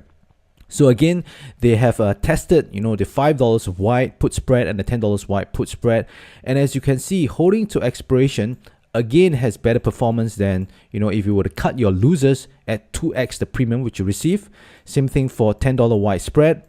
Again, holding to expiration is much better than cutting losses, right? Having a stop loss. Now, what about iron condor? And again, iron condor is the same as well. If you hold all the way to expiration, you can see your results are still much better than, whatever multiple losses that you plan to cut off at. You can see they have 1x all the way to 5x. That means if you sell at $1, for this 1x loser, you're cutting off at $2. And 5x losers, basically you're cutting off at $6. And in all instances, holding to expiration is still much better than if you were to have stop losses, right? So as you can see, this is a very common theme amongst all the different strategies. So we can really just see from here, the data has already shown, the statistics have already proven to us that over the long term, holding to expiration will already have a better result than if you were to actively manage it and then have stop losses. So if stop losses are not as effective in managing risk, and we don't want to hold to expiration, mainly because, we do not want to have the risk of early assignment and then possibly having to face a margin call, what can we do to manage risk more effectively and get better results? So if you have already seen a number of my videos or you've been a follower of my channel for quite some time, then you probably already know what I'm about to say, right? And the answer, in terms of managing risk in trading options, exiting at 21 DTE is much more effective than having a stop loss. And again, I'm not just pulling this out of the thin air. I want to lean on research, data, statistics, right? There's a reason why I say exit at 21 DTE is much better, because there is evidence to support this. So again, as you can see down here, this is the statistics, the data, research, study, whatever you want to call it, has been already done. And this is on the strangle. As you can see, we already know that holding to expiration is going to be far more effective than having a stop loss, right? The results are going to be better. But if you were to exit at 21 DTE, guess what? Your results are going to be even better than holding to expiration, which means to say it's going to be even far better than if you have a stop loss. All right. Now, this is for the strangle. What about for the other strategies? Well, this is for the naked put, all right, the short put, the 16 delta put. So as you can see, exiting at 21 DTE, again, better than holding to expiration. For credit spread, same thing as well, right? 21 DTE is still better than if you were to hold to expiration. And again, that means far better than having a stop loss. And again, for iron condors, same thing as well. If you were to exit at 21 DTE, you're going to have a much better result than holding to expiration. So there is another table I want to show you, which is far more interesting as to why this is so, right? Because it's very puzzling. Why is it that holding to 21 DTE and even holding to expiration is even better than if you will have a stop loss, right? Because this is something a lot of new traders just cannot grasp. Why is this so?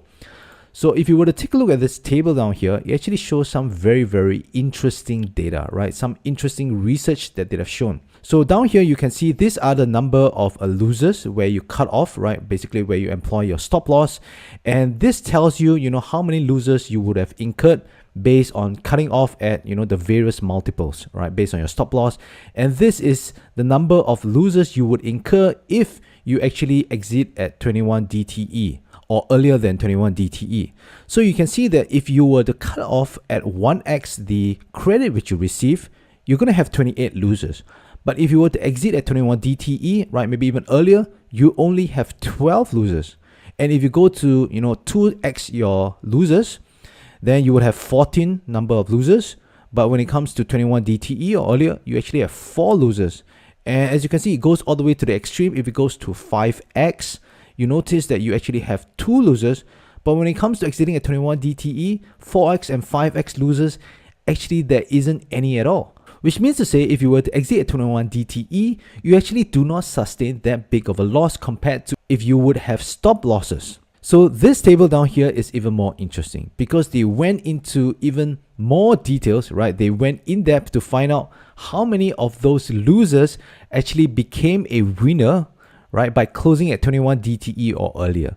So if you were to exit at 1x the credit which you receive, you can see that you have 12 losers. But if you were to exit at 21 DTE, 11 of those losers that you close out actually came back and become a winner, right? They actually became a profit. And if you were to cut off at 2x and 3x, you can see that at 2x and 3x, you will have losers, right? 4 losers for 2x, 1 loser for 3x. But then if you were to exit at 21 DTE or earlier, then guess what? All those trades actually eventually came back and became a winner, right? So this again is very, very puzzling for a lot of new traders. And I'm going to explain why this is so, why some of these trades actually came back to become a winner. And it's not necessarily because the market actually bounced back, although that could be one of the reasons. But another of the reason is something that options have and outright trading don't. Right, and I'm going to share this with you. So why is having a stop loss on options ineffective? Well, the main reason is because options have a mechanism that outright trading don't, and that is theta decay. Theta decay just means that over time, the position, right, if it doesn't move, it can become more profitable, right? Because as you can see down here, this is the purple line. This purple line down here shows you your P&L graph at the point when you first put on the trade, right? So this is a put spread. And the green line down here is where it's at expiration. Now, over time, this purple line will start to move towards this green line and becomes this green line at expiration. Which means to say, let's say, for example, if the market actually trades down here, and then you tell yourself, hey, it has already hit my stop loss of, let's say, $50, I'm going to get out of this position. Well, you may have gotten out a little prematurely because if the market didn't move, and time just went by, then guess what? This position is actually going to become profitable. Now, there's another way where a lot of new traders use stop losses. And that is when it actually hits their short strike down here, right? So this will be your short strike of the put spread, -1 put. This is where the long strike is, +1 put, right? So this is where you have your bull put spread.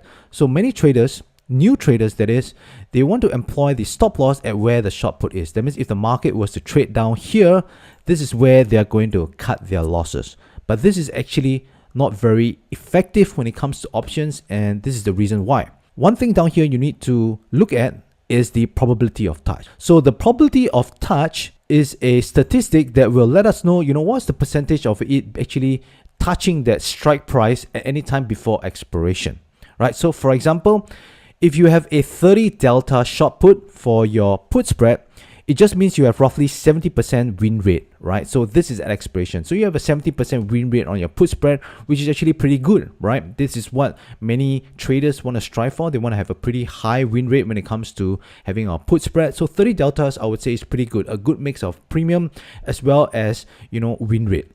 Now, 30 deltas also mean another thing, right? It also means that it has a 30% chance of being in the money at expiration. But more importantly, when it comes to stop losses, you want to use probability of touch, which it means to say that it has a 60% chance of being touched, being breached at any time before expiration, right? So if you decide to exit your position whenever your short strike gets breached, then guess what? 60% of the time, you will be stopped out, right? So whenever the price drops down here, you're going to cut your loss. Most part of it is likely going to be a loss because 60% of the time you're going to cut your losses. So that is why having a stop loss on options is not going to be that effective compared to if you were to trade outright trading. So based on all these statistics, research, and data that we've already seen, we can conclude that having stop losses is actually not as effective when it comes to options trading, and it's much better to just exit at 21 DTE. Now, inevitably, whenever I show, any of this data, research, and studies that have, pretty strong conclusion that stop losses is not effective, there will always still be some people that will reach out to me and then tell me, something like, hey, Davis, what if I'm still not convinced that stop losses are ineffective for trading options, and I still think that stop losses will help reduce my risk when trading options? I still think that stop losses is going to get me better results because I've used it in outright trading, and I think that it's going to work in options trading as well. So I'm not convinced that, the data that you've just shown me, the studies that you've just shown me is actually true, right? Maybe because you're using stop losses differently, right? You might say that, hey, I use stop losses differently, right? I don't cut off at a multiple, I cut off in terms of a dollar amount, right? Let's say maybe at $50, I want to cut off the position, or at $100, I want to cut it off. Or maybe you say that your stop losses is based on technical analysis, right? I cut off my positions, when it breaches the stop loss or when it breaches the resistance, right? If you're one of those guys in this camp where you're saying this, then here's my answer to you. So if despite all the studies and research that I've already shown you that shows that stop losses are no better than holding to expiration, and in fact exiting at 21 DTE will yield you a better result compared to holding to expiration or even using stop loss, and you still want to use stop losses because you think you have a different idea on it, then guess what? Go ahead, right? Just go ahead. I mean, after all, this is your money, this is your life. Why do you want to let a bunch of PhDs who does options quantitative analysis for a living and also trade themselves, right? So they practice what they preach. Why should you let them tell you what you should or shouldn't do with your own money? After all, it is your money, right? So you should bear the responsibility of what should happen to your funds, if you choose to trade it the way that you want to. So if you really still want to use stop losses, and on a more serious note, then you definitely want to test out your ideas over 100 plus trades and then compare it to exiting at 21 DTE and then see if your results are actually better, right? There's no point talking or commenting on my YouTube channel, say, hey Davis, what if I just put a stop loss at $50 loss? What if I place a stop loss when when the support is broken? Well, instead of just telling me all this and just pulling out the idea out of thin air, actually test it out, right? Test it out, but of course do this on a demo account instead of a live account, right? Because if you actually found out that your stop losses, your usage of stop losses actually is going to be better, then you actually do want to go ahead and use stop losses instead of, exiting at 21 DTE based on all the research that I've shown you down here. And if your results actually prove that the Tasty Trade research team's analysis, right, all the studies that they have done are wrong, or maybe they have missed out on certain part of the studies on stop losses, whereby, you have found an effective way to put on stop losses that is better than 21 DTE, then please let me know. I really love to know about this, because I would even create a video on this, right? But until then, until you have actually found out a way to prove that stop losses is actually better for the rest of us, please just lean onto the data and research that's already been shown, already been done for us. All right. So at the end of the day, I've already shown you all this data, studies, research. Do stop losses on options actually help or harm your trading performance? You've seen all the research, all the data, all the studies. Now you decide for yourself. So the very first hack is to trade only index ETFs. Now, if you have been a follower of my channel for some time, you will notice that I really like trading index ETFs, and that is one of the reasons why I'm getting pretty consistent results, right? So why is it that trading only index ETFs is going to help you become more consistently profitable, right? The very first reason is that index ETFs do not move as much as individual stocks and tend to stay in a narrower zone. So when we are trading such kind of strategies like credit spreads and even other spreads, right, like the Iron Condor, basically these are premium selling strategies, we generally do not want the market to move that much, because a lot of the time we are focused on having the spread decay over time, right? We're also using theta decay. Now, credit spread is a directional trade, but it's also a neutral directional trade, which means to say that even though if the market does not move, we are still going to profit over time, right? So that is why we do not want the underlying to move that much as well. And if you were to compare this with individual stocks, you can see down here, this graph over here is done by the Tasty Trade team. So they have done a lot of analysis and research into this, and you can see that when you compare the ETFs to the stocks, the ETFs actually stay in a much more narrower range. You can see this is the standard deviation move. So you can see this is much more narrow for the ETFs, whereas for the individual stocks, you can see it's much more wider, right? The moves are much more wider. Now, yes, if you were to trade the credit spreads and the market is actually to move, in the direction that you want, right? Let's say, for example, you enter into a bull put spread and the stock, right? Let's say you get into the individual stock and the stock just shoots all the way up. Then yes, you're going to start to profit, pretty quickly on your credit spread, right? On your bull put spread. Now, the thing with this is that although you could profit very easily, you could also lose very easily if the market actually goes down. So that is why with index ETFs, although if the market actually moves against us, right? Let's say, for example, you trade the bull put spread in this case as well. If the market goes down, it doesn't move that strongly compared to individual stocks, right? So that means to say you actually still have a chance for the market to rebound, and the losses will not be as big as compared to stocks, right? Because the stocks, individual stocks can really move that violently. So the other reason is that index ETFs aren't affected as much by earnings of any single stock in its composition.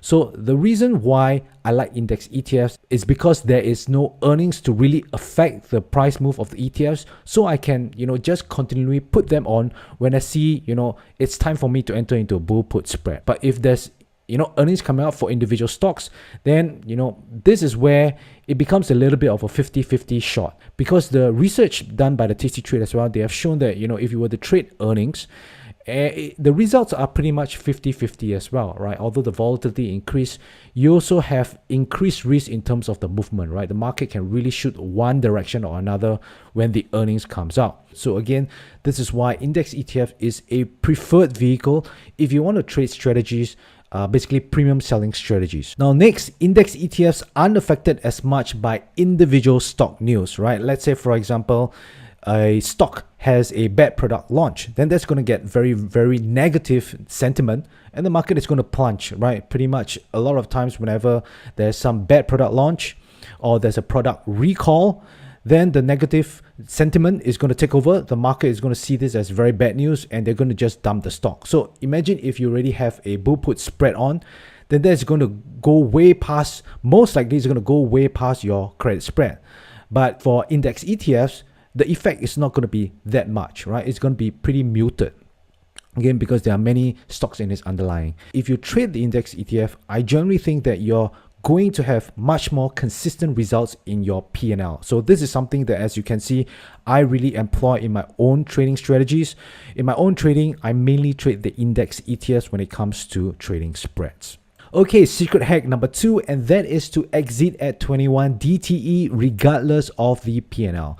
So exiting at 21 DTE is a study that is already done by the Tasty Trade team, and they have already shown that exiting at 21 DTE is much more superior than if you were to exit at expiration. But for some reason, many people still want to hold all the way to expiration because they think that by holding to expiration, you can actually realize the maximum profit of the spread, right? I mean, why would you want to take it off early when you could hold it for slightly longer and then you can realize, the max profit of the trade, right? So it doesn't make sense straight away just by exiting at 21 days, right? So here's the thing, right? Why do you want to exit at 21 DT? So again, the Tasty Trade team have already done all this research, and this research is over numerous years, right? So they have many data points on this. There are many trades.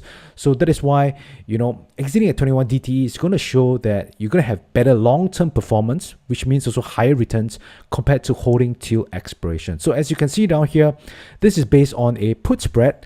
And although the win rate is higher for holding to expiration, which makes sense, right? Because you hold it longer instead of cutting off earlier.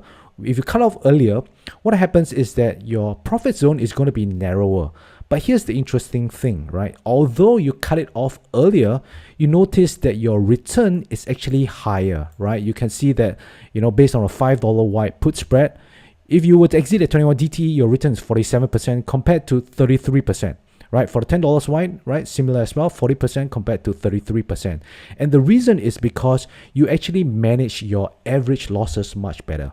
When you exit at 21 DTE, what happens is that you're actually cutting those losses which would have actually, become a max loser at expiration. Well, you cut it short, right? You cut it much shorter so that, you can see that the losses are much more smaller compared to if you were to hold all the way to expiration.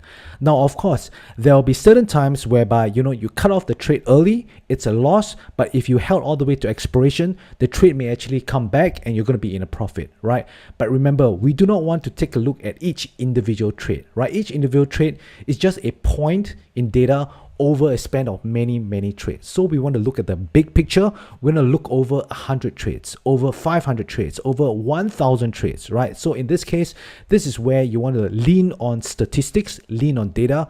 And as you can see down here, this is the statistics or a study already done by them. And you can see if they were to manage at 21 DTE compared to, holding to expiration over the long term, right? Over a decade long, right? In this case, this study is from 2006 to I think around 2020 or something like that. You can see that 21 DTE eventually outperforms the holding to expiration, right? And even though, let's say for example, they do end up with very similar results, what you will notice is that the volatility in your P&L is going to be much lesser, right? P&L in your volatility means the swing in your P&L, right? The last thing you want, right? Let's say for example, this is your P&L volatility. This is in terms of dollar, and this is in terms of number of trades. So if, for example, you're going to have a P&L that goes like this, it's going to be so volatile, right? At one time, you're going to be profiting that much. After that, you're going to drop so much. And after that, you're going to make so much again. Compared to, you have a much more smoother P&L over the end of the day that reach your end goal, right? Which would you prefer, right? For me, because we are all humans, and a lot of times, many of us cannot avoid looking at your P&L when you're actually trading it. You could actually get affected by it, right? And when you're affected by it, that's where it will affect your decision. And that's where many of the times it will lead to wrong decisions. So when it comes to trading especially, we want to be as mechanical as possible and not, try and be discretionary, right? The last thing you want is be too discretionary, and then it's going to be very difficult for you to, have a proper, determination of whether you're going to do well in the future or not, right? So as you can see, the studies have already shown that 21 DTE exiting is going to have a better performance than holding to expiration. Right, so it significantly reduced the risk of early assignment as well, because there's always a chance that if you have any options that's in the money, right? Let's say, for example, you put on a bull put spread, right, -1 put and +1 put, and let's say, for example, the market actually goes down here, and you're hoping that the market would come back up, right? Now, what happens is if there's very few days left to expiration, right? Let's say maybe there is 7 days to expiration. Well, this is the time where there's always a possibility for you to get a sign. And if you're going to get a sign, it's going to get very messy, right? Because imagine this, if the market goes down and before the market has a chance to actually recover, you're actually assigned. So all of a sudden, you do not have, one short put. Instead, what you have is 100 shares. So what's going to happen? 100 shares means that you have to fulfill this obligation in terms of our capital. And if you do not have the capital, then this is where you're going to get into margin call. The broker is going to call you and it's going to get very messy. So this is why it's much more better in terms of objectivity to just exit at 21 DT. Remember, we are going to have some losers as well as, we're going to have winners. Most of the time, yes, if we are going to put on, let's say, a 30 delta put spread, then the win rate is going to be 70%, right? But that also means that 30% of the time you're going to lose money. So you do not want to force a winner for every single trade that you put on. Next, it keeps your trading mechanical instead of being discretionary, which can lead to analysis paralysis, right? So how many times have you actually put on a trade and just wonder, should I hold on to it? Should I exit it? Is this P&L enough? Is this P&L too little? So to avoid all that stuff, exiting at 21 DT just makes it mechanical, and you just lean on the fact that the research has already been done. The statistics have already been proven that you can actually get better results than holding to expiration. So just lean on that. Now, you might be asking, if we were to exit at 21 DTE, right? Let's say, for example, if you put on at 45 days and you were to exit it at 21 DTE, that would mean that you're effectively holding it for only 24 days, right? So if that's the case, why not just trade a shorter DTE and hold to expiration, right? Basically just hold the 24 DTE all the way to expiration, trade this DTE instead of putting on 45 days and exiting at 21 DTE. So that is a very good question, and in fact this is a question that the Tasty Trade team actually gets a lot. So that is why they have already done a study on this, right? So they did a study to compare trading short duration versus exiting at 21 DTE. So you can see the blue line down here shows that you enter at 45 DTE and you exit at 21 DTE, and the gray line down here is where you basically just hold to 24 DTE all the way to expiration. So in terms of holding the number of days, the trade is the same.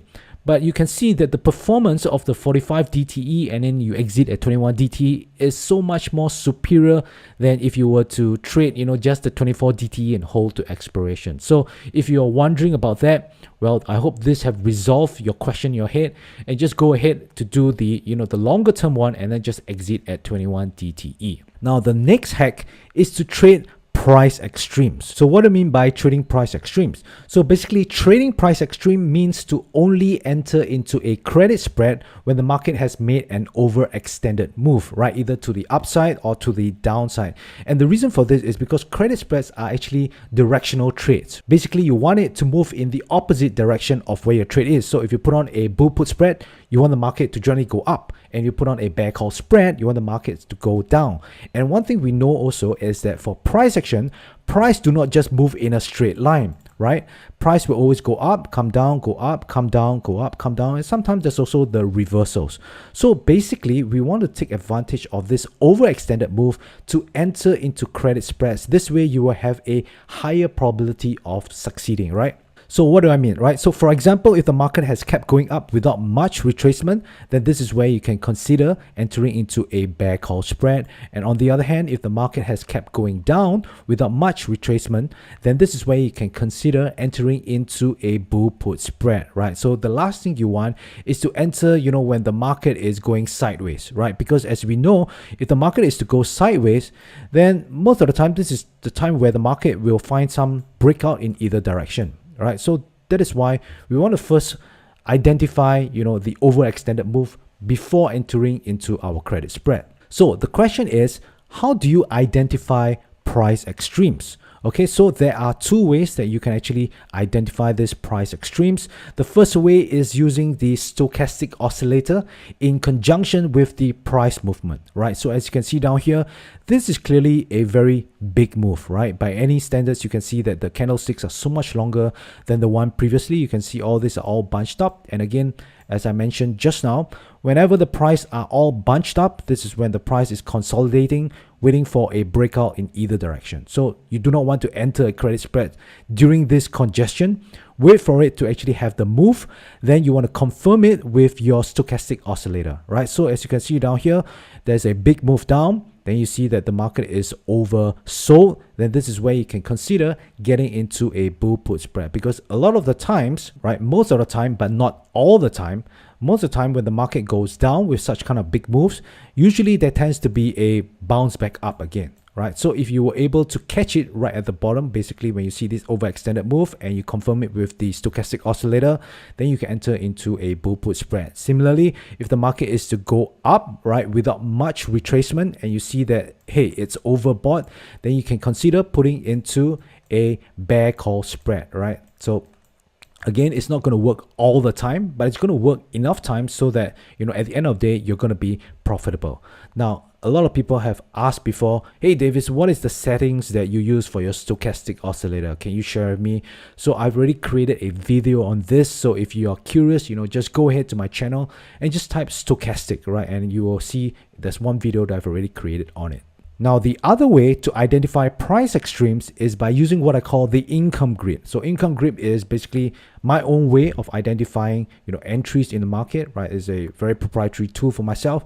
So basically what I'll do is I'll just draw these lines in the underlying that I want to trade. And I just want to see, you know, how much movement that it has made, right? Basically, I'm looking for the price movement to break through, you know, all these levels, right? So all these lines I consider levels. So if it breaks through many levels without much retracement, then that is where I would see it as being overextended, because most of the time a normal market movement would be bouncing back and forth, right? You can see down here it bounced back and forth within the different levels. So this is what I call, you know, generally this is a normal movement, right? So a movement where it's overextended is where it will go through all this level without much retracement, and then this is where you can consider getting into a credit spread, right? So if the market moves all the way up, you can consider getting into a bear call spread, and then if the market goes all the way down, you can get into a bull put spread. And in fact, this is a trade that I actually got in, right? I got into the short put version, not the put spread, and I actually created a video on this as well, right? Where I talk about how I use the income grid to find overextended moves, right? This kind of opportunities, and then just enter into the trade. So if you're curious, you know, about that video, you can go ahead again to my channel and just search for that. Okay, secret hack number 4, and that is stagger entries. Now, this is something that I don't hear that many people talk about. In fact, I haven't seen any video on YouTube that people talk about staggering entries. And basically what it is that if you have enough capital to trade more than one credit spread, now instead of entering all positions at one place, instead what you want to do is stagger your entries as the market continues going up or down, right? So I'm going to give you an example here. So for example, let's say you have enough capital to trade 2 bull put spreads. So instead of entering both at one time, what you want to do is you just enter one of them first, right? So let's say it's a 5-point wide spread, right? Let's say it's a 5-point wide bull put spread, and then you are receiving $1.50 for your credit. So if you receive $1.50 in terms of credit, right, what it leaves is $3.50 in terms of risk per put credit spread. So what it means is that your max risk per credit spread, per put spread, is $350. So let's say, for example, your risk per trade is actually $700, right? You can risk $700 on each trade.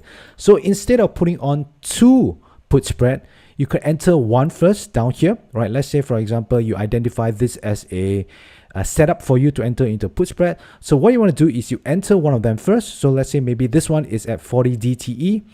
And then as the market goes down again, what you want to do is enter into another put spread. So right now, you already have your risk allocated, right? Because you have decided, hey, you want to risk $700. Now you have $700 for these two combined.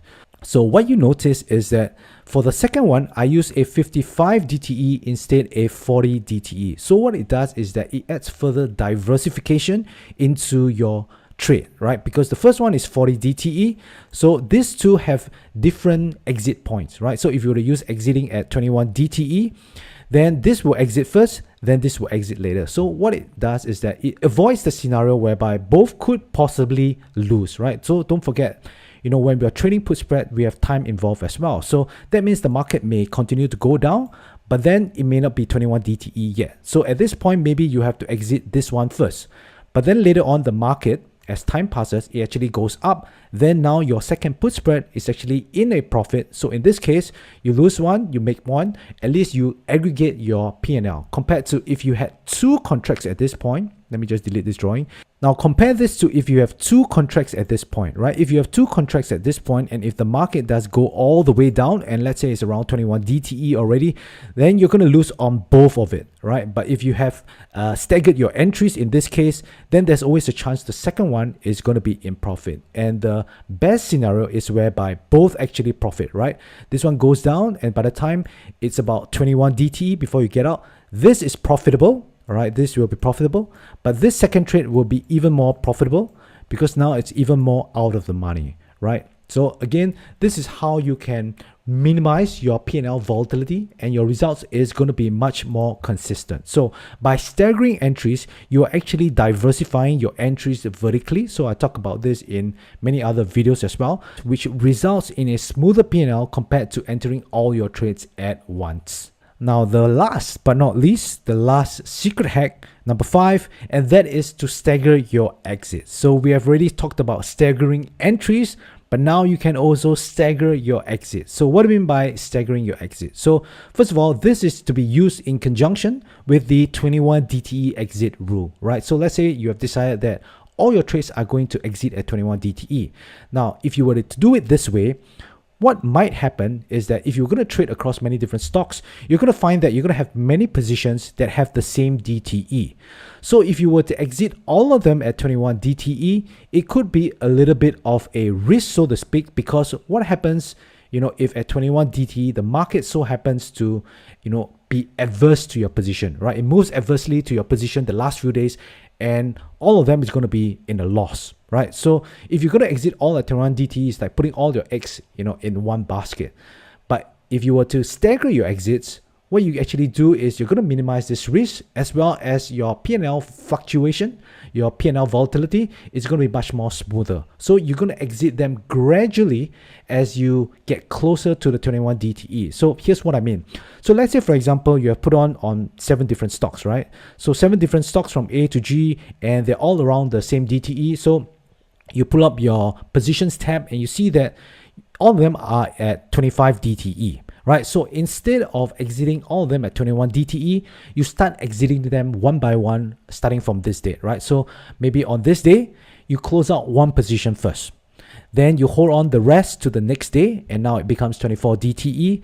Then you close out the next one, right? Then you hold on the rest for another day. Then again, there's 23 DTE left. You close out that position. And again, you hold on to another day, 22 DTE. You close out that, so on and so forth, right? So gradually, what you're going to do is that you're going to close the position slowly over time. And what it does is that it actually captures, your P&L at different stages, at different points in time, right? So maybe had you all closed out at 21 DTE, it could have been all at a loss, right? If it's all at 20 DTE. But because you have actually closed out one earlier, this could have captured some profit first. And then this one, maybe again, it's much more profitable. Then you're going to cap, much more profits down here. But then later, the market starts to take a downturn, right? Assuming all these are put spread, by the way. Then down here, maybe it's going to start to make slightly less money. And then down here, maybe you start to have, start to lose money again. Then down here again, maybe you start to lose money. Then the market goes back up again. It starts going to make money again. And then the market, really recovers. And then you're going to make more profits down here. By the way, all this are all dollar signs. Some people have mentioned, David, stop drawing the dollar sign. I know I should stop doing that. But hey, this is a way for me to show profits, right? So basically, when you stagger your exits, what you're going to notice is that you're going to have a much more smoother P&L, and this is also going to lead you to a much more consistent P&L, right? So this is not entries, this is exits, right? So this is what I personally do as well, especially, I manage anywhere from 10 to 20 sometimes when the market gets very volatile. And this is where, I want to stagger my exits. So this way, I do not get all caught out at one point. Now, of course, if you're lucky, right, at 21 DTE, it could be the highest point of your P&L. But you cannot guarantee that for every time you exit at 21 DTE. So that is why instead of putting all your eggs in one basket, just gradually exit them, and over time you will see that you have a smoother P&L, and you will definitely have much more consistent results because of this. Question 2 is from Anthony Akiri. So his question is how I manage a losing credit spread that is past 21 days. So again, very good question. So if you've been following my channel for quite some time now, then you would know that I don't really like to hold my positions past 21 DTE. And the main reason is that exiting at 21 DTE will always yield a better long-term results than holding to expiration, right? So as you can see down here, this is the studies done by the Tasty Trade. This is for the put spread. And as you can see, if you hold to expiration, right, your performance and your average loss is going to be much worse than if you were to exit it at 21 DTE, right? So as you can see down here, the annual return for exiting at 21 DTE is much better, and your losses is controlled much better as well. So that is why, I don't really like to hold past 21 DTE. Now, if you still insist on holding past 21 DTE, then there are two options that you can choose. Well, first of all is if the spread is out of the money, at the money, or in the money by a little bit, but the price is nearer to where your short strike is, then you can choose to roll out to a further DTE, extending the life of the trade. So for example, if this is the price, and let's say if the price is either here, right, this is out of the money, O, this is at the money, A, and then this is in the money. So I would say in the money slightly, where it's closer to where this short put is in the money. So during this time, at any point, you are still able to roll out to a further date for a credit, right? So this is how you can extend the life, and hopefully if the market goes back up, you still can make on the trade. Now, one thing to understand is that if you roll out to a further DTE, what you're essentially doing is closing out the existing trade. So you will actually be closing out the existing trade for a loss, and then you put on a new trade. So now this new trade will have a lower probability because right now it's closer to where the market is, but you will have a what do you call a higher premium compared to the previous one, right? But if you net it off both together, basically in a way, what you're doing is that you're just slightly reducing the risk on the overall trade, and you hope the market goes back up. But if the market still continues to go down, then you will still have to sustain losses on this trade. So remember, there is no way for us to avoid losses, right? You will have winners, you have losses as well, and this is just part and parcel of trading. What you just need to know is that, again, over the long term, if you go according to the proper mechanics, then you can still be profitable. Now, what if it's deeper in the money, where it's now closer to where your long put strike is down here, right? If it's closer to where it is and you still insist on holding past 21 DTE, then there really is not much you can do, right? The only thing that you can do is still hold on to the spread, and in which case you will actually risk getting assigned, because right now this short put is in the money, and as time passes, the extrinsic value down here will slowly start to decrease. This is where you could get assigned on your short put, and you end up with 100 shares, and if you do not have the funds, then guess what? You may get a margin call. So what again I do suggest is that you might want to just exit at 21 DTE, take that loss, move on to the next trade, right? So Enrico says, hi Davis, I have prepared several programs to check for potential assignment risk. I assume that if there are fewer than 21 days until expiration and the extrinsic value is less than 50 cents, it is better to close the position. Some argue that the danger only occurs in the last week, but I was assigned at 14 days to expiration. I believe there's no sure way to avoid assignment. Theoretically, every short option can be assigned. The folks at Tasty Trade suggest rolling the position at 21 DTE. However, I think it might be better to let the extrinsic value decrease and maintain the position, especially if the option is at the money or out of the money. What are your thoughts? So Enrico, this is a very, very good question. And this question has got to do with assignments. All right, so here's my answer. Firstly, you are right, and as mentioned in many of my assignment videos on my channel, the biggest risk of early assignment is when your extrinsic value is very little, right? So it does not really have that much to do with the time left, because if you have very little extrinsic value, let's say for example you only have 10 cents left in extrinsic value on your short option, but there is still 100 or more days left in the option lifespan, guess what? Then you can still get assigned, right? Because there's no longer any incentive for the option buyer to hold on to the trade. And second thing is, yes, there's no sure way to avoid assignment, but you can reduce the risk of early assignment. So that is why the Tasty Trade actually suggested to roll at 21 DTE, because over the long run, 21 DTE still get a better performance, as I showed, in the earlier slides. And at the same time, most of the time at 21 DTE, there should be some extrinsic value left, so that the chances of getting early assigned is not that high. But again, it really depends on how deep in the money that short option is. If it's very deep in the money, then again, no matter how long the time is and there's very little extrinsic value, you're still going to get assigned. Now secondly, as for holding past 21 DTE if it's out of the money or at the money, yes, you could do that, right? Because I can certainly understand where you're coming from. Because after all, your spread could be still out of the money, right? So there's no real reason to panic, and you can just let the extrinsic value, just decay slowly over time. But the bigger question and more important question you have to ask is whether does it actually give you a better long-term result. So again, as you can see down here, these are the statistics study already done by the Tasty Trade team, right, for spreads as well for iron condors. You can see that 21 DTE is much more superior in the performance than holding all the way to expiration.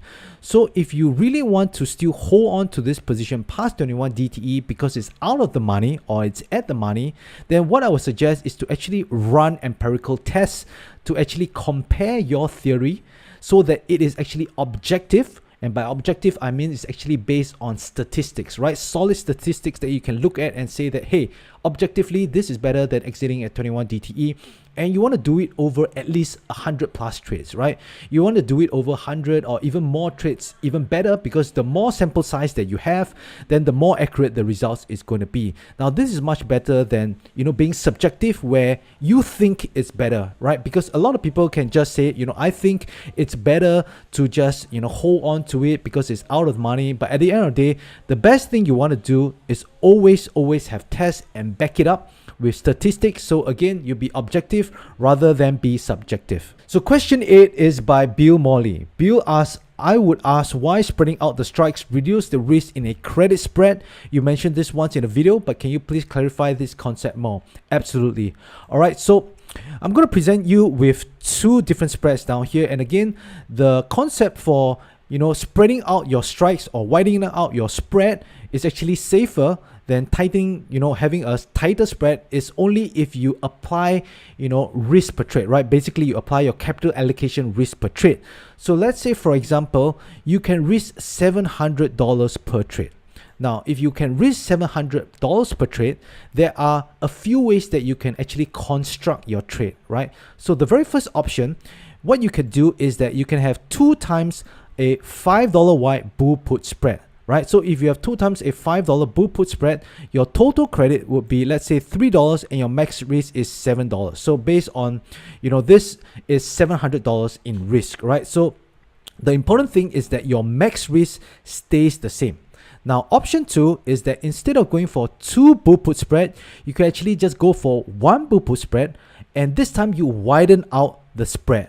Right, so if you widen out the spread, and let's say for example this is a $9 wide bull put spread, you receive a total credit of $2, which means to say your max risk is $7. And again, your max risk is now $700. So when it comes to total risk per trade, they are both the same, right? Because equally, they are both $700. Now, in terms of which one is riskier, we now have to take a look at where, the max risk is going to be hit at expiration, where depending on where the market goes, right? So for example, now you have the 2 times $5 wide bull put spread down here, where your long option is somewhere at 177.5. So if the market comes down here and it closes at expiration, how much do you lose for this spread? Well, basically you lose everything, right? Because you have risked $700 for it and it's already gone past your long put option. you're going to lose $700. Now, what if, for example, it closes at the same place, but this time you have the $9 spread? Now, for the $9 spread, you do not actually lose the max risk, right? You do not lose the full $700. In fact, you lose lesser than that. And the reason is because it did not hit the max risk, right? Your max risk is all the way past this long put down here. So since it did not go past this long put, you do not actually lose as much as compared to, having two bull put spread with tighter spreads. So that is why I say that, if you widen out this width, it's actually less riskier than you have, tighter spread for this bull put spread. So which one is better? Again, this is a trade-off. So the trade-off is that for the $5 white bull put spread, if you have two contracts of that, you have more credit. That means you get a higher return. But then again, it's easier for you to hit the max loss. Whereas for the $9 white, you get lesser credit, but it's much harder for you to lose, the max risk. So again, which one you want to go for? It's really up to you. Which one you want to prioritize? You want to prioritize a higher return? Then you go for the one with 2 times $5 white bull put spread. If you want to prioritize, your risk management, whereby you want a spread that is less riskier, you do not hit your max risk that easily, then you want to go for the 1 times $9 white bull put spread. So hopefully, Bill, this has answered your question. So question number 9 is by Joshua Logan. So Joshua, I know you have, asked quite a number of questions, and I only can pick one. So I picked this one because it's the closest one that is related to spreads, right? So your question is, hey Davis, thanks so much for asking. You are my go-to for everything options. Not only do you make it funny, you explain the concepts really, really well. Thank you, Joshua, for that very, very kind word. I really appreciate you. I've done a handful of 45 to 60 DTE, but the premium is low. I must be picking the wrong strikes. I'm doing 5 to 10 wide spreads. What is your average premium per trade? So again, this is a very, very good question. So here's my answer. So generally, I would aim for at least 20% premium on the spread width. So for example, I aim for around $1 premium for a $5 wide spread. And if you're going for, let's say, a $10 wide spread, then that would be somewhere around $2, right? So 20% of the total spread width. Now, one thing to understand is that the premium is also affected by the volatility. So in a very low volatility environment, which is roughly where we are in right now as of this recording, what you will find is that you will get lesser premium than you usually would. And in a higher volatility, you will get higher premium. So at the end of the day, you have to ask yourself, if you get only, 90 cents or 80 cents credit, do you still want to put on the trade? And if you feel that, that's not a risk you want to take, then you want to skip the trade, right? Alternatively, what you want to do is you might want to push the strikes closer to where the market is, because also the premium which you receive has got to do with how close your strikes are to where the current market price is. So for example, if this is where the current market price is and you compare two different put spreads, if this put spread down here is closer to where the current market price is, then you're definitely naturally going to get a higher credit compared to this spread down here, where it's much further away. So generally, the higher the delta of your short strike, the higher your overall premium, and the lower the delta of your short strike, the lower your overall premium. So step number 1 is to build your watch list of index ETFs and individual stocks, right? If you like only index ETFs, you can just build, a watch list out of index ETFs, or if you only prefer individual stocks, then you can do that as well. But if you've been watching my channel for some time now, then you know that my preference is more towards index ETFs, mainly because index ETFs are not as volatile as individual stocks. So here is some statistics and data by the Tasty Trade team as well. As you can see, they've already done a study on the movement of ETFs compared to stocks, right? So as you can see below, this is the standard deviation moves. So basically you can see that the ETFs tend to stay in a narrower range compared to the stocks, right? So this is ETFs. Whereas for the stocks, they actually have a much wider range. Now, when we are trading the credit spreads, ideally, we do not want the market to move that much, right? Especially if it stays somewhere in the middle. We want it to stay in the expected move or move in the opposite direction, right? So if you got your direction right, then of course, if the market moves in the opposite direction of your spread, then you're going to start to make a lot pretty quickly. That can happen in stocks, right? But if you're wrong, then you can really just blow through your spread as well. So that is why I prefer index ETFs. It's much more controlled, even though if the market moves against you, it does not move as much as compared to individual stocks. Now, step number 2 is to go through the chart of each of the underlying on your watch list to identify oversold or overbought conditions. Now, you can identify this oversold or overbought conditions by using indicators. So it will either be the stochastic oscillator or the RSI. So if you're interested in putting on the stochastic oscillator, I actually already have a video which I created to share with you, what are the settings that I put on when I put on the stochastic oscillator, right? So you can go and watch that video. I'll put the link at the top right hand corner of this video. So basically what we're trying to look out for is this oversold or overbought. So as you can see down here, this is oversold, which also suggests that the market, right, has a lesser downside than it has to the upside. Now, that is not to say that the market, once it's oversold, it won't continue to be oversold. Now, of course, there's always a chance, right? But this is just a probability game, right? If you see that the indicator is oversold, it just means, chances are that the move to the downside, there's lesser chance for it to continue moving down compared to moving up. So same thing as well. Down here, you can see that once it's oversold, we're looking for this. And on the other side, we're looking for overbought, right? So basically, when it's oversold, we're looking to put on put spreads. And then when it's overbought, we're looking to put on our call credit spread.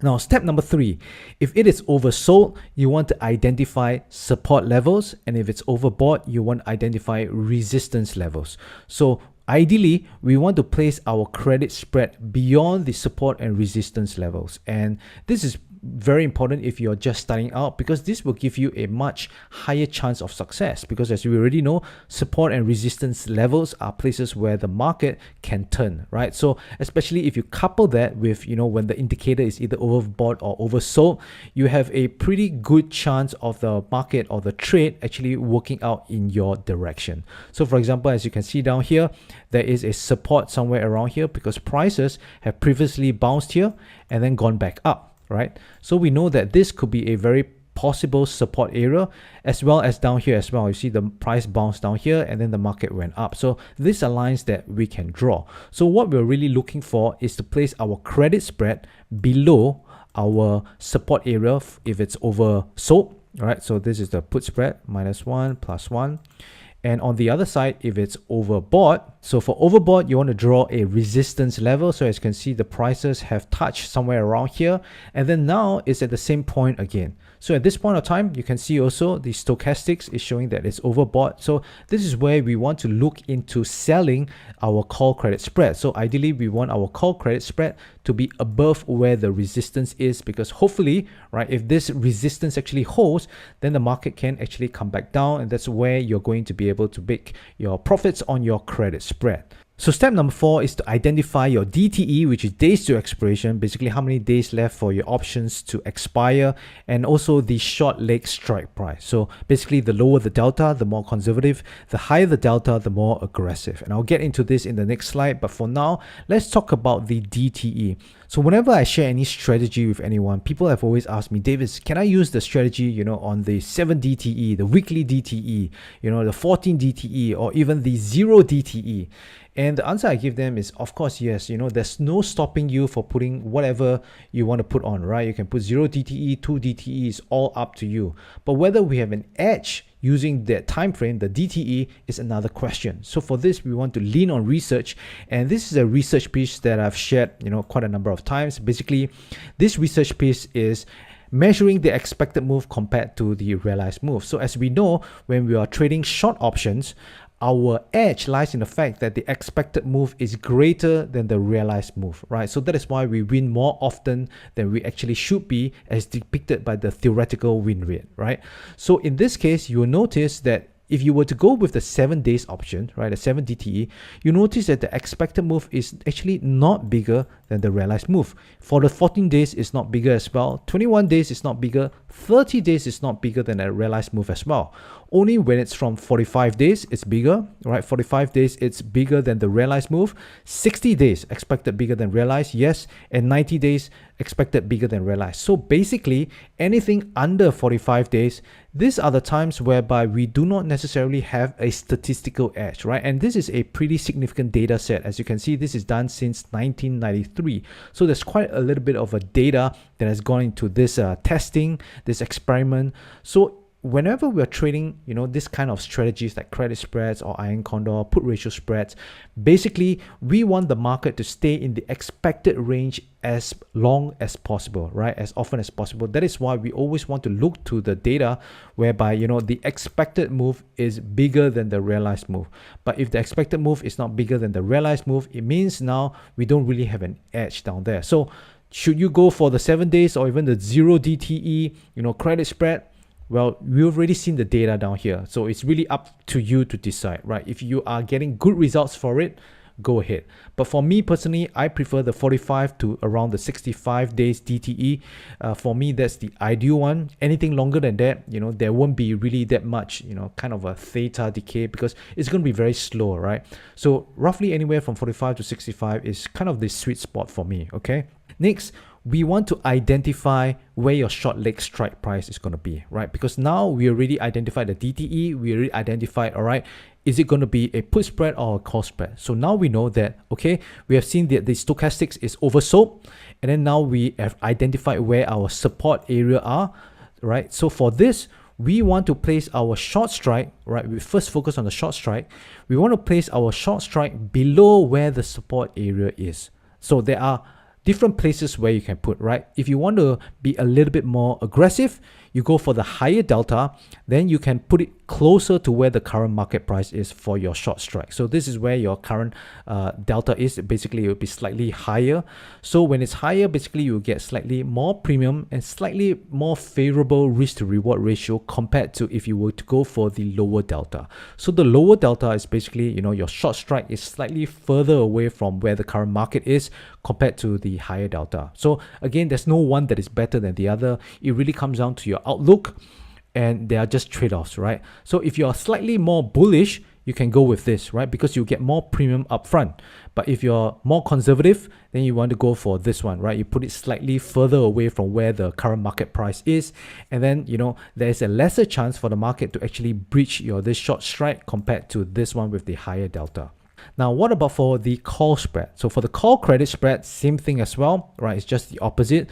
So if you want to go for slightly more aggressive take, that means you are very confident, right, that the market is going to drop after, it hits the resistance point, then you can go for the higher delta short strike for the call spread, right? You could choose one that is slightly closer to the market. If you're slightly more conservative, you can go for the one that is slightly higher. Okay, next step. Now that we have already identified where our short strike is going to be, next is where we want to define our spread with, right? So this is where we want to take into account our maximum risk that we have allocated for the trade. So this is very important.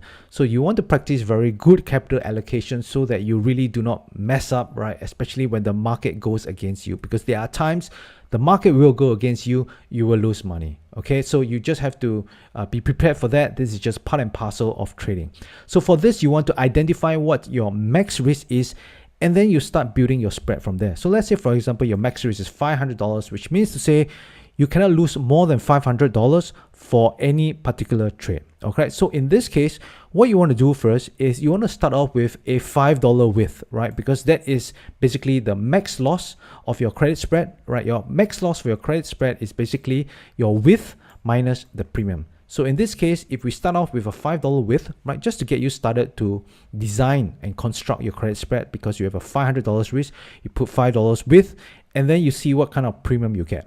Right, so in this case, you notice that your premium is $1.25. So you know that your max risk on this trade is actually $3.75, which is $375 per contract.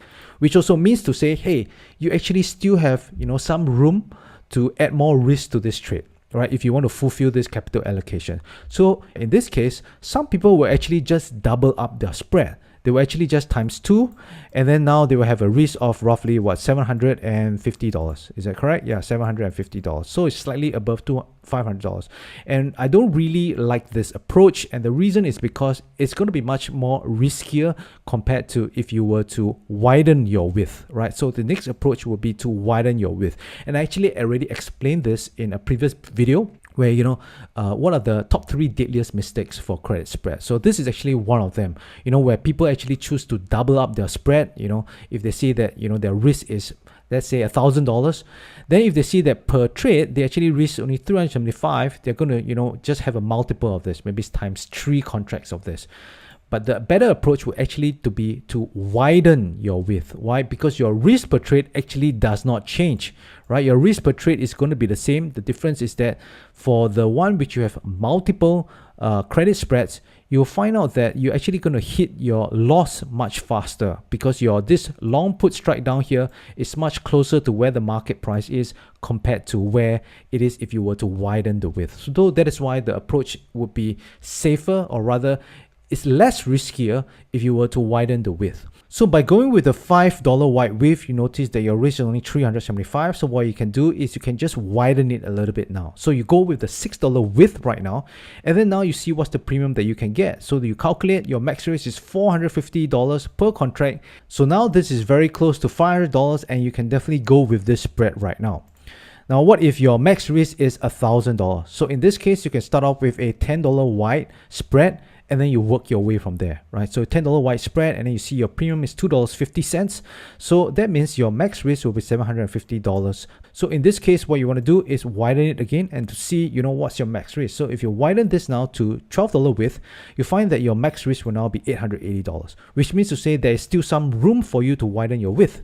So you try and widen again. Now you go for the $13 wide width, and now you see that it's $950 per contract, which means to say now it's pretty close to where your max risk per trade is, and that means you can go for one credit spread, one put spread, instead of going for $5 wide and then you times, you know, multiples of that, right? So this is for the put spread. For the credit spread, it's just the opposite, so I won't go into that. Step number 6. So now that you've already gotten your credit spread with, you know where your strikes are, it's time for you to actually enter the trade, right? So you want to place this using a limit order, and if it's not filled, you can either wait or adjust till you get filled. So how do you know whether you have a good chance of getting filled?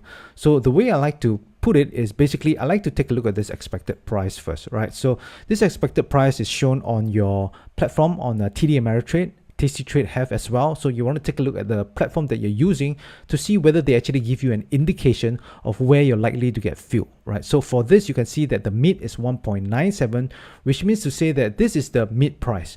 It's not the guaranteed fill price. The guaranteed fill price is down here. So when we are selling credit spreads, we want to get as much credit as possible. So usually I like to start slightly higher than where the mid price is. You know, try to test a little bit of my luck to see whether I can get filled at a higher price, because sometimes you do actually get filled when it's a little bit higher, or the market could just come to you. So generally that is why, you know, I place it around the mid price. Now, so in this case, let's say we start off at $1.99. So this is just 2 cents above the mid price.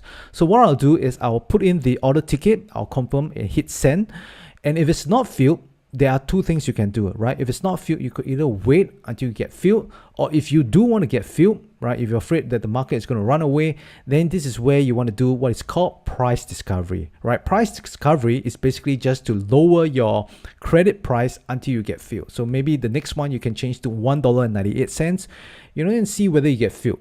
If 1.98 cents you're not filled, we change to $1.97. If it's still not filled, you move down $1.96. If it's still not filled, you go down lower. So basically you get the point, right? You just inch down bit by bit. Now, what if you're on an underlying where this spread is actually pretty big, right? This gap down here is pretty big. Maybe on the left hand side, you will see 1.5 as the natural. This is where you're guaranteed to get filled. And maybe on the right hand side is $2. So if you see this, you notice that the spread is pretty wide.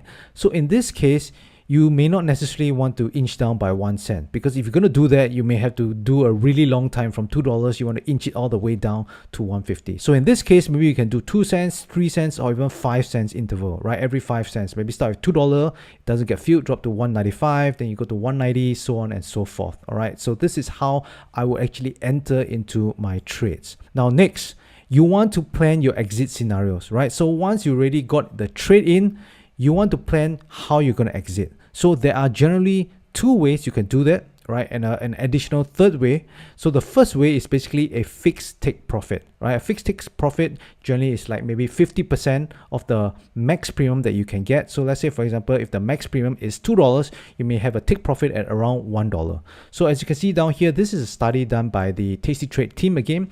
Basically, they compared if you were to hold your credit spread to expiration versus, you were to take off at a fixed percentage. So in this case, I believe they did it at 50%. You can see that the win rate is much higher if you had a take profit at 50%, right? You can see that your return is also much higher. You can see your daily P&L is higher than if you were to hold to expiration. Now, the other way is to exit your trade early, which in this sense is basically to exit at 21 DTE. So as you can see, if you were to exit at 21 DTE, your average loss is much lesser, although you have a slightly lower win rate, but your return is actually still higher than if you were to hold all the way to expiration. So when you're trading credit spreads, ideally, you do not want to hold to expiration, because if you hold to expiration, you also have the risk of early assignment, right? So it would be better if you either chose to exit, at a fixed take profit point, or to exit early at 21 DTE. Now, you might be asking which is better, right? Which one should you choose? So there really isn't one that is better. It's just that there are pros and cons. So you can see that if you were to take profit at 50%, right, you will have a high win rate, but you have no loss control, right? Your loss will be pretty similar to if you will hold to expiration. And for 21 DTE, you will have lower volatility, which means to say that you actually have, lesser average losses, but your P&L is more random. So as you can see down here as well, for the max drawdown, you can see for the holding to expiration, you notice that it's pretty same as if you're a 50% winner, right? So this is talking about, the kind of losses that you could see on your trades. So if you're one that, you don't like to see that much losses, you like a very controlled volatility in your P&L, then you want to go for exiting at 21 DTE. Now, the alternative will be just to have a combination of both, right? You can either go for 50% winner or 21 DTE, whichever comes first, right? So that means if it hits your 50% take profit, you're out of the trade. And if at 21 DTE, it doesn't hit your 50% take profit, you just get out of the trade. So this way, you kind of have like the best of both worlds. So again, there is a study done where they, show the results of all the 3 different management styles, right? Exit at 21 DTE, take profit at 50%, and the combination of both. Now, this is on the 16 delta puts, because I don't think there is a study on the put spread, or at least I couldn't find one. So for this, it's pretty similar, right? So you can see that with the combo, you can see that it's slightly below the earlier and the winner, right? But at the same time, you notice that it's also pretty controlled, your P&L, right? At times, right, you notice that your P&L is actually above winners if you were to take profit at 50%, and pretty much on par with managing earlier. So this really comes down to you. So either one of this is good as long as you do not hold to expiration. Now, you might be asking, what about stop losses, Davis? If I implement a stop loss, will it improve my performance if I were to add this, with the take profit and the exit at 21 DTE? So one thing you have to understand about the credit spread is that the credit spread already has an inbuilt stop loss in place. That is why you put on the credit spread in the first place. It is a spread, it is not a naked position, right? If you go on a naked position and you're thinking of putting a stop loss, I can understand that kind of thinking. But when it comes to a credit spread, there really is no point because it's redundant. It's like having a stop loss on top of another stop loss, right? So if you already have a credit spread, then this is where you already have your stop loss. No need to put another stop loss. Now, just in case you're wondering, what happens if you actually put a stop loss? Then the Tasty Trade team actually has already done a study on this, because apparently a lot of people have been asking about this as well. And you can see that the results, the performance is actually worse than if you were to hold it to expiration. Can you see that? So in this case, you actually might as well just hold to expiration rather than to manage your loss. That means to have a fixed cutoff point. So as you can see in this case, it doesn't really work so well when it comes to trading options, especially when it comes to trading spreads, because spreads already have an inbuilt stop loss in place. So when it comes to trading credit spreads, I don't want you to focus on having a stop loss, because there's no point, but rather focus on your max risk per trade, what you're comfortable with as the max loss for the particular spread. Then you want to exit based on either getting out at 50% of the profit or exiting at 21 DTE, or a combination of both. So guys, this is the 7-step credit spread trading plan. By the way, if you like this video, then you're absolutely going to love this next video which I have for you, so go ahead and watch that video right now. Also, if you haven't already gotten your free copy of the Options Income Blueprint, you can do so just by clicking this link down here on your screen, and you'll be able to get it for free. Alright, I will see you in the next video.